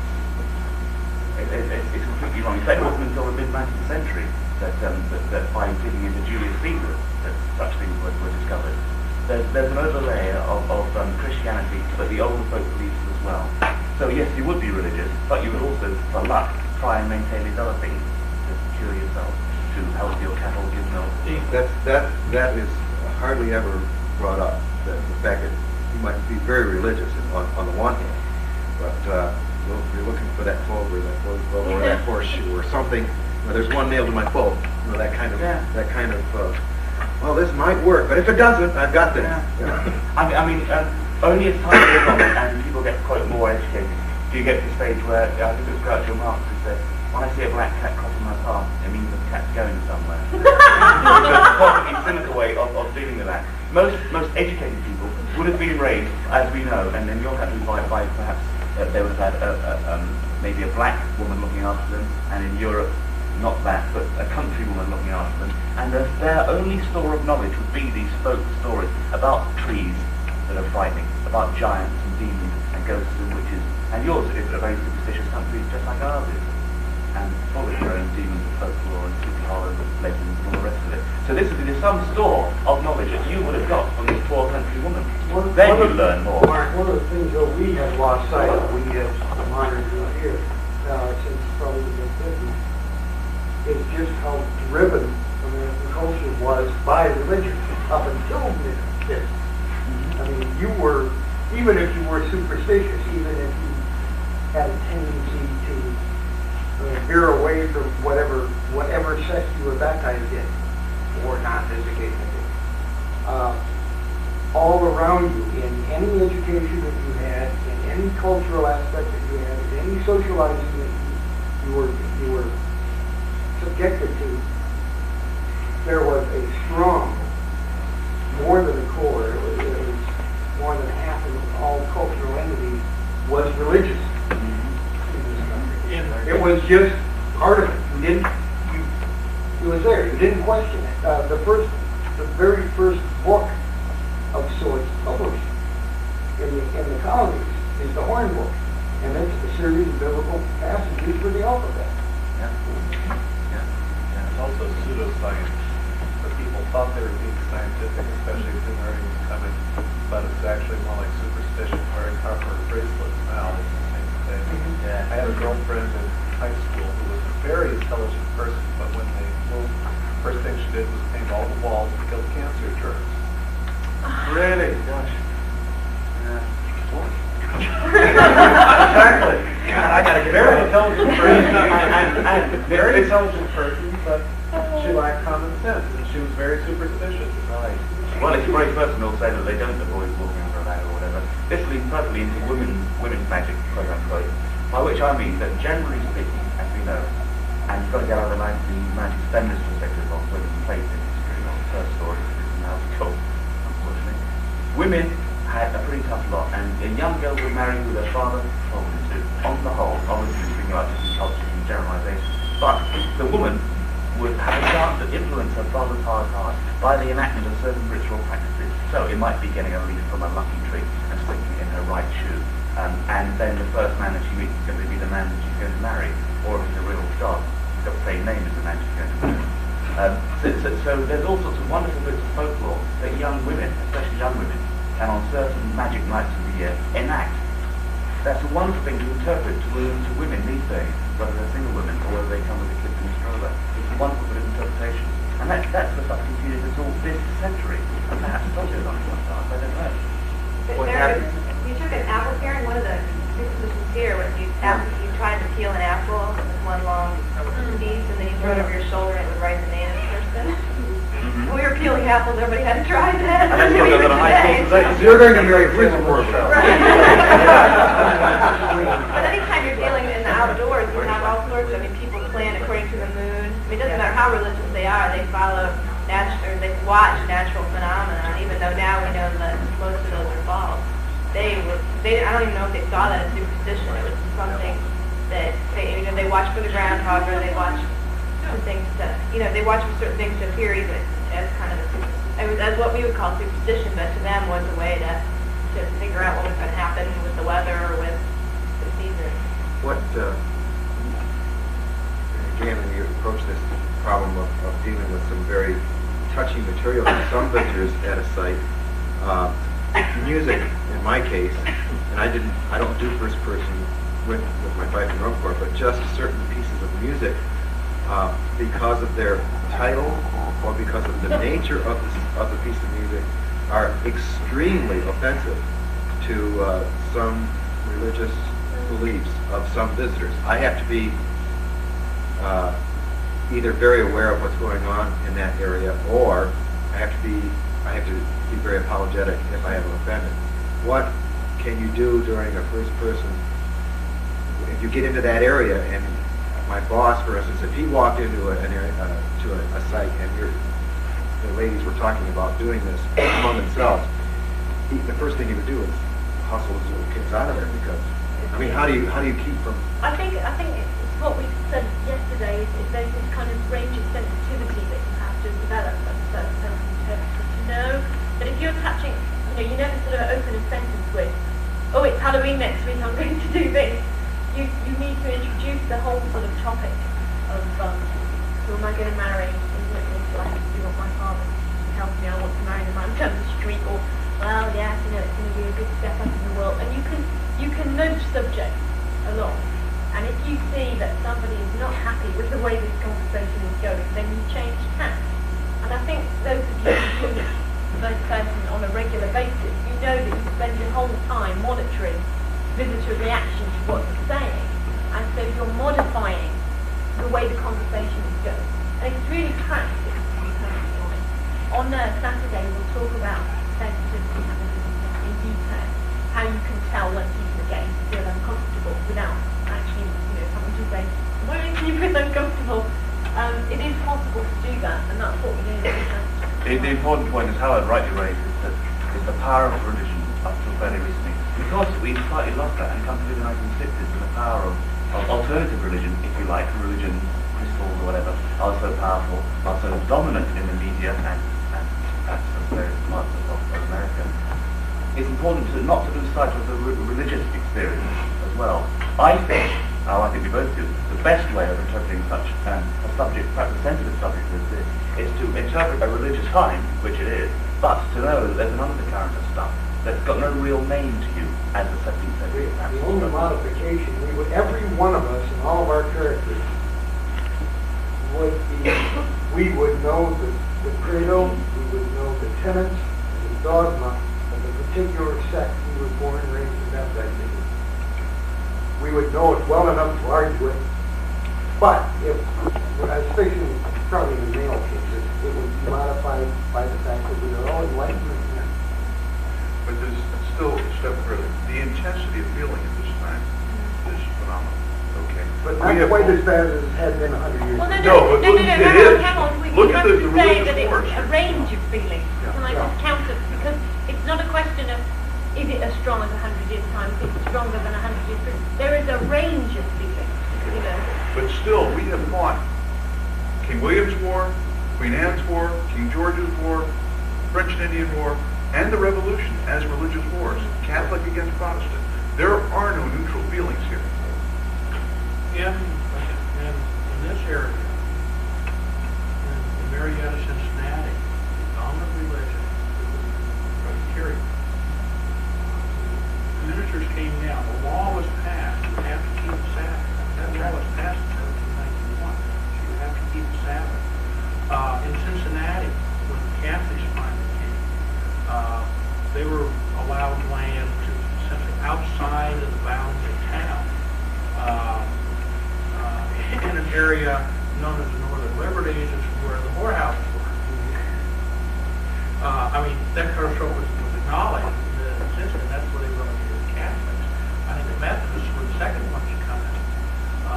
We look at where we come from. New England, you're Presbyterian or Congregationalist. You come from Virginia, you're probably Anglican.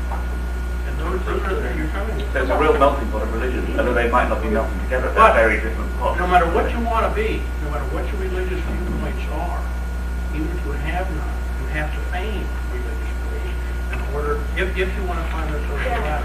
That's a good point as well. And again, If you read both. this is where the aside comes in very handy. I think, you know, There is a thing, you know, we do things up there in that French area, up the Northern Lakes, area with Tom in his obvious black robe. And I, of course, doing my Moravian character, and you doing an irreverent. You know, we attend Tom's services, but sometimes we get...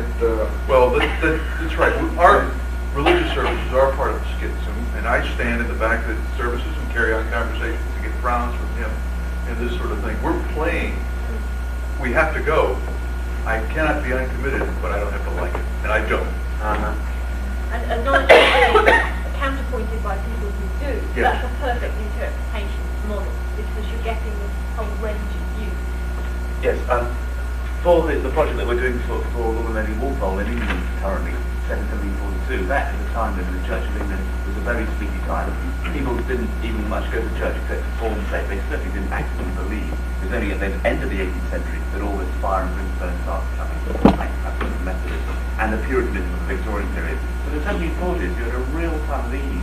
After the 1688 Gross Revolution, it was all set up. But not here. So we could be I know. at the same time. Yes. No, what I was trying to say is about using the role model of what we've just been doing in England throughout this year and the next year. I portray a clergyman in 1742.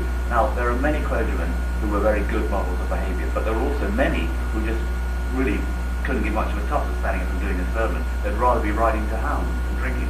And there are tons of documents that prove the existence of such men. Now, I'm a clergyman portraying this sort of hard-riding, hard-drinking type without much knowledge of the scriptures.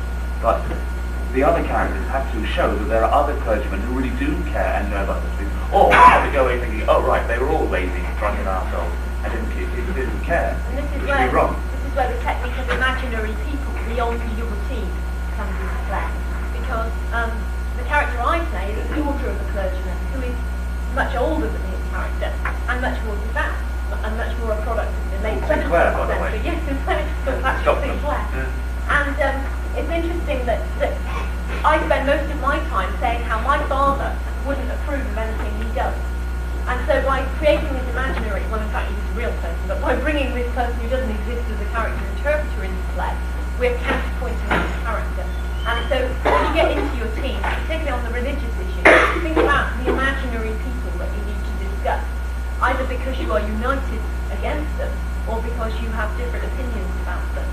It would obviously be very impractical to try and have one person from every religious sect. And so it's useful then to have representative imaginary people you can discuss. Right. The arts and sciences, we've done football already. So the arts and sciences, what constitutes popular culture to you? Well, we had a good presentation of that yesterday. So I've now got a fairly clear idea of what people are spending their little bit of leisure time and little bit of money on here. But it all depends on your leisure, doesn't it? How much time you have to be a consumer, and if so, what do you consume? Mary, your idea of spending your time and your money would be quite very different from, I don't know. So presumably there's very little for you here compared to what you've just left behind you. And even I didn't go along with all the influence of Quaker City, Philadelphia. Quakers that are national. Right. Because they're too puritanical? I was congregation. All right. Mark, your part. Where do you stand on arts and sciences? I think Freud's an art. Well, when you say you've not got much time for it, what do you have time for? Trying to get the house built right now.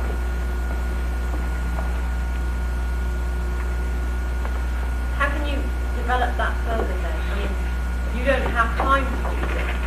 What would you do if you had time? What's going on? Where probably that goes. Presumably you're building this house with your own hands, right? And therefore it's not influenced, or is it influenced by any latest architectural models? Things that are going on in Boston. You're smiling, which implies no. No?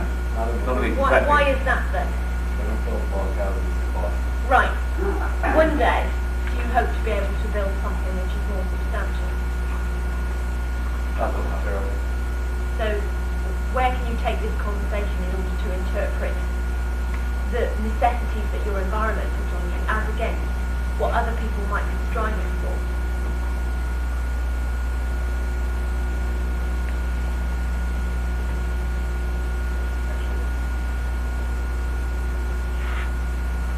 Where has your character come from in terms of living in conversation?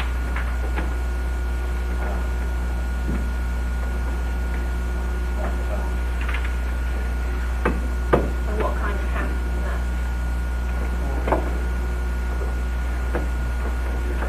Basically, areas I don't know much about. Right. Good.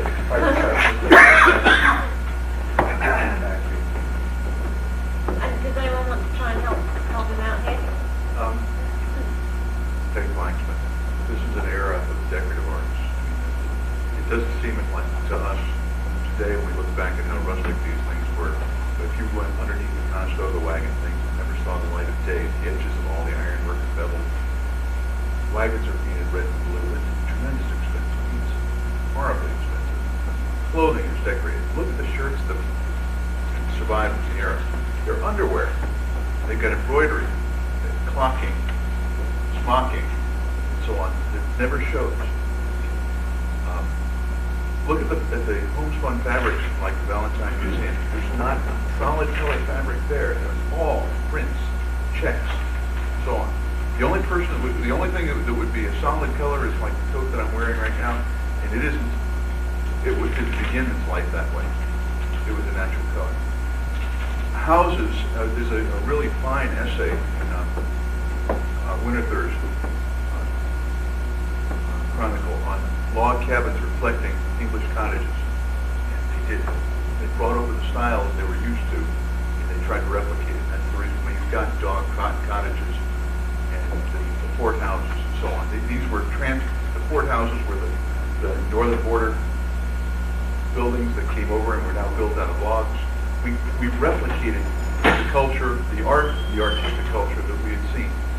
You read Benjamin Franklin's description of the insides of a cabin, the spring cleaning, where they whitewash the insides of log cabins, and all the prints are removed from the walls and brought outside. So obviously, people had prints on their walls.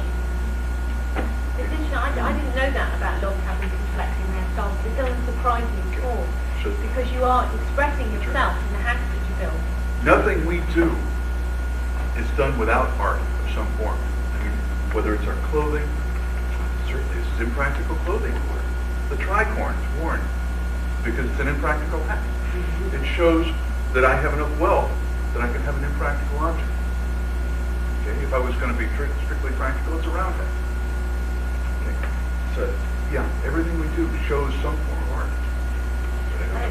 And it all shows a removal from the day-to-day grind. The fact that your hat is cocked on three sides, which is a rain trap and no good in the sun, shows that, as you say, it's a round hat that's perfect. But because you're on the step up to gentility, that's right. That's right. I'm copying the wealthy. And you must think about your house, where you come from. That is very interesting. And also the fact that, in terms of art, people are always striving for something better. So, like your story about the teapot, the teapot itself, the teapot that you may wait months for, from the big city to come down on the river. Has my teapot come yet? It's a big issue because this is going to be a teapot that says something about your life and your gentility and your status. And you'll invite people around to see it as well. Yeah. That wonderful scene in Dinner on the Roof when they get the sewing machine in the village. They all come out to look at this thing. Yeah. They're really proud of it. It's great. There's some accounts too, they borrow things, like if you're the one person in the town that has a beautiful cradle, and everyone, when they have children, will come and borrow your cradle. One account said that the sieves and the smoothing irons and a couple of other things ran about the town as if they had legs. Because everybody wanted to borrow everything. And it's important to think, what are your influences? So even if you don't have a lot of leisure time, what would you be doing with your leisure time if there was more of it? I mean, we all do that today, don't we? I'd love to go and see that play, I'd love to go to the cinema, but I just don't have time. So that is actually articulating popular culture. I wish I won the lottery or something. You're always thinking about what you would do if you do that. Yes, I think my character as a servant coming from Virginia would miss the church gatherings on Sunday afternoon where after the service you get together and dance and drink, and the one time of the week when you could meet with the rest of the community, miss weddings, for instance, where there's a lot of dancing, drinking, go on, mix. Well, also missing certain pastimes like the goose pulling or whatever, that sort of thing. There is no time, nor resources, nor enough of the community here to really facilitate. So you can regret what you've left behind. You can aspire to things that you know other people do. This is all conversational way of interpreting information, even if you don't actually do it yourself. Even as a servant with dancing, it was the rule, except for all the formal assemblies, that dancing was held in the house or so forth. Lord and servant lost their rank of distinction and danced together as equals. No, it's actually. No, it's actually British. Yes, and so there's some advantage for him to want those celebrations where he is suddenly risen so his stature, as opposed to the other person perhaps coming down. In terms of housing in this area, the log cabin was there. It was the simplest thing to put up, but everybody who put up a log cabin wanted a frame house. Exactly. So, again, my role as entrepreneur, one of the first things that I am going to construct is a water-powered sawmill. Yeah, exactly. Surely it's a 19th century view looking back at the past that mythologizes the log cabin, Abraham Lincoln's classification point. All of us must see history from the year dot onwards, not from 1991, with all its accretion of romanticism and isms and feminism and all this stuff back. That's a clouded way of looking at the past. What do you want to say? What I was going to say is our scenarios for tonight are basically going to be built on, for at least half of us, at least, it will be in leisure time, in a leisure place. The whole existence of the ordinary, let's face it, out here, they are not going to make their money off the travelers. They're going to make their money off the local folks who come in and have their cup of grog and sit around and smoke their pipes and play backgammon with the Indians. They call it Fort Justice. But, you know.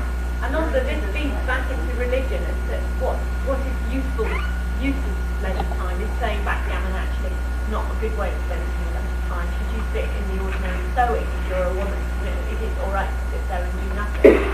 How do you spend your time? Is it approved of by other people, or is it and remember that the devil finds work for idle hands. Here's a question. Who are your heroes from the real world and your heroes from the world of popular legend?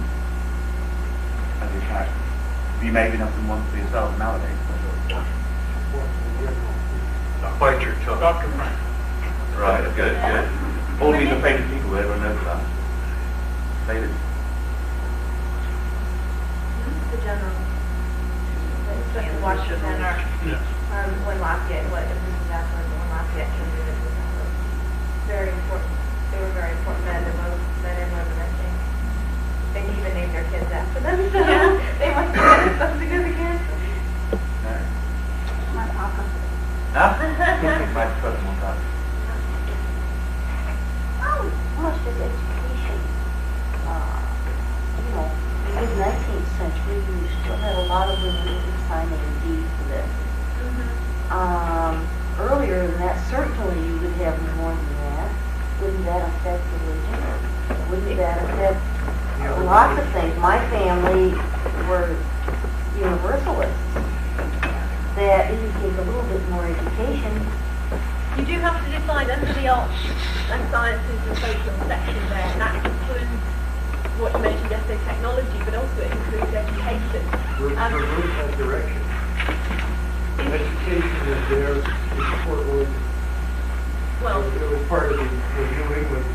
Yeah. Sure, but you would the Bible. Yeah, but essentially what you're doing as individual characters is deciding what level of education you receive and what form of education that is and how it compares with other people's education. So that you may not overtly say, well, of course, I learned to read in order to read the Bible. What part of the East you were from, or Europe, or that might in fact be one of out in the Alps. Men disapprove of the fact that you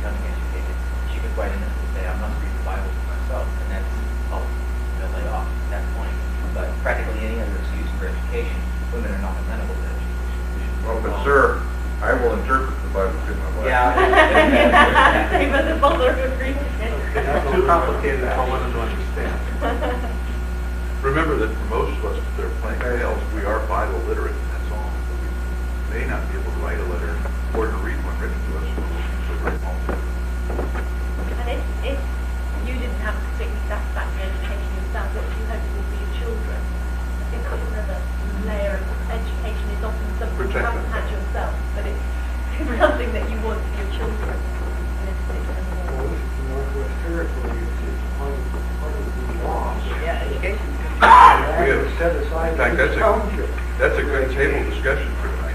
Which is a political issue, whether the federal government should be supporting education. Another major issue right now, if we're playing 1991, is in Maine, they have just made legal women teachers because they have a shortage of male teachers. They wouldn't dare. The country is up in arms about it. They're afraid it's going to make the young men effeminate. In fact, this is an interesting thing, because this whole issue of how you play a woman, when we've accepted that women are below men in society, they do as their husbands and sons often tell them their brothers tell them, and that a widow is probably the freest you'll ever get. Even then you're under serious sort of microscope treatment from everybody else in the township or the locality. You have to be careful not to be too subversive, because as we all know from Skillington rights and punishments for nagging wives in the past, there are plenty of women who twisted their husbands around their little fingers. But what you have to be careful of is that not every woman in your group is that kind of conniving woman, because you end up with a kind of feministic view of the past, where in fact all the women were making everything happen by manipulating their husbands. And we've seen that in a lot of interpretations where women are being kind of compensated for by making all the women very strong and all capable of persuading their husbands to do what they want. So you need to have a range of female standpoints in the same way that you want a range of male standpoints. I was thinking tonight, since we have two rooms, that it might be sufficient for a portion of the group, say all the men in a particular group, to retire to the other room for just a moment in order that the women might talk about it, and or vice versa. Actually, one of the things that was the practice was that after dinner, whether the men and women did go to sleep. Oh yeah, Well, For I a think very good can I- later, though. Talking, you're No. I'd like to say something. I think people need to get a little bit more of a concept into their mind as to what an inn and a tavern and an ordinary really was, because there is a difference in them. A tavern would have been built very close to a church. Churches were cold. The men wanted to immediately, when the long services were over, get to the tavern so they could have something to drink to warm up and send the women folks and the children on home. Okay? And ordinary was basically the name given to a public house where everybody gathered. And it could have been in one room was set aside for a tavern, which the women did not go in. They were not allowed. When women came into it, now an inn and an ordinary are interchangeable. The women would come in and go into their room. The men would come in and go into their room or the tavern.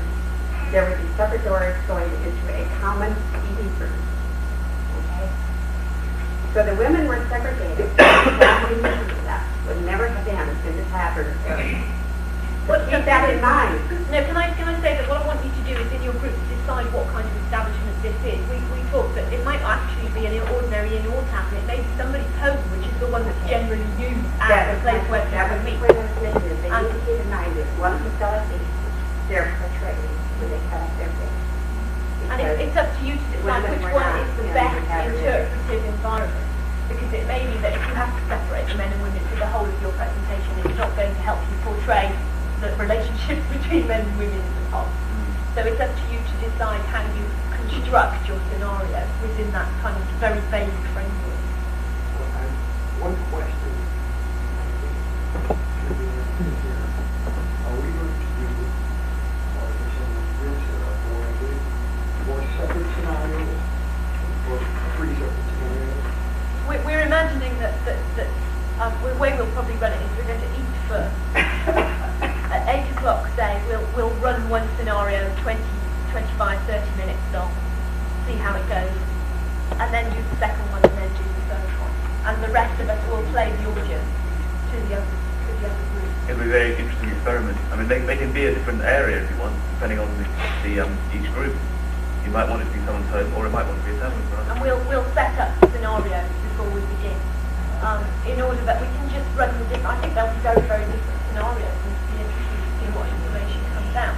What we're really going to ask you to do is to decide how you run that scenario. The only rules that we're laying down is that it must be interactive with the audience. It's not to be scripted and therefore fourth-wall presentation. It must be something that the visitor can come and become part of and ask questions. That's because that's our personal belief of the best way it operates.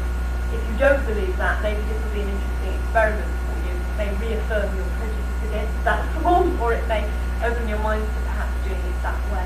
That's the only real proviso, I think. Otherwise, it's up to you how you run it.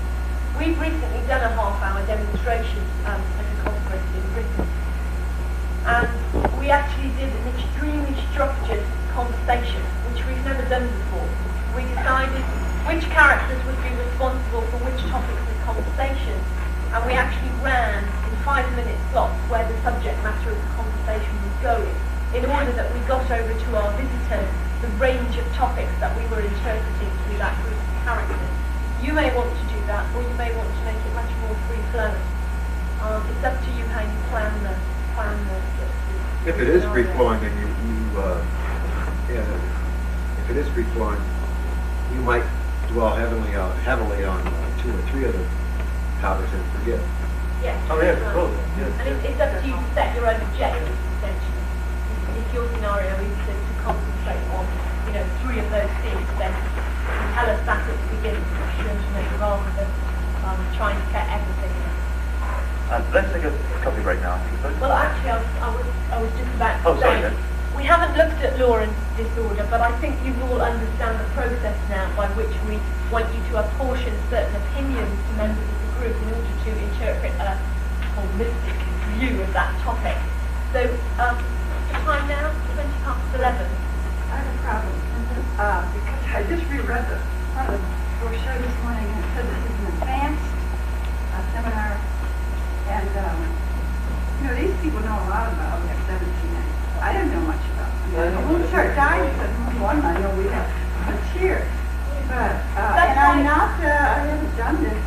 I mean, these people didn't know. Mary, you're going to be one. So is your understanding, if some of us aren't? No, that's why we purposely picked the year 1791, because any old year it's been 1810, and that's why we generated the information yesterday that we did. I don't want you to go off into groups and debate minutiae of evidence about certain aspects of life in the past. This is simply to demonstrate a technique for getting certain aspects of information out. And what came out yesterday during the research session is the kind of raw material that you've got to go on, and everybody has heard it. The information that's come out this morning as well is raw material that you can use. I think you'd be wasting your time if you go away into groups now and debate the truth of particular issues. What you're going to go away and debate is how you're going to interpret that debate to the visitor. So there's an understanding we may do. We may not do Crazy things. We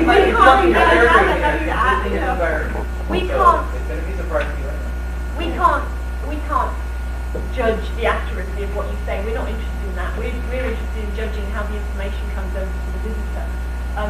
That's why we set this exercise. If we try to work on all your individual characterizations that you use back home, Mark and I just wouldn't be qualified to comment. We just don't know enough about your environment, like the replica ship.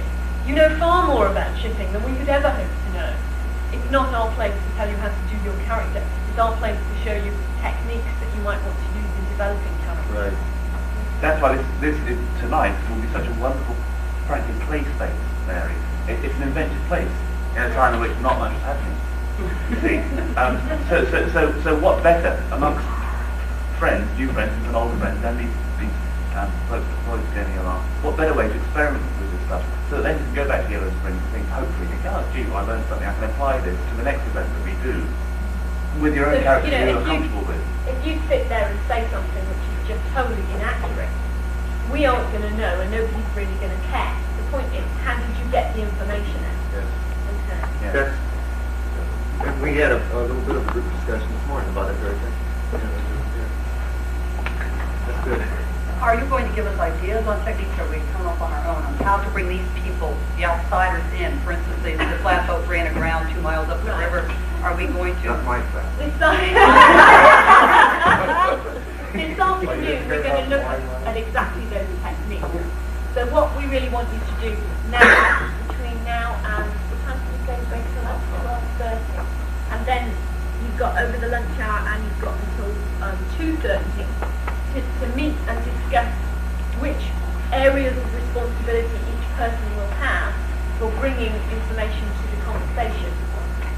This afternoon we'll look at ways of bringing out that information as a team and techniques for working with one another as a team. I have a question, Pat. You said that you do these in like half-hour presentations and that.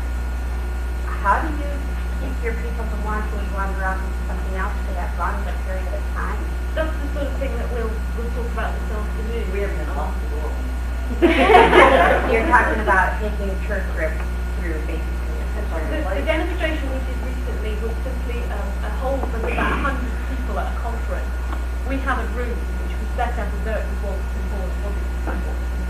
and 100 people just walked into the room.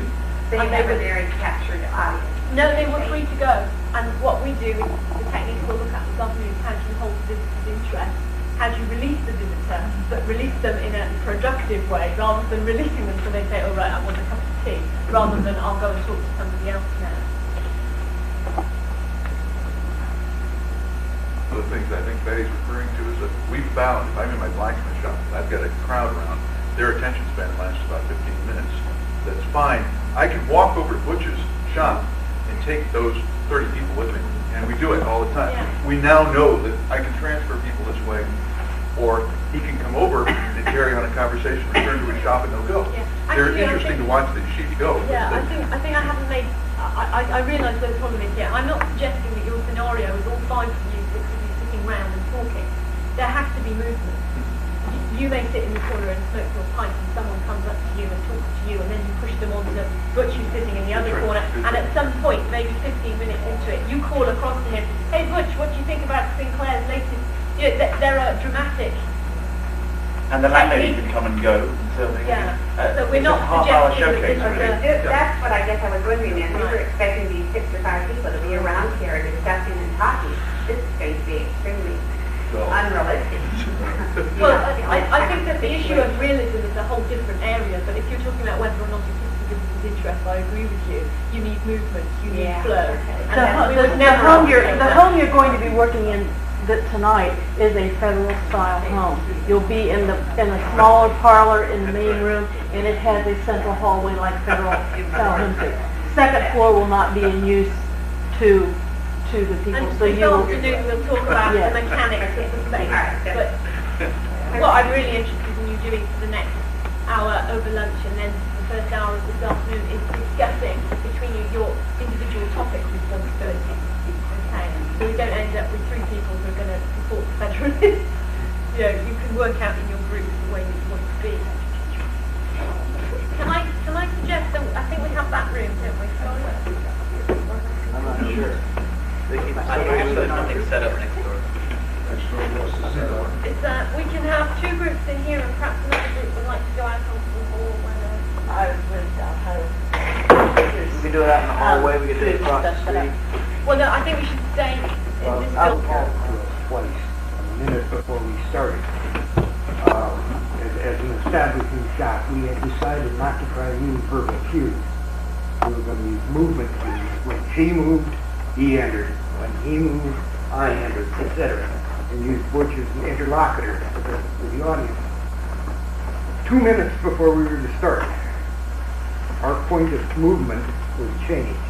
The door shut. And then a minute before we started, okay, we don't skirt around saying, oh, and then a minute before we started, they changed it back. So, but Dolly and Mary, it never occurred to them that could have, all of our entry points were different. Oh, yes. And they didn't. They just went right on with it and trooped it out. No, that's why.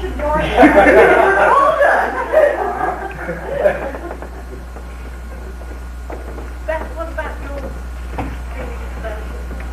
Well, I think that, considering what we were doing as fast as that is to the action, that would be awfully well. As unsure as I was about doing this, I was really pleased with the way all the groups did. And our group too, I think we did an awful good job considering what we know about each other and the place. That was, but all in all, it was still fun. I thought it was great the way they got it. When she came in, she's sniffing the audience going, you guys smell me? I was like, oh Christ, not again. We were going to continue with that. We're going to have everybody let her go. all the way along, particularly with her. Yeah. And this kind of thing, well, then we never got to see these ladies together. But you didn't let that hang you up, and I think that's the important thing. No. One thing I didn't like about the last presentation was the letter. Floyd apparently thought so too because he tried to break it up a little bit partway through, but someone basically took the ball and kept it for the next several minutes. Yeah. But barring that, it was excellent to read a letter, especially with the wonderfully subtle cue that the person who see the letter couldn't read it. And a prime place to have your letter read is to go to the tavern and have somebody read it to you. So Vincent, I read it when I got That home. wouldn't cost a lot. As a point of interpretation, that worked well because the language is in the letter. That also gave a sense of another time. The sense of everyone listening in a still area to something so new. And also the fact that Floyd did break it up by trying to draw interpretive points out what the letter could actually say very little, but by him referencing it to your own community, it drew some really good counterpoints. And when you said, well, none of my children are baptized, you know, that's... Kind of gets you to in fact, build a church for it. Yeah, that's right. I thought that was really good because you've got this whole sense of, that means they've got no church. You know, and to the audience, they think they've been totally clever to work that out. You know, in fact, I'd be interested to hear from everybody what kind of information you thought you did make available, given that none of you got as much as you wanted out. What particular aspects do you think came over very, very well? People could pick up information. I hope people pick up on the guy I was hitting on her to get off the damn river. At 42, I've been on the river 10 years too long. I started 10 years too late. You would have none of them. Marky, you're definitely doing that. But I felt like she was just one of many along the river.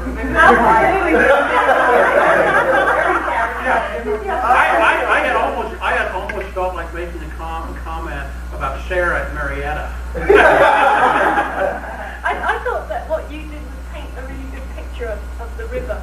I really had a sense that he'd been out on the river and he would be going out on the river the next day.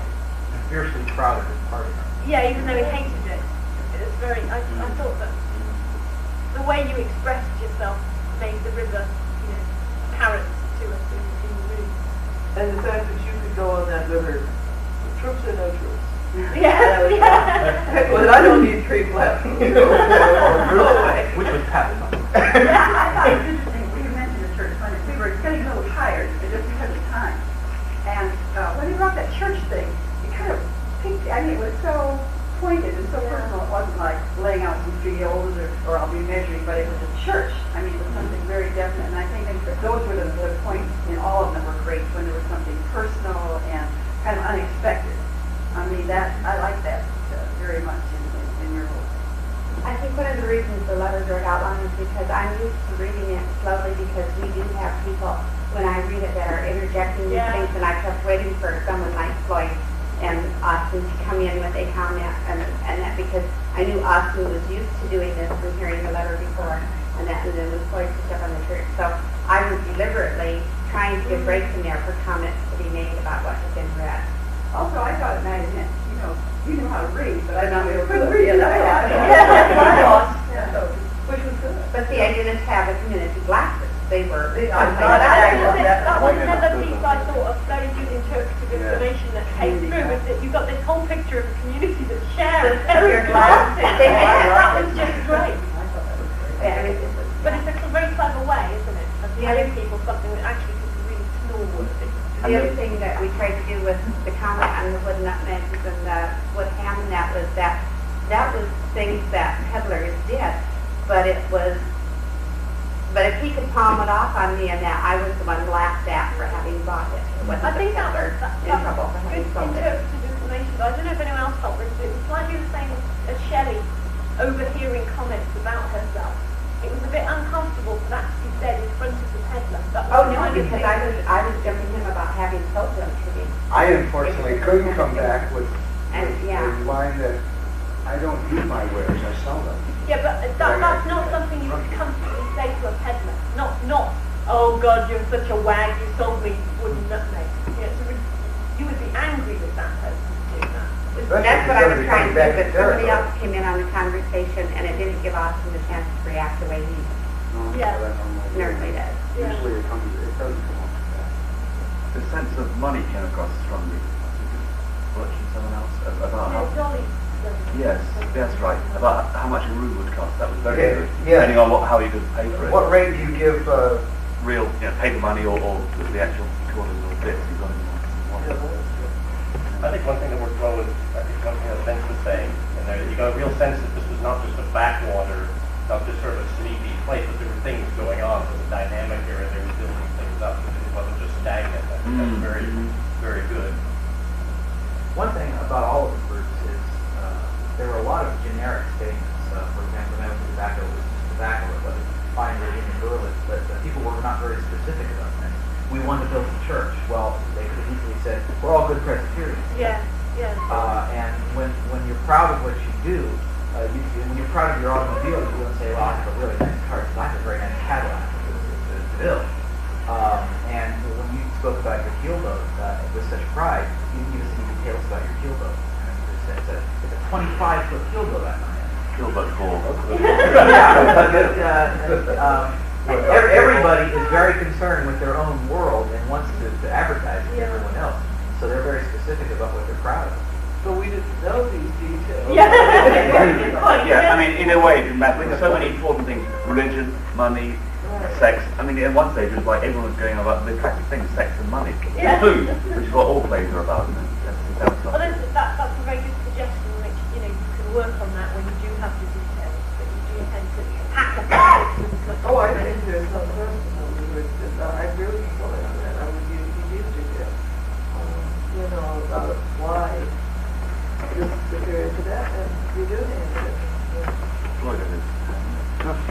I think all three presentations demonstrated the tavern and were points of contact for just about everybody on the frontier. I think the audience got a feeling that they were transient and they happened to be off the riverboat in the tavern too, hearing what tinkers were saying coming off from their Indian situation, what rich people were saying coming down through the river. So the importance of taverns as places where culture was being disseminated it really came across with all three presentations. And that came from the range of characters you put together. The diverse characters within each one. What other pieces of information did you feel? Well, personally, I'm used to working with a lot of people that I quite regular and know so well in 20th century life that I know that what we did, Betty and I did here yesterday, we can just do that without any pre-planning. And maybe what some of the constraints or reluctancies that you walked in on us out here in the hall yesterday afternoon was that a feeling where we really fit and how we can take our real personalities and turn them into these characters and make it flow and fit together as a real team. Probably, should we do another one, the six of us, we would do it better. Well, I think And it would be true with all the groups. as far as working with the geography of the space there, I really felt bad I didn't have a place to sit down, and I was not going to sit down when I back to the audience. It didn't matter you standing there. It actually worked very well because it was like Yeah, purposely making yourself bigger than everybody else. You know, not going to sit down. You being a constable, it worked. Had you been one of the farmers, it would look stupid. I understand that. The other thing was by us using both entrances that were available to us, I think helped. It spread out the action to the whole front there instead of keeping it in one corner as Team A did. With Team A there, by the way, like I expected you to drop a picture on my head or anything. Those are the things that I noticed is, yeah, it was kind of unnatural doing it for the first time with a group of essentially strangers. When I was brought into this group, there was a functioning group, and I was brought in and had the availability of everybody else's expertise. And this is kind of the way we introduced them. So it's a different situation. That whole constable thing worked very well, because as soon as you walked in the room, everybody looked at you, oh, the constable. There was a noticeable change of tension in the room that the constable had come in. And there is kind of what it is public, so that's the constable's uniform, is it? That's what I liked, because it brought to his attention that he wasn't going to be dressed like the Western sheriff, or that he wasn't going to be a military. I think it was really important to the character. I don't think it came through, Robert. I think that was one of our goals. I think it's pretty Okay, it came through beautifully, because I immediately looked at him and realized, no, he isn't going to look like, I don't have a uniform to go on, because you and I realized that I didn't have a big badge or something like that said, okay, constable. Well, everybody knows I'm constable. I've really got a sense of this big man in the area, and everybody knows he's the constable. I thought that really worked. Yeah, it was like a small town life. Yeah, that's literally true. Everyone would have known he was a constable. We would have a constable sign.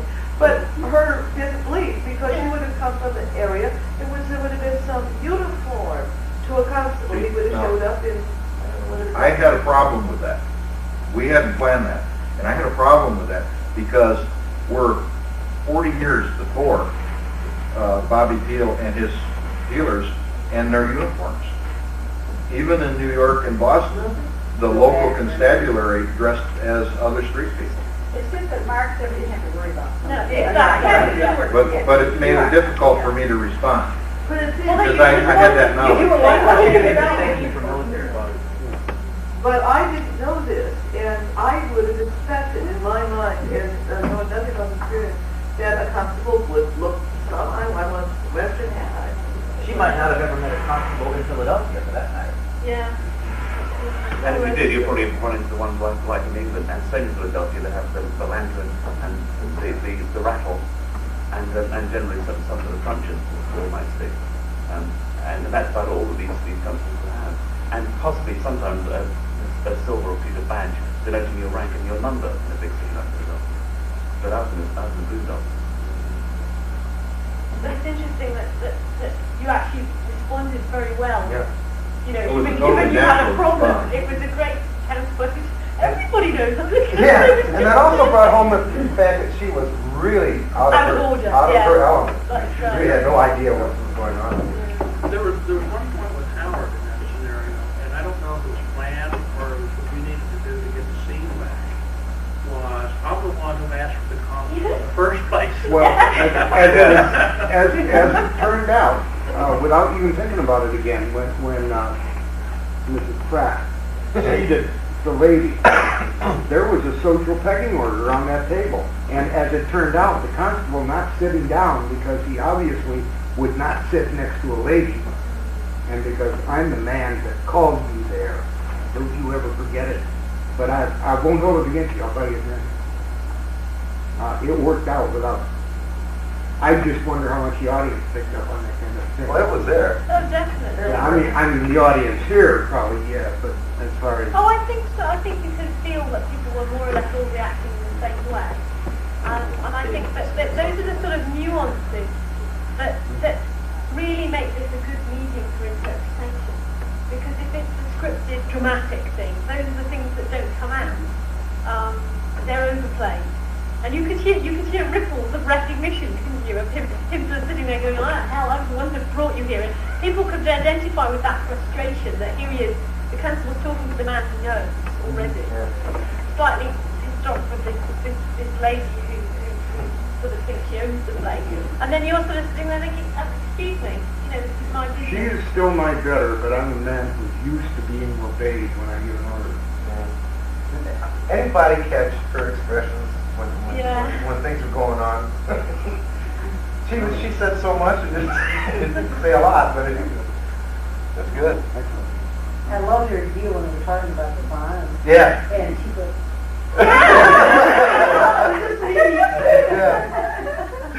Get the impression it's not the first old goat that's asked that. What I really admire about that is the kind of comment, or that's the kind of conversation that can so easily become nudge, nudge, wink, wink, overplayed, kind of, But it didn't, did it? It was really subtle. Nothing was really said. Yeah. Just a few questions were asked and some information was given, but there was a whole subtext to it, and you don't need to sort of underline it through time. Well, when I was at work, Floyd still has a job, thanks. So I need to move on now. Yeah, okay. Looks like a medium in all our opinions. Did you address that? I think it has. Yeah. What we've drawn out, what we can, what happens. Yeah. I mean, there are individual things like if there was more time, I think it's important that you should work on your voice and know how to be louder. Perhaps you can be if you weren't thinking about mine. Having seen you in the last 3 days, you are a quietly spoken person, and there are times, especially when you're going to be on the boat, that you'll need to be able to project. And as far as we are from actors and acting, there are nevertheless tricks that we can learn from them. Part of which is obviously opening yourself up so that everyone can hear what you've got to say, and obviously using your voice so people can do that. And some of you suffer from that more than others, not being clear in your movements. When we unpack the reasons why now. So in terms of notes, that's the only sort of thing that I would say from what I wrote down last night. Everyone has little bits and things, some of which work well, some work not so well. But that's to be expected. And everybody suffers from a lack of concentration, which very first that you do need to be watching your fellow interpreters all the time, and you need to clearly throw the ball to other people so that they know it's them, so to speak, and slow down everything. I really do think that Steve's analogy is a hot potato rather than a ball is a very useful one, because that's what you're trying to guard against, the idea that you're all chucking around this hot coal. Did we look like we had too much caffeine up there? I mean, yeah, Did frankly, I think everybody did. Floyd was probably the only one who didn't, because he was very consciously being slow. Well, he smokes peyote. I'm kidding you. Just to reiterate, the thing that we suspected could have gone completely wrong would have been that someone would have dominated the whole scene, and that everybody was spoken on top of each other very fast and all together. And actually that didn't happen. In fact, it shifted into second gear rather than into fifth gear, which is much better. So yes, people were being big and fast, but it was much more real because you were supporting one another, and that's the best thing about us. I just want to say one last thing about our group. I mean, we went in knowing that we didn't know much because we knew at the end that we weren't together as much as we would, and we knew the other two groups were together. So we had this strange position. We're in the middle. What's going to happen? And I think that our group was a little divided. I think that we were afraid the guys were getting a long expose, not gone to places where all they want to do is really in a costume give you history. They don't want to give you any drama. So we kind of feared. They feared that do too much of the stuff I'm doing, the kind of this little picky stuff that doesn't show any history. So we go in this thing with this tremendous electricity. And when we sit there, and we find it a little, not much is heavy, but something is heavy. It was so amazing. It's as though I'm sitting watching them. I mean, it was a strange electricity because we didn't have what I sort of wished we had, but I mean, something came out. But it was so strange because we just knew those guys knew what they were doing. And it was for me, it was a kind of interesting situation. I think that idea about sitting back and watching very useful one. This is what I do whenever I'm doing character interpretation. Is there's me doing the character, but there's the other me, which is the back of my head, which is watching the whole scene. And it's like Shelley was saying about someone who can take directorial control of the room. Anybody can do that at any time if it needs to be done. If you can see that the audience is all over there and you're all concentrated over there, your back of head personality, the director of the scene, says, okay, let's move everybody over there. And that's why I think it's useful to sort of have a little monitor in your head of what's going on from the audience's point of view, as well as the way that your character should be behaving. And if everybody has that level of watching the scene as well as being in it, you get a very easy flow of movement and argument, sharing responsibility. Because then if I look at you meaningfully, that there's a person behind you, you know that it's my monitor speaking and not my character kind of doing, making a reaction to what you're saying. So I mean, it's two levels of separation. I must say, I think my favourite moment was when somebody said, what she's like. And she said, she's a very nice lady. I mean, she's a very nice lady. And we all knew what she was saying, which was directly the opposite. And you just had this woman up to here, and you couldn't even speak. It was beyond speaking. Yeah. That was just great. Yeah. Good. Okay. Well, do people want to have a coffee now and come back in 15 minutes?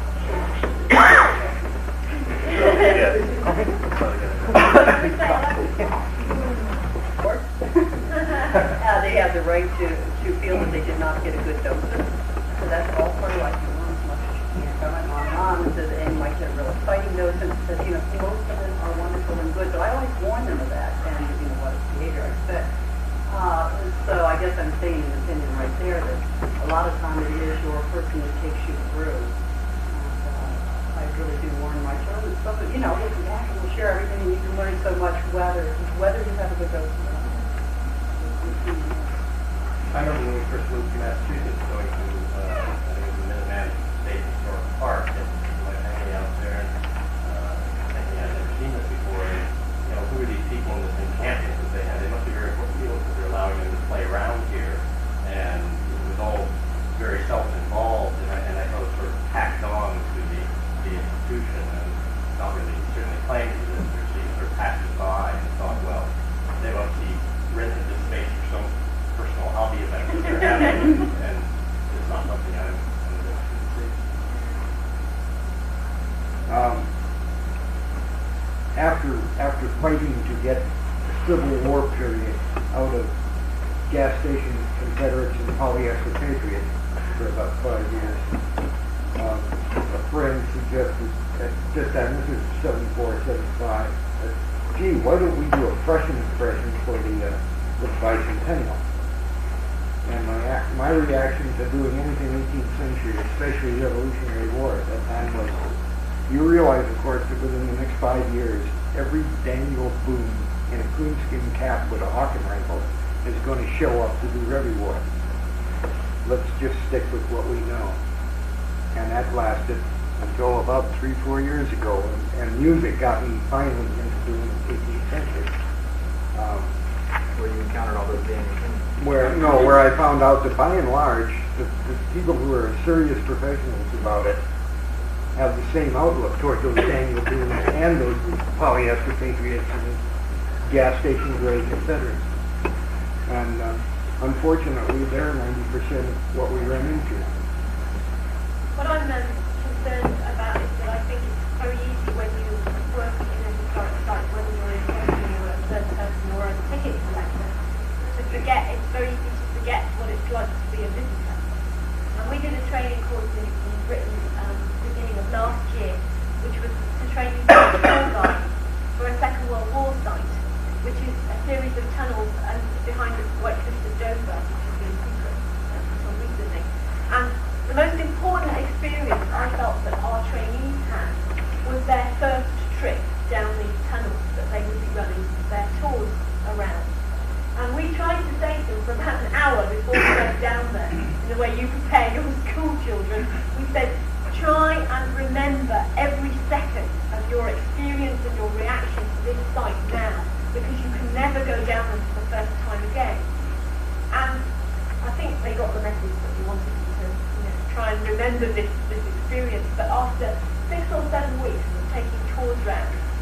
them down and said, right, let's go back to your first trip down the tunnel. What do you remember? And their sense of adventure and their sense of wonder at these tunnels had completely disappeared. And they were no longer able to understand the visitor's experience at how incredible this place was. So I think it's important to, every now and again, go round your site or go round your environment that you present and try and be a visitor. Try and see it through a visitor's eye. Because it's very easy to become horribly familiar with it all. And as I say, familiarity breeds contempt. You get lots of places about the wonders of the place for the new visitor. And in that sort of visitor isn't any Absolutely. Which is, my first experience, it wasn't my first experience, I'd only been to Greenfield Village one time prior to this. And we went on an orientation tour, which is a standard for any employee of the village, regardless of whether or not they go to the food service or the interpreter. It's given by an interpreter, but they're not trying, they're just telling you where things are. And my theory, they want me to walk all the way out to Saltmark. I mean, come on, this is a giant place. I'm going to kill myself. I'm going to walk all the way out to Saltmark. Well, of course, within 3 or 4 months, walking, it became a tiny little place. And to my 75-year-old visitor who suddenly said, I'm not going any further than a gift shop. This place is terrible. How far is the tavern? Oh, it's just down there. Oh, wait, there is no physical way. And you have to sit back and think, okay, I have trouble walking. Am I going to, I've got to walk to the tavern, and I've got to walk back if I want to have lunch. There's someplace else I can eat. And, yeah, show them in American but you don't have a sense of the size of your site. Even it shrinks. It gets little. And I go in and right, and I'm in an odd situation where I come into this village to do Formula Life, the music part of Formula Life Festival, and I'll have people stop me and ask me, what, just go on? Just done it? And then after they've gone, I think, it's 110 degrees today. It isn't just down there. It's just down there with a couple of sit-downs in between. And you're right. And you lose the sense of your site as well as the awe of it. The fact that these buildings, are so impressive, and then people can spend all this time talking about Thomas Edison. And, oh yeah, that's over there with them was okay. Yeah, the hard buildings to do, and you begin to think of buildings in another way. You do. When I worked at Williamsburg, I was playing a lot of character interpreters, as well as all the other interpreters, the historical interpreters, as well as the character ones. You become aware of the shortcuts you can take, and that can very easily cut out the visible totally. You're so busy going from one break room to the second break room over there that you ignore the public and you start actually behind the building to get to where you want to be, not where you should be. And also, working first of all there as a footman in the government palace, the entrance hall is really quite impressive. I mean, it's impressive for me, being used to setting up in Britain, because they have all the, and they know all the arms and armour and flags hung up. And for most Americans, it's often the first time they've ever seen anything like that. And it's very easy to walk in and costume and be blasé and to despise the public because they're standing there open mouth, oh Jesus, wonderful, of course it is, but you should see what we have in Britain. It's very easy. It's horribly easy to do that, and it's so difficult to remember. It's their first time ever to see this, and what an impression that could make, and an impression that may get them interested in history, perhaps for the first time and an abiding time in their life. You know? And to try to evade them, as you say, get to the break area. It's December, it's incredibly cold, and I've got this cup of hot coffee to keep my hands freezing solid, and I'm trying to get over to the break area, and they're stopping me because they want to take my picture. Hold on, I've never seen anybody in a long dress. But you don't do that.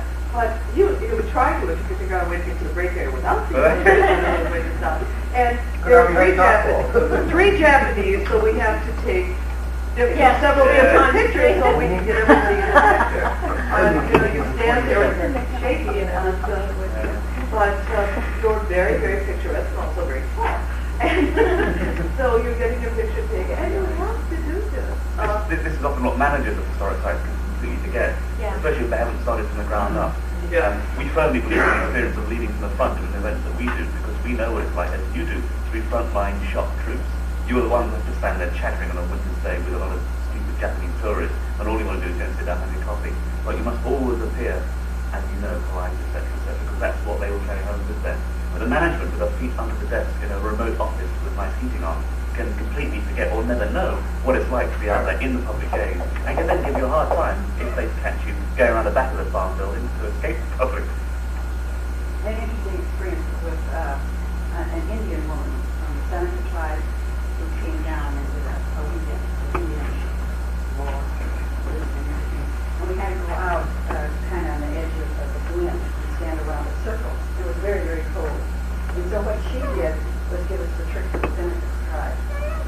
And the Seneca think of themselves, I mean, you think of a ball, I mean, an invisible ball around you of heat. But everything you think of as simply the warmth that's in you and you're relieving. I mean, she gave us a couple of Indian concepts that were fantastic. And it seems to me if you can give any little hints out for a period, at least for, and it's very hard, because I don't agree, but you know, for a few moments you think, you hang out and look at it good, open eyes, you know. I like it. I think we may have a little different situation in our site thing, the relationship to visitors, because we're seldom on the same site twice. We're in a new area all the time. And the other thing is, we're never on break. When we're on break, we're in period. Our breaks are done at Davies Inn. With the public all around. With the public all around us. You may wonder why we're accustomed. When we go in someplace, we take a couple days to get ready, and we don't ever step out. The public, if I'm going to the porta potties and I walk into John Public, I'm still there to help John Public learn something about what's going on. This may be different from what you do at historic sites. My first impression with anything like this was at a site, which I doubt it was historical, but it's more of an entertainment thing. But I went back the next day because I didn't get anything the first day. And I went back the next day when there was no public, and I went into the shops with the craftsmen and sat down and talked to them. And got a whole different thing. I don't know if this is helpful for you or not, but this is something else that needs to be considered. I think that the point about whether or not your site, you can get familiar with your site, is also true of your subject. That if you are very used to interpreting a particular subject, you know the ways that the public are interested in your subject from a particular angle, you can turn into places with them. It's very easy to become, as you said, you think, don't these people understand this? It's an easy thing to understand because you explain it all the time. And you hit on exactly why I'm here. Exactly why. Because I realize that in areas that I do with my front court are from a direction that I'm comfortable with. I'm here to learn things. I am. I think, sorry. I think one thing, it's easy to get stuck in a period. I mean, they have their period for that period. And it's not getting out of that period. I think we find when we're doing some things in our little village that, the 1850s is extremely exciting time, including stuff. And so we get dull on that. I mean, it's going back and seeing what came up there and then what went on, so that you see, anytime you see that period in perspective, it changes the way not only you interpret it, but you think about it. I think getting stuck in these periods is what's sort of dastardly when you don't see it as part of a continuum. Exactly, it's so dangerous. And let's be frank, Americans, you always have been a very insular nation. I mean, look at the history of the First World War, the Second World War, now, and there's a reason for that, because you came from the old world and create your own new world. And that necessarily can mean shutting the doors upon the old world. In historical times, when it took a ship, 6, 7, 8 weeks to get across, more recently when there's phone and faxes, still, your newspapers concentrate so much, and your news reports on TV even more so much on your own particular area, bugger the rest of America, let alone the rest of the world. And in Europe, we're much more conscious of other countries, of course, they're a big continent, we still propose lots of different countries. It's very easy to get so ethnocentric, so concerned with your own little site, which is in its own little state, and forget everything else. That's why I'm just trying to back up what you're saying. Not only concentrate on other time periods than the one in which you might be interpreting, but also always remember the global view. How does this fit into the history of the civilization? And similarly, we have two what we call philosophical guidelines for contemplative interpreters, one of which is to say, look at history from the year dot forward, not from 1990 back, which means that if you're interpreting 1790, you are also able to interpret 1690 and 1590. There's a whole depth of human experience of which you have some opinion in your character, which you can bring to your interpretation of 1790. And it's much more useful to compare the way you do your craft or you do your job with how your grandfather might have done it. Because you're actually able to show then far, far more than simply how things were 100 or 150 or 200 years ago from today. You're actually able to bring a whole perspective of how it changed the previous 100 years. And a lot of people forget that you've actually got all that time behind your data that you can draw on. It doesn't have to be specific to the year 1790 in that sense. I think it's useful also for us to think about why do visitors come to historic sites or to your events that you put on in different places. What are people looking for? Why do they come? Visitors want memory to learn something new. They feel a sense of satisfaction. I learned something I didn't know. It can be something as incidental as a saying, or why they call something, or why you terminology like mills and so on. We have several things we looked at talk about, there to middle and things like that. And the visitor is very, very satisfied with this bit of knowledge. And I think they sort of feel not a duty, but a sense of satisfaction that they are better in themselves educated. Can I have an addendum to that? And this is a problem that you and past presidents are going to deal with, and we are going to deal with. And she's absolutely right, except that the visitor of the 1990s was living with a video generation, and they wanted 30-second time slots. When I started out, our concerts were 45 minutes. Watching the audience body language, it is now down to a half-hour concert because of the bang, bang, bang, bang, bang, bang, bang, bang, MTV, Sesame Street, quick cut, influence on what today's people are doing. I think sometimes too we lose our contact with people. I think people today are much, maybe not more interested, but very interested in telling stories about people. I mean, they'll watch a 2-hour show on television about people. So I think if we bring people into a site that maybe people aren't interested in just because of objects or somebody talking about objects, I think that people are interested in stories about people and will stay with those longer than they'll stay with. Ann or anybody else can add to that too, because what happens to the village when the Christmas festival is going on? And there are people. I mean, you don't stay around to look at, listen to somebody. I think there's one thing that we're missing in the visitor is really proven with questions and everything else of what influences them most. There's one person they want to hear about. They want to hear you talk about that to them.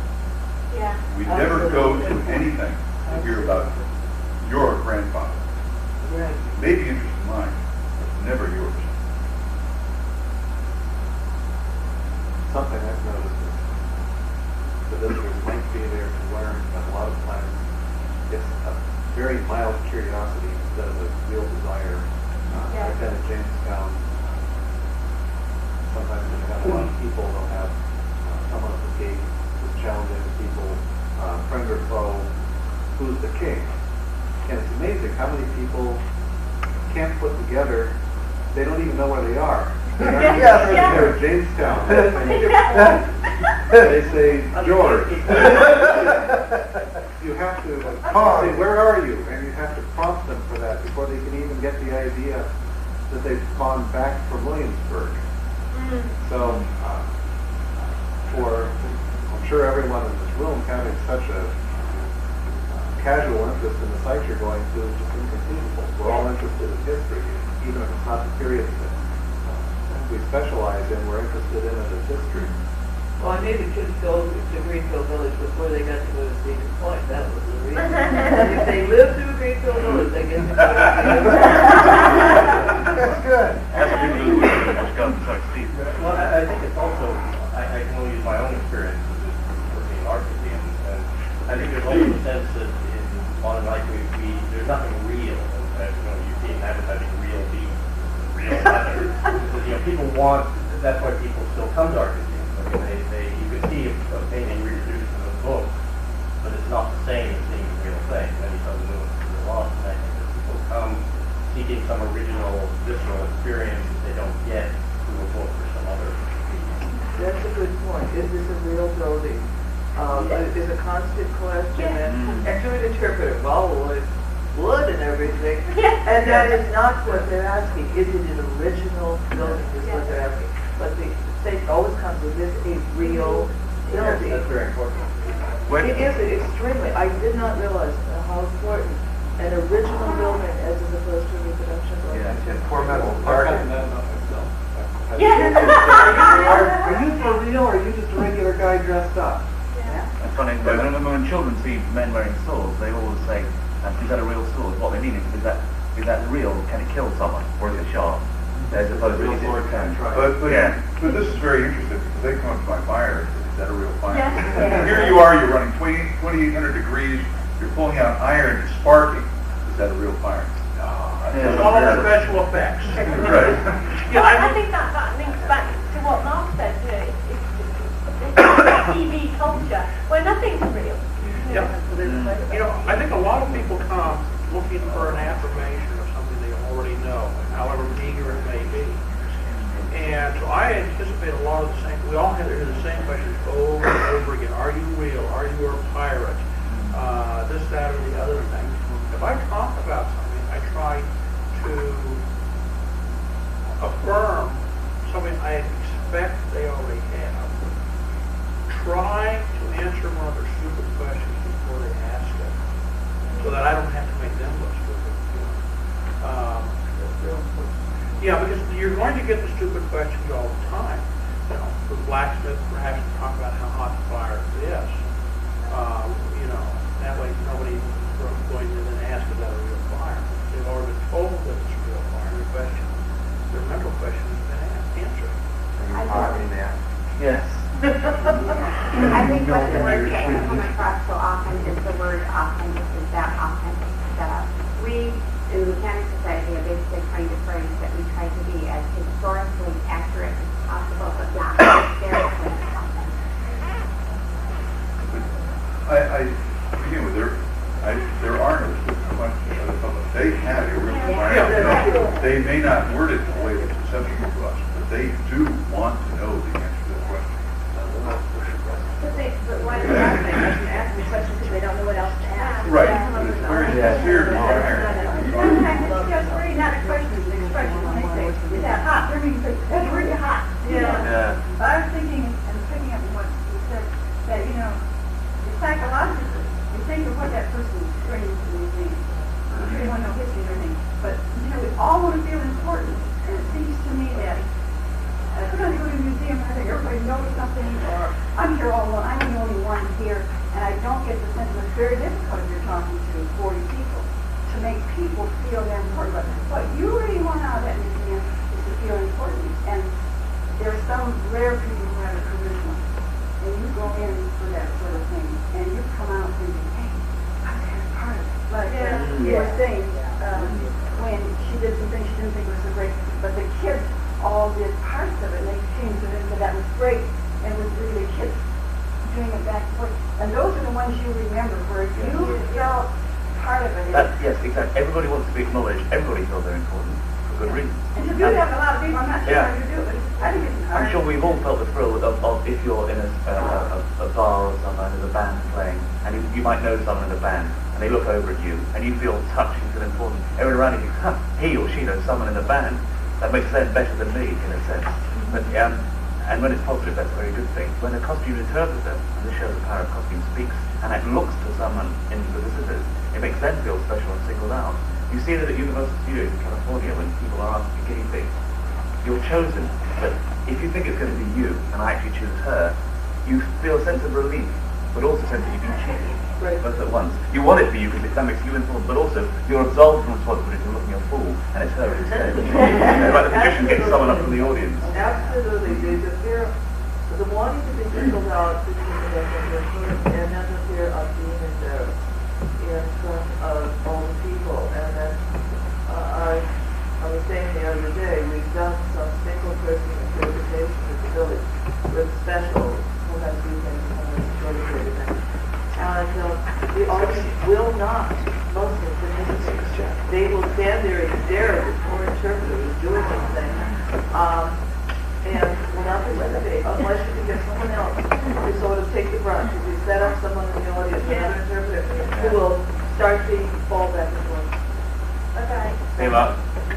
One of the reasons are that people come to me, I think being acknowledged is a very important one. In fact, I have a personal theory that the reason that playing shops is so successful is less to do with the merchandise they sell and more to do with the fact that people want to feel that they actually interacted with the site in some way, and by purchasing something, they are actually able to talk to the cashier and feel that they've made their mark, leaving their money behind or whatever is actually a way of connecting. And in Britain, where we don't have live interpreters like we do here, the shop is the only place they can have contact with anyone at the site. Everything else is videos and labels. And the shop assistant is the only person they can speak to. So I think there is a whole range of other things. I think what Mark said about visitors having mild curiosity is a very important facet of visitors that we have to bear in mind. That, they may not know where they are. As you say, in Britain we have a lot of historic sites that make a joke about coach parties that come and in Glasgow they think they're in Edinburgh, in Cardiff they think they're in Carnarvon. They just don't actually know what it is. It's a famous expression, it's Tuesday, it must be Belgium. It's that kind of problem that people don't actually know where they're located. What are some of the more, when we talk about mild curiosity and interest and affirmation of things they already know, what are some of the more negative reasons that people come to museums? We're free. It's a good, cheap way to spend an afternoon. Yeah. It's a school group. It's traditional. Yeah. Feel you should be cultural on your vacation, so therefore you ought to decide your visit. Yeah, that's about where else can we go? And also, we should go. And what are the sort of emotional problems that go along with both of those? What's the problem with an attitude that comes from a woman? Well, I'm going to get through this. I dare you to do anything that amuses me. I just dare you to. I came here because, well, I also live in Michigan, and frequently people find out where I work. And there's this big group, I haven't been to Greenfield Village since, and they tell me it's usually 5th grade. And actually apologizing to me because we didn't go there. I had never been there till I was a little girl, but they're, they're saying, they really feel sort of guilty about it. I should have gone. It's there, I know it's there, and it's cultural. And but then many times they will go, and it's just like all right, do something entertaining. Go ahead, try it. That people go to feel superior also. Look at how primitive yes.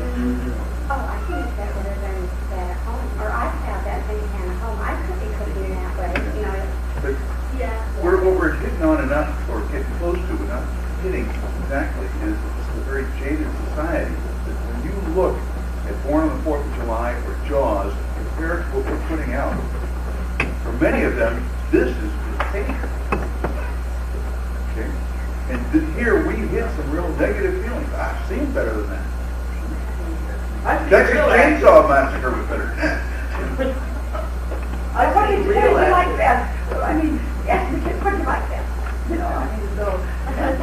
I would feel sorry for the kids that are dragged by their parents. Those are, I think, one of the hardest people to interpret to in a site when you get the parents dragging the kids along and the parents are here, we're going to educate the kids, but we're taking them to Williamsburg. And then at the treatment bush gardens afterwards. Or they tell the kids to the parents, I'll become the interpreter, so they'll walk in, they're like, okay, I was here last year, we were here, and this is this, and you're always, you have to work in breaking in, but somehow breaking into this kind of little cycle of the parents are dragging the poor kids along. I think you want to know what's breaking that does? It's the parent that won't let the child ask the question answered. Oh, come on now, we got to go on to the next place. And that's not fair. In fact, I took a 2-week trip west with a friend of mine. I was originally going to go to Canada, but she convinced me that we wanted to go west instead. And my bargaining chip was I wanted to go to all the prehistoric Indian sites, Mesa Verde and so on. And she had some social itinerary with me, and I began to suspect near the end of this group that every time I would go to some, to me, absolutely fascinating prehistoric site, we went on an almost useless trip someplace else, primarily to punish me for doing this. You're dragging along to this. So you don't have to be a child to feel you've been dragged along to the site. That's very true. I used to have an American girlfriend who would love to see art films of boring things done in black and white with a handheld camera by Yugoslavians. And it's strange to see this crash. I wanted to say, right, I wanted to see Texas Chainsaw Massacre or Sinbad the Sailor or something really stupid and junky. And we would do that, so I would go to her film and she would go to mine. And neither of us are really happy because you know you're dragging the person to see something. The perfect example of this is my parents. My mother loves to visit in stately homes. And my father sits in the car and the car he just can't bear to be dragged around another boring stately home. And the idea is that they go to Dracula museums and things for my father, and my mother sits in the car. But he's actually not interested in museums at all, even when they're subjects of a museum past, an engineer. He's just not interested in the museum culture. And so he's just a pain in the arse at any event, any kind of stuff. He comes to see our events, but he doesn't really enjoy it. And if it's set in a pub, he loves it. Yes, it's fine. And drink and sit down. He has to do any thinking. It's just not his scene at all. And I think you see that group dynamics in families a lot, don't you? That one person has been keen to come and the rest of the family's there because of the force of personality of the rest of the family. Well, there could be some symmetry in that. Yeah. I think maybe subconsciously, you just want to get away from your world. We don't maybe admit it, but you go into something else and maybe you don't have to face what you're facing. Not a problem solver, but it's there. That's a different world. So that's why you work there. Pardon? Something I ran into a couple of times giving high school talks with an attitude. This is educational, so it's bad. And there actually being a contest among the students, informal, but a contest to see who can look the most bored. And the couple of kids who were really interested had to sort of sneak up afterwards to ask some questions because they knew that if they showed any interest before the others. Some of it too is here we are going to go ask you to get to the Epcot Center. We better damn well do something cultural on the way. And this is just 5 minutes off the interstate, so let's go do something cultural and see a museum or a historic site. And in that way, atones from our sin of overspending on a Visa card. $3,000. You get an entire family who feel they should be there, but don't really want to be there. Along with that, you get escapism, and which almost always invariably leads to romanticism. They come in and they don't want to see the slavery, and they don't want to see the. What does it do to you interpreters? And I know it's difficult because some of it's a running thing. You expect people to move in and out. But if you have something set, and then just move on. You get used to that, I suppose. If somebody moves out when you're doing something, is that... We expect them to move out. But we also, something that's different here, we tell our people there is a very limited attention span. And we keep our stuff down to 5 and 10 minute things ruthlessly. To where you're talking too long, Betty, shut it up next time. So that for us, it's a matter of we know they're going to move on. Instead of being caught by it and injured by it, we just engineer that into the program. Right, and even then this last summer, we are rewriting all of our scenarios to shorten them again, because we found out that 15 minutes was still too long for many little boogers. So we just know they're gone, and so we help. I get my blacksmith shop, which is John, as comfortably as possible. And we've got tricks to do this. Like I know that if I walk over, if I look over, they're going. There was a very effective thing done in Philadelphia. It was in the Franklin Museum. Well, I mean, no, your boss, Philadelphia. And it was funded by the National Endowment for the Arts. And I went to see it. It was, it was a small museum. It is in Wisconsin. It's quite charming. It's small. I love small museums. And they had people coming around. I mean, you're looking at this person, in a little bobcat. That was my master. That was my master. You think he looks afraid? He wasn't. I mean, maybe it frightened some people, but you had people throughout that little museum coming, or a black, doing. I mean, it was just. It sounded to me like a tremendous technique. I don't know whether it's. It could have failed miserably. I don't know whether it's considered good by you people who know what's good, but it just sounded to me like it was kind of vibrant. And it did a very one-on-one thing. She didn't have mobs of people going through. Well, the lack of mobs of people can be real weird. I went to Toronto and went to the Grange. And they were doing this marvelous thing, cooking on the open breakfast and letting the school children taste it and help make it and the whole thing. They were doing it with really little tiny groups of people. And it was all a very, very small operation. And it's hard for, to translate that into doing something with 5,000 school children who are going through every day. Along with that, Anne, it's awful hard to do that in the context of a 1,400-page OSHA manual that the National Park Service uses for their living activities. Because OSHA says, thou shalt build your campfire this way, and thou shalt have an interpreter there, and you won't give the public anything you make on that fire. Oh, yes. Well, we have a real serious regulated all the hell. Contact with them. I mean, one of the parts of it, we did, unfortunately, about 3.5 years ago, have a fatal accident in Greenfield Village, involving an engine, a steam engine that we ran in our Armington and Sims, which is a sheet drum. An engineer of some 84 years, a steam engineer or train engineer and a stationary engineer, decided, and nobody knows to this day why, to polish a moving flight wheel. And his city went in, so that he was incapacitated. The tragedy for many of us are doing a tragedy, but the result to the village, the worst of the village, was then we eventually, OSHA came down on us. I mean, we had gotten away with so many things because nothing had ever happened. And then to have this tremendous thing happen to us. And this has affected interpretation dreadfully. Many things. We have closed whole sites of the wheelwright. We cannot, with the wheelwright machinery, modify it to meet those standards. We stopped giving the power to it. We had run all these big engines in the museum, like steam power. And what we did is we just took a little key and turned on the steam and turned on the internet. We ran them under just an interpreter.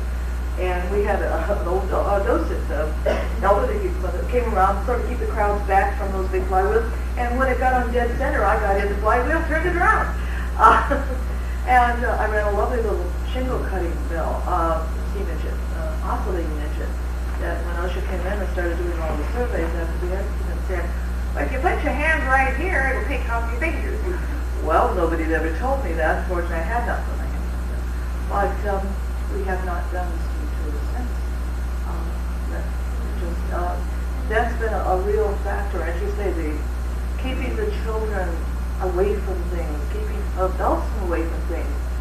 A lot of interpretation. I think that's another thing that people want to do. They want to touch everything. They have a real sense of needing to touch something. I think Shelley, you said to me the other day when we were on the conference, we need to feel things.